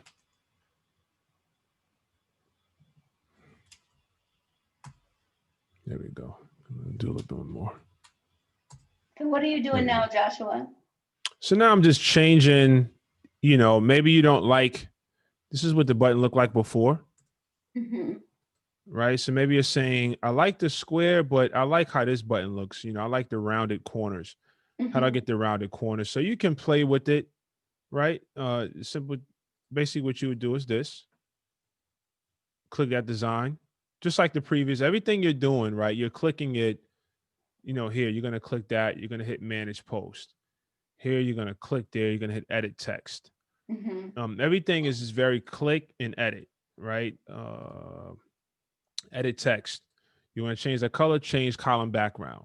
So it's very, very straightforward once you see the example. Okay. So I'm not expecting you to know how to do this, but once you see the example, you understand it's very straightforward on if you want to change things, you can. But again, like I shared before, it's just a matter of finding out if you want to do it, it can be done. It's a matter of finding out where to do it and how to do it. Okay. And thing is there's consistency with Wix, and the fact of how you edit the theme is consistent across the board, right? If you want to change this text, it's going to be the same no matter what theme you use. The challenge with GoDaddy is that how you edit it is the same, but where to edit it, where it's located is always different because the developer is different for each theme. And so some developers put, a particular change or edit feature in a different area. So how to do it, but now you got to find out where it is to actually do it. So there's no consistency across the themes of WordPress. But the more you do it, it's like, okay, I know what I'm looking for. I just got to find out where it is in this particular theme. Does that make sense? Yes. So that is why Wix is the platform for people that are just starting out developing a website.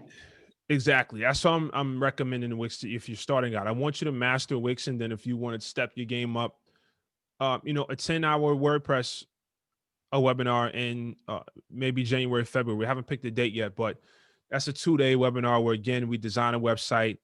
We do a little bit more because you can't do more WordPress. But I always recommend that you have a general knowledge of WordPress and GoDaddy. If you have no experience with websites, I don't think this would be the workshop for you because it'll be, I think you're going to miss it because you need to have a little bit of experience. But in that experience is you understanding Wix. Okay, now I'm looking, Joshua, at the logo where you are now, and the left side of that logo disappears when you hit that white background.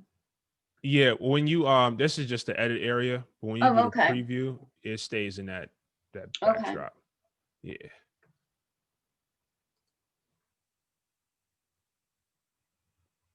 So if you go here, all right. So what I'm saying, if you want to change the button, maybe you get a little bit more rounded corners.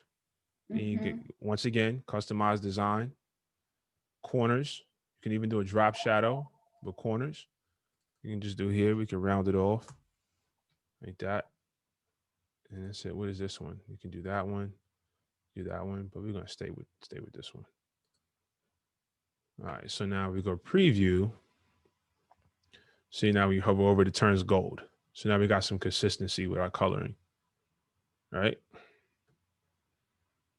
Can do that. Back to editor. Okay. Now we have, this looks like a quote from maybe a supporter. I'm no bird. Okay. It's not going to work for what we're talking about. But perhaps this is where we can put this information. Providing information for families dealing with caring for elderly parents. Perhaps we can leverage this.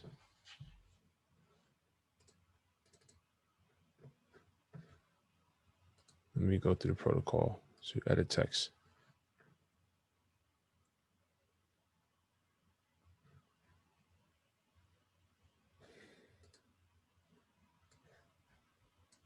So you're going to highlight it and then edit text.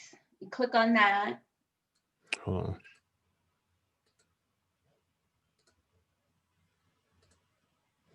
Okay. And when I pasted, it didn't come out right. So let me see if I can do it now. All right, it's not doing that correctly. So I'm going to have to type this in.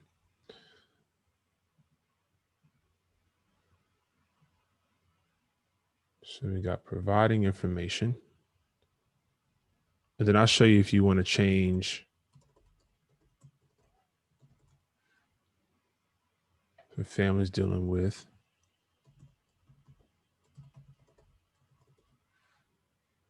caring for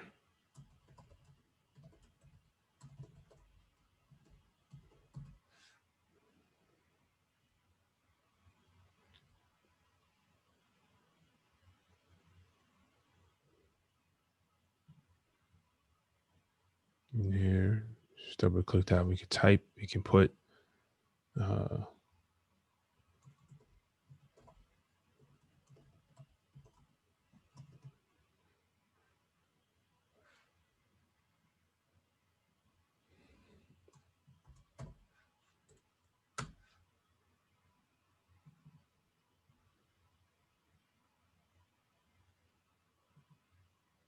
we can do this too. We can go.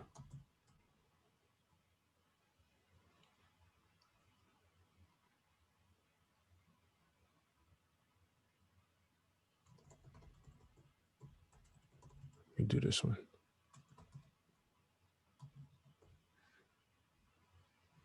We can do educational.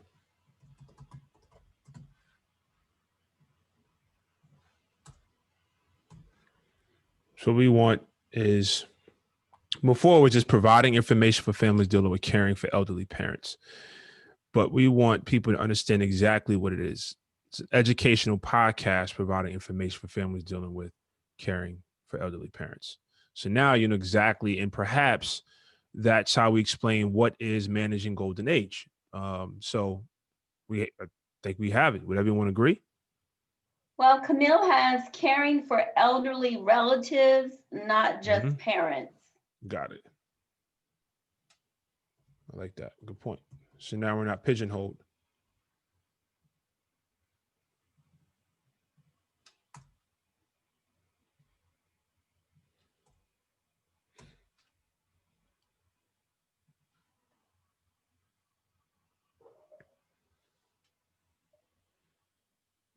Okay.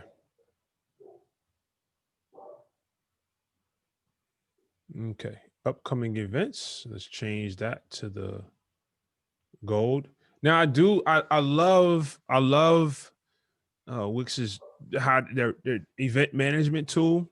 It's pretty streamlined. So I do like that. But let's edit this right quick. Let's just change that to the gold color. Okay. That's done. All right. And you know how to do that by now. You can hit edit text, and then you come in here and click this drop to change the color of the text. You could change the size of your text. Obviously, we don't want that. Let's go back to the 70. You could change the theme of the text, right? It's a heading theme. It really is just really clean. You can change the font of the text. Here, everything is in edit text.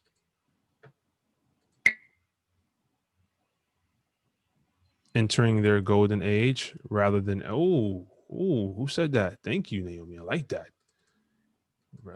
Relatives entering their golden age. Perfect.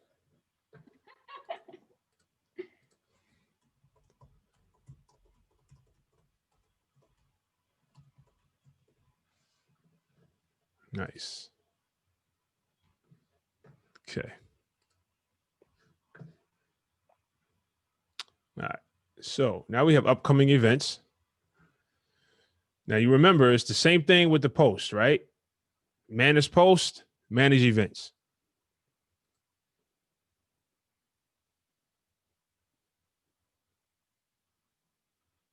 Same thing. So you can add an event or you can edit the event. Let me see. I don't think there was an image for the actual event. No. Okay.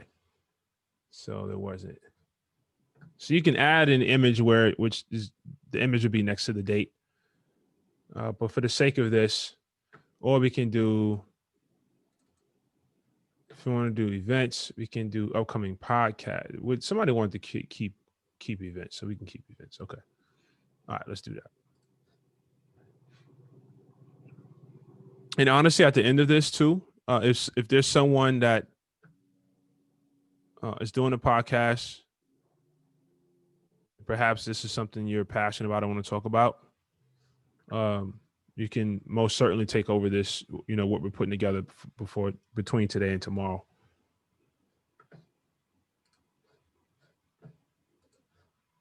So you're going to click this, hit manage event. Now you can add an event and create everything from scratch. Again, offer paid or free tickets, right? That's where we would set up our PayPal and Stripe accounts so you can accept payments via your website. So let's just go forward with this and see how that works. Okay. Now you will have to set up that information in your settings, which is something that we're going to cover tomorrow. So let me hold off on this one. Let's just go through just editing an event. I'm going to jump the gun. I almost got too excited there. All right. So let's go edit. So this is where you can maybe do live podcasting shows and you have, a special guest that you've connected with and you want to, let's say for an example, I think we have a doctor in the building, ladies and gentlemen, Dr. Where you at, Doc? What was the name, Miss Deborah? Doctor something. It's Camille, isn't it? Isn't it Dr. Camille yeah. Jones? Okay. So let's say for an example, Naomi teams up with the doc, right? And the doc is saying, these services, consultation fees I normally do is X amount of dollars per hour. But I partner up with Naomi, the consultant and marketing practitioner. She's doing a podcast. And we're going to invite Dr. Camille on, and we're going to let anyone ask. She's going to answer all of your questions. But in order to attend this, there's going to be a $25 virtual cover charge.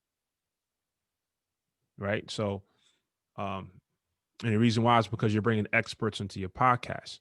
If that's an angle you want to take as far as how do you turn your podcast into a machine that is making revenue. So, or you can go to the free route and just say, hey, I'm going to build all these relationships with different practitioners and garner enough views and enough subscribers to where I can start selling advertisement. So these are all the answers that we're going to really cover when it comes to putting together that business plan, that pitch deck on your customer acquisition model, your branding, how are you going to get subscribers? What is your year over year growth as far as maybe subscriptions and viewers, et cetera. So all that is really going to determine, all that really is going to come from what is the driving factor of your particular podcast. So we're going through putting this thing together and getting this idea out of your head, because I don't want to spend the next 30, 45 days asking you about things to put on paper. Let's get this thing out of your head, and then we're going to get to the whiteboard and really put together that business plan. But for the most part, we got it ready, right? We got the cleats, we got the football pads on, or we got the soccer shoes, we got the soccer ball. Now let's go to the field and start putting some action and putting some work in, so we can learn how to use this equipment correctly. Okay. So for this particular podcast, let's do Destination Golden Age.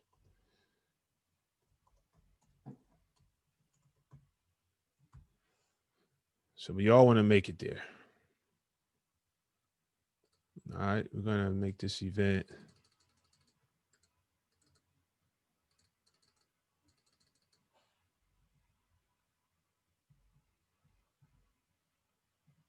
Let's make it March 5th. No one's meeting in person. So we're East Coast. We're going to do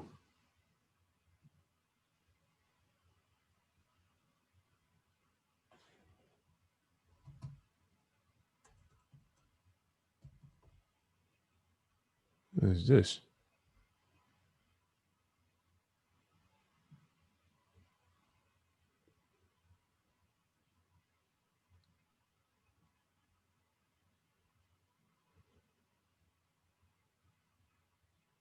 Eastern Time, Montreal. There you go. You might see. Okay, that's semantics. You may have passed it. Did I pass it? I think so. Eastern Time. I passed it? Mm-hmm. Not that one. There's another Here one. we go. Okay. Display time zone. That's important for our viewers. This is going to be virtual, so we're going to make it online. Now, where you're going to host this is important. Perhaps it is by way of your podcasting platform that you're using. For example, Apple Music, right? So you're going to make sure that you put the link to that particular podcast, wherever you're hosting it, put it here. Or maybe you're using Eventbrite. Eventbrite now has the option where you can host your virtual events on Eventbrite. And so you put the location there. You can put Eventbrite, okay? Or for this particular example, it says online event. So you can do that.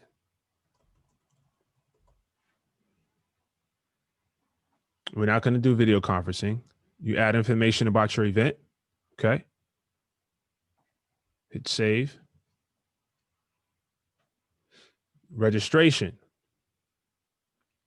This is how guests are going to register for your particular podcast, where you're going to ask Dr. Camille any questions that you want to ask. So you can do on my Wix events registration page, which is streamlined. Everything is going to be by way of Wix. Or you can do on a different page or web address, which is, for an example, Eventbrite, or any other streaming platform like, ShowClicks, or any other major streaming platform, Vimeo, any other streaming platform out there where people can get access to this particular podcast. Or you can say guests don't need to register. The value of having guests register is that maybe you can collect email addresses and connect information to where you can build your audience. So then you can send out email campaigning. We do a webinar on how to do email campaigning by way of Constant Contact, MailChimp, any other major email campaigning platform that's out there. We do a webinar on that. So you can definitely join and attend that as well. You can say the registration is open. So we're just going to use Wix for now. You can do limited guests. So maybe you have to create some type of, scarcity tactic on, we're only going to be doing 25, considering this is $25 entry fee. But, if you didn't come to my podcast to watch Dr. Camille, it may cost you, X amount of money per hour to get this type of expertise and counsel. And so to create some type of demand for it, maybe you limit your guests but we're just going to say unlimited guests for now, right? Oh, I did this one.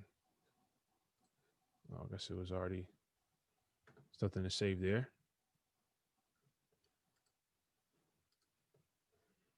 All right, cool.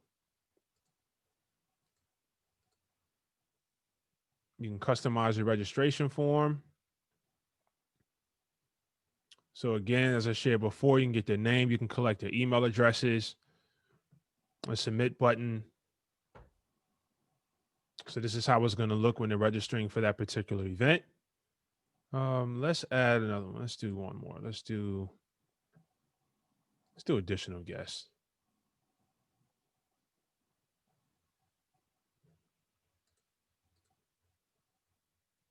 Then let's add, since we have someone here from Montreal, I think that is Naomi from Montreal. Let's put, let's see, where are you watching from?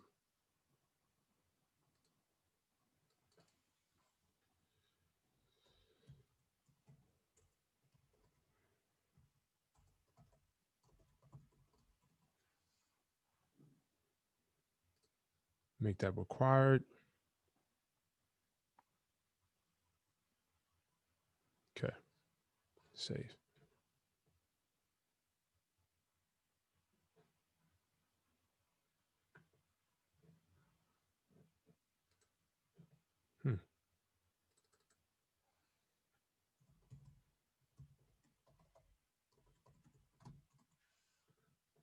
Joshua, James wants Yes. to know if music can be added to Wix or sound. Oh, yes. You mean like a video background? James, is that what you mean? So while a person is on your website? Let's see. Yes. Yeah. Yeah, you can do that. I'll quickly show you how to do that. So we have our registration form.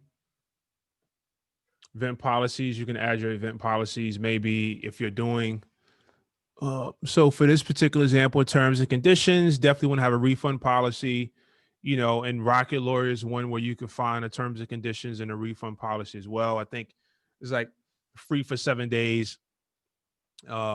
And then there's a subscription fee after that. I think it's like $40, $40 to $50 for the entry level tier. So, but you definitely want to have a terms and conditions. Take it from me. Back Up in as a streaming platform, and we stream to 9 different countries. On a consistent basis, and you have some people that are not as technically savvy, and you want to make sure you have those terms and conditions and refund policies in place, because one may say we weren't able to access the stream. Depending on the platform, there's really no way to tell if that's true or not. Where a person can watch your show and then say they weren't able to access it and request a refund. So you make it very clear that in your refund policy, if this is the case, that all sales are final, given it as a live stream, because you have some people out there that are not so honest. So definitely make sure you have your refund policies in place, your terms and conditions in place, both for your websites. If you're accepting any payments, make sure that you go through your terms and conditions and your refund policy. While this is something that is required, we didn't focus on vetting one of these out during this particular webinar because it would take some time to do that. But there are resources out there to where you can put together that terms and conditions and refund policy, and Rocket Lawyer is one of those locations. Or you can work through with Inback, and Ms. Deborah can help you vet that out as well. So I just wanted to make you aware of that if you're definitely going to be accepting payments on your website. Okay.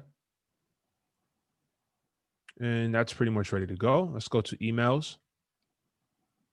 Your default email that is set that you register Wix with, anytime somebody RSVPs, you will get an email saying someone RSVP'd, or if someone sends you a message, you will get an email saying that you have received a message on your account, and you can respond directly from your phone, or you can log into your desktop as well.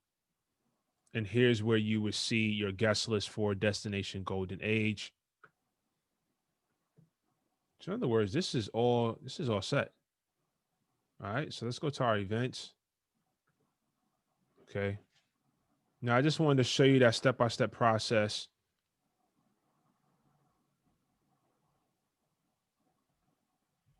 I'm not going to go through it for each of these events, but just for aesthetic reasons, I'm going to edit the name of these events right here.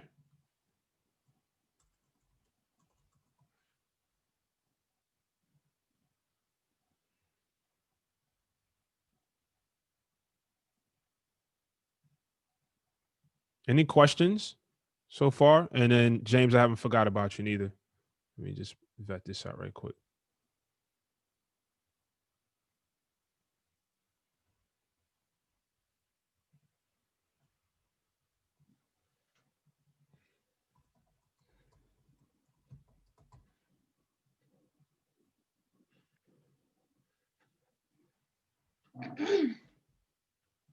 Yes. No, I was just clearing my throat. Oh, okay. Sorry. Okay. All right, cool. So we have this right here. So we have our events, which in essence are podcasts. And then, okay, now we have this section. So again, we're working from the top down. This is all set. Join us. Once again, what do? Change column background, right?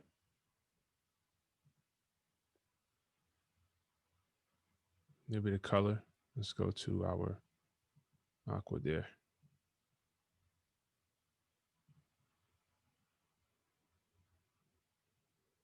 Let me see. What did we say up top? We said empowering families and their loved ones. Okay.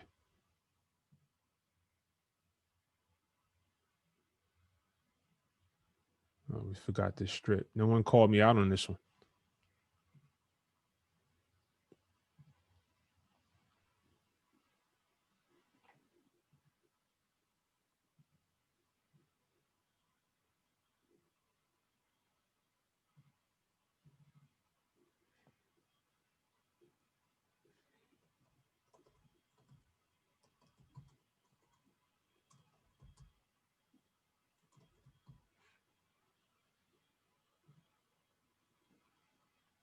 That's a good picture. I don't think we need to do. You think we need to, we can keep this one, right? You like this image? Yes. Okay. I don't All right, know. so I mean, go ahead. I was going to say are they supposed to be family members? Or are they supposed to be because it's sort of hard to, I guess, I don't know. What does everybody think? It's all women. All women? Okay, we can do this.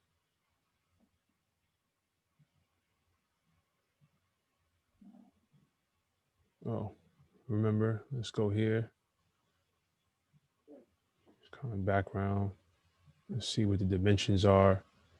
Anytime you're changing an image that's in a template, I always like to, I know I said this already, but I always like to look at the size of the image. So, right? Yeah, it does say family and loved ones. So that's got to be a guy right here.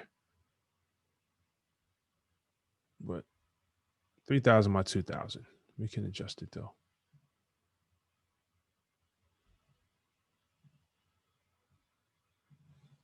Families and loved ones. Okay.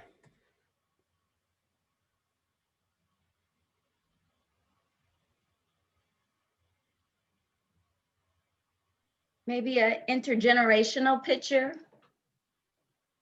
if you have one.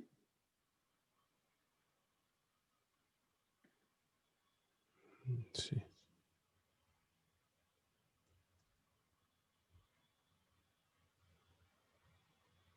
Oh, you can do this one. Let me see.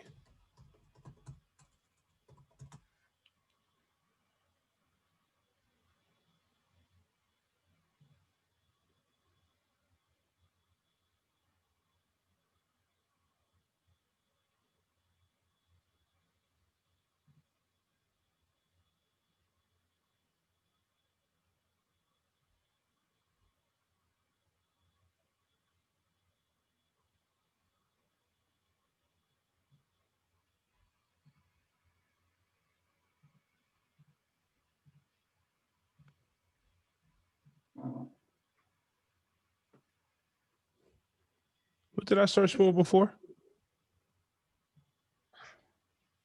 I don't remember. This Seems like this is a challenging part, trying to find the right image to go with. is all a part of putting it together. They could be family. Well, that was important. Yeah. Yeah. I don't know. I think maybe, I mean, this is not a bad image, to be honest. Okay, You for the got sake a of lot of, demonstration, let's yeah, just go with it then. yeah. You got a lot of diversity in there. There's a lot going on. A lot of culture, right? Then, but we definitely got to change this one. Okay. So this is called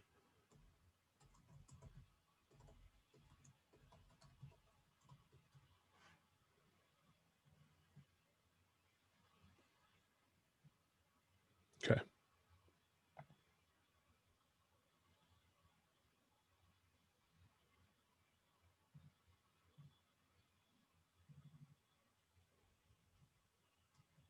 I'm just going to take that, put it down here. Maybe not. Copy and paste doesn't work too well. Educational podcasts.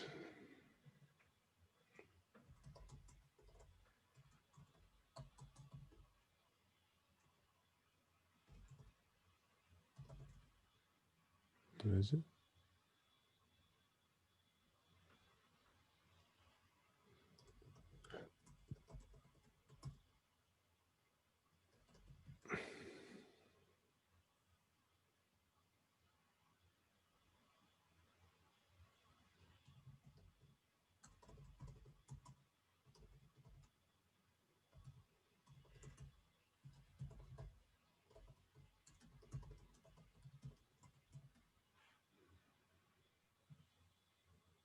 So ideally, once we're done with this, there's going to be info at managinggoldenage.com. Here's a number now. So friends at the end of the day.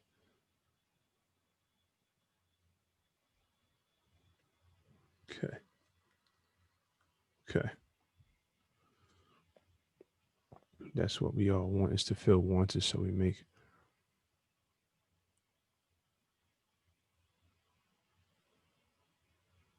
friend of the day. So friends at the end of the day.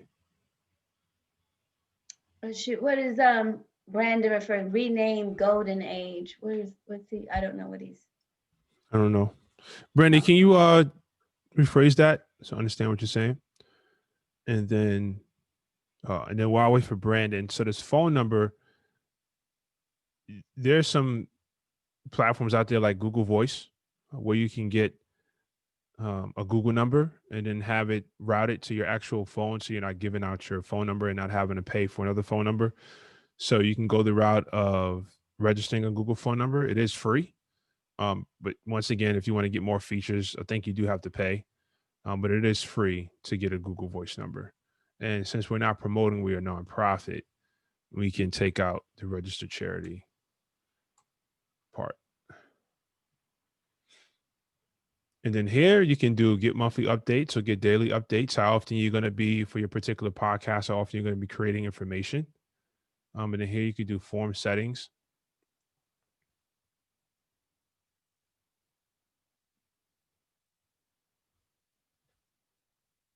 Let me see here.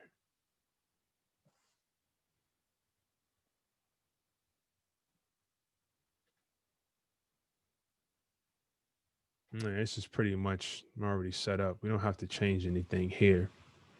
Once again, once someone submits your form, you'll get a notification by way of email that someone has submitted a form, and it would tell you what form it was. And in this sense, it would say someone has subscribed to your site. So it will come up as this particular form was submitted. So whatever you name this form is what you would get an email for. So you don't have to do anything there. But the quick links, here are the quick links. This is if someone, the quick links would give them another option. They go to the bottom of your site to get directly to the other pages by way of your quick links. So for whatever reason, I don't feel like scrolling all the way back up here to get to events.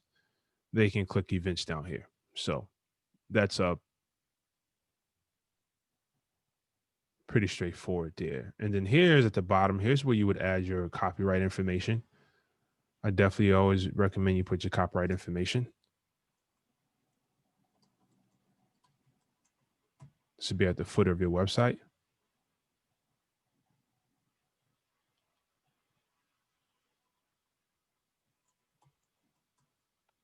And you can put your terms of use. You can hyperlink your terms of use and your privacy policy. But for the sake of this, Joshua, are you going to change the color for the sign up? Is that? Oh, yeah, we can do that. Mm-hmm.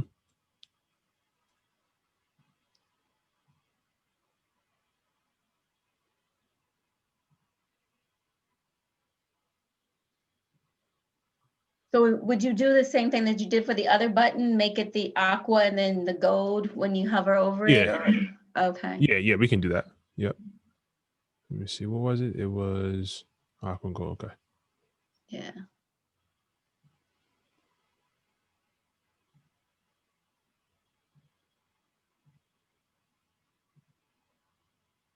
Customize design. Your submit button. Mm-hmm. Fill Corners. color. Oh, okay. Yeah. Remember regular. It's going to be, it was aqua, right? Mm-hmm. And then your hover was the gold.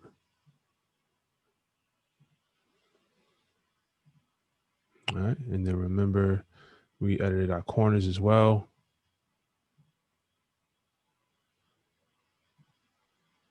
Make that 25. All right. Okay, so let's just review. Let's just preview what we got so far. Now, Joshua, if you scroll back down, those other buttons were still red. Are you? Well, for these particular buttons, I think these are fine. Okay. This is for an event. And again, this is like a call to action. So we want it to stand out. Okay. Just like with the donate, it's more of a call to action button. Mm-hmm. It's like having an accent wall. Okay. We're gonna use this as the same. But for that, same here, donate button, because if we make the donate gold or aqua or in this gold, there's really it doesn't really catch your eye. Stand out. Mm-hmm. Yeah, you're scrolling, just think it's just part of the theme, but it's that red really, or reddish pinkish really catches your eye to focus on what it actually says. Okay.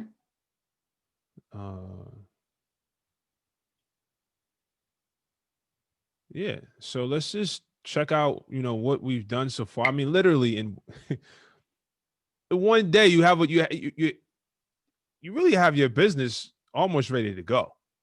So let's just preview this. So, ladies and gentlemen, look what we have come up with together. We just started this webinar this morning, 9 o'clock. We've already registered a business name. We've already built the logo. We've already researched some topics. This is a lot of information. We just covered a lot of ground in a matter of hours. All right, so this is the first impression when someone visits your business now, whether it's a bakery, a consulting business, real estate, modeling, music, doesn't matter. And speaking of music, before we wrap this up for today, because I'm not gonna go to the next step, which is just running through these pages. Because given we have all the main information, this stuff, we already got the news, we already have events. We're just gonna hook up the podcast. This is not gonna take us as much time, but I still want to take my time and walk through it. So here's what we have on our homepage. You got your latest news, you got your images, your buttons on order, right? Pretty much your mission. What is Managing Golden Age podcast about? You have your upcoming events. Okay.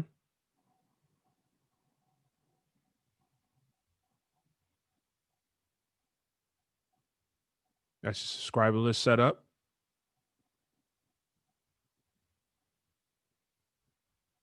I mean, you're pretty much almost ready to go, right? It didn't take you a month. It didn't take you 6 months. It didn't take a year. All it took was some, put some skin in the game and for you to take a chance. The pic shows different age of growing elder. Just saying, I like it. Oh yeah, yeah, absolutely. Show him, it's vibing. He's probably 60. Would you say? Right, but he has some pizzazz. Right, still in the gym. So, real quick, let me go back and show James about the question on adding that music. So, if you come up here, you hit that change strip background. So you see where it says image, you can actually use a video. In that video is where you can add that music to the home page with the mute option. You can always upload your own video. And in fact, if I go here, I'll show you what I'm talking about. Let me just show you to a site that I built using Wix. So I think is it a video? Yeah. See, it's an actual video background, right? So I just took out the audio, but you can do the same thing on your website as well. So as opposed, it's the same process that we did with that image. As opposed to uploading images, upload a video, and Wix has some videos that you can use, but you can always upload your own video as well and use that as the background and put a little overlay of it, which helps you get that, because the video is not this dark, but it helps flatten out the video a little bit so you can see the backyard panda and everything else below it.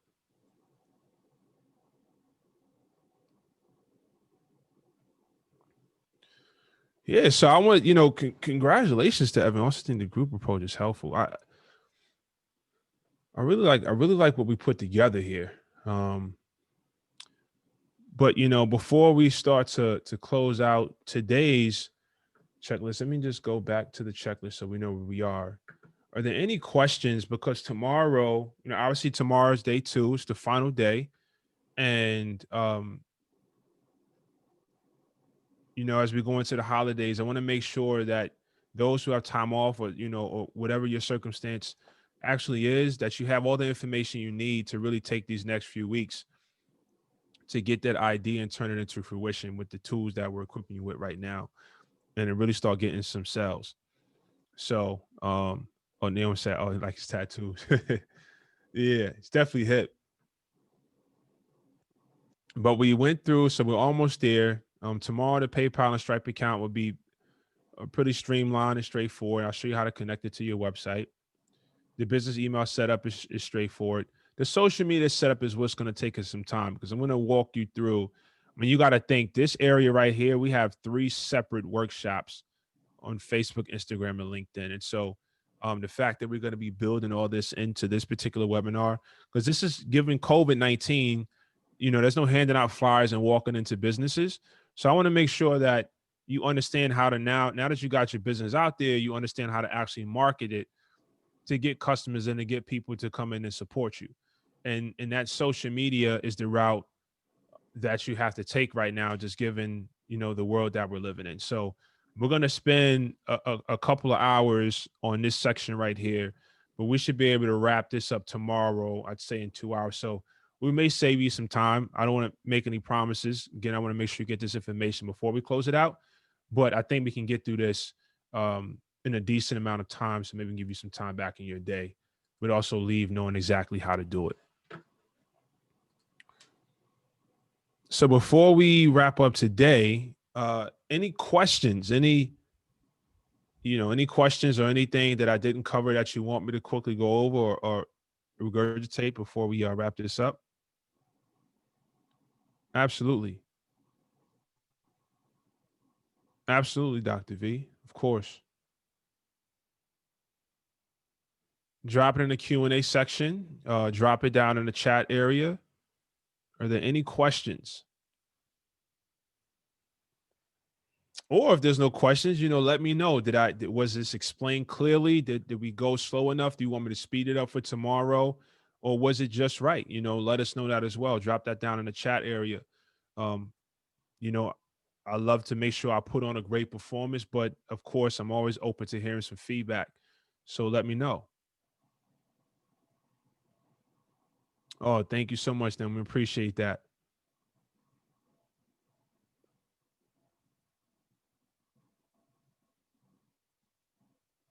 Absolutely. Yeah. We'll try to zoom in a little bit more um, for those who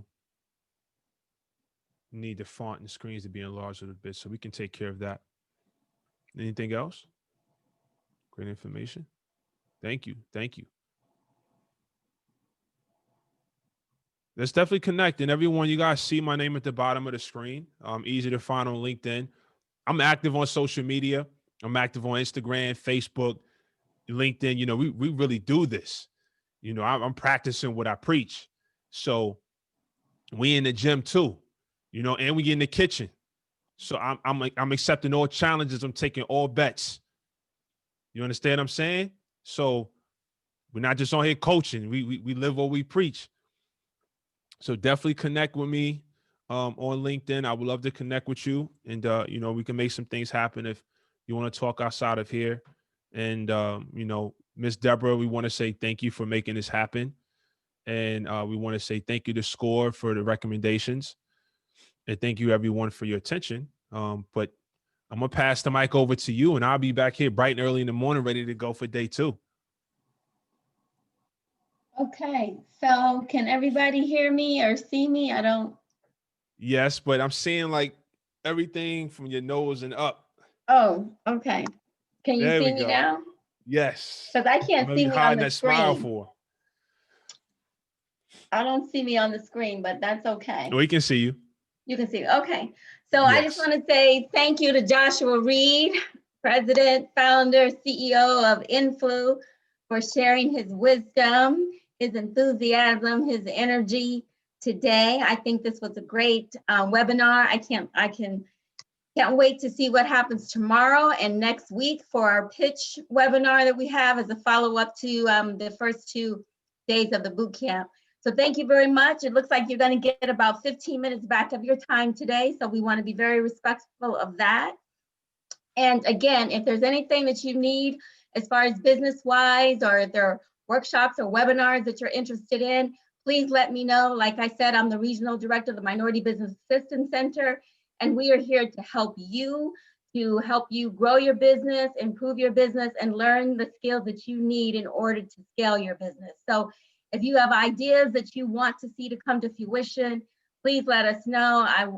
Joshua and I work together, and he is the creator, I am the sponsor, and together we make a great team. So thank you so much for joining us today. Have a great rest of your day. Stay safe and stay healthy.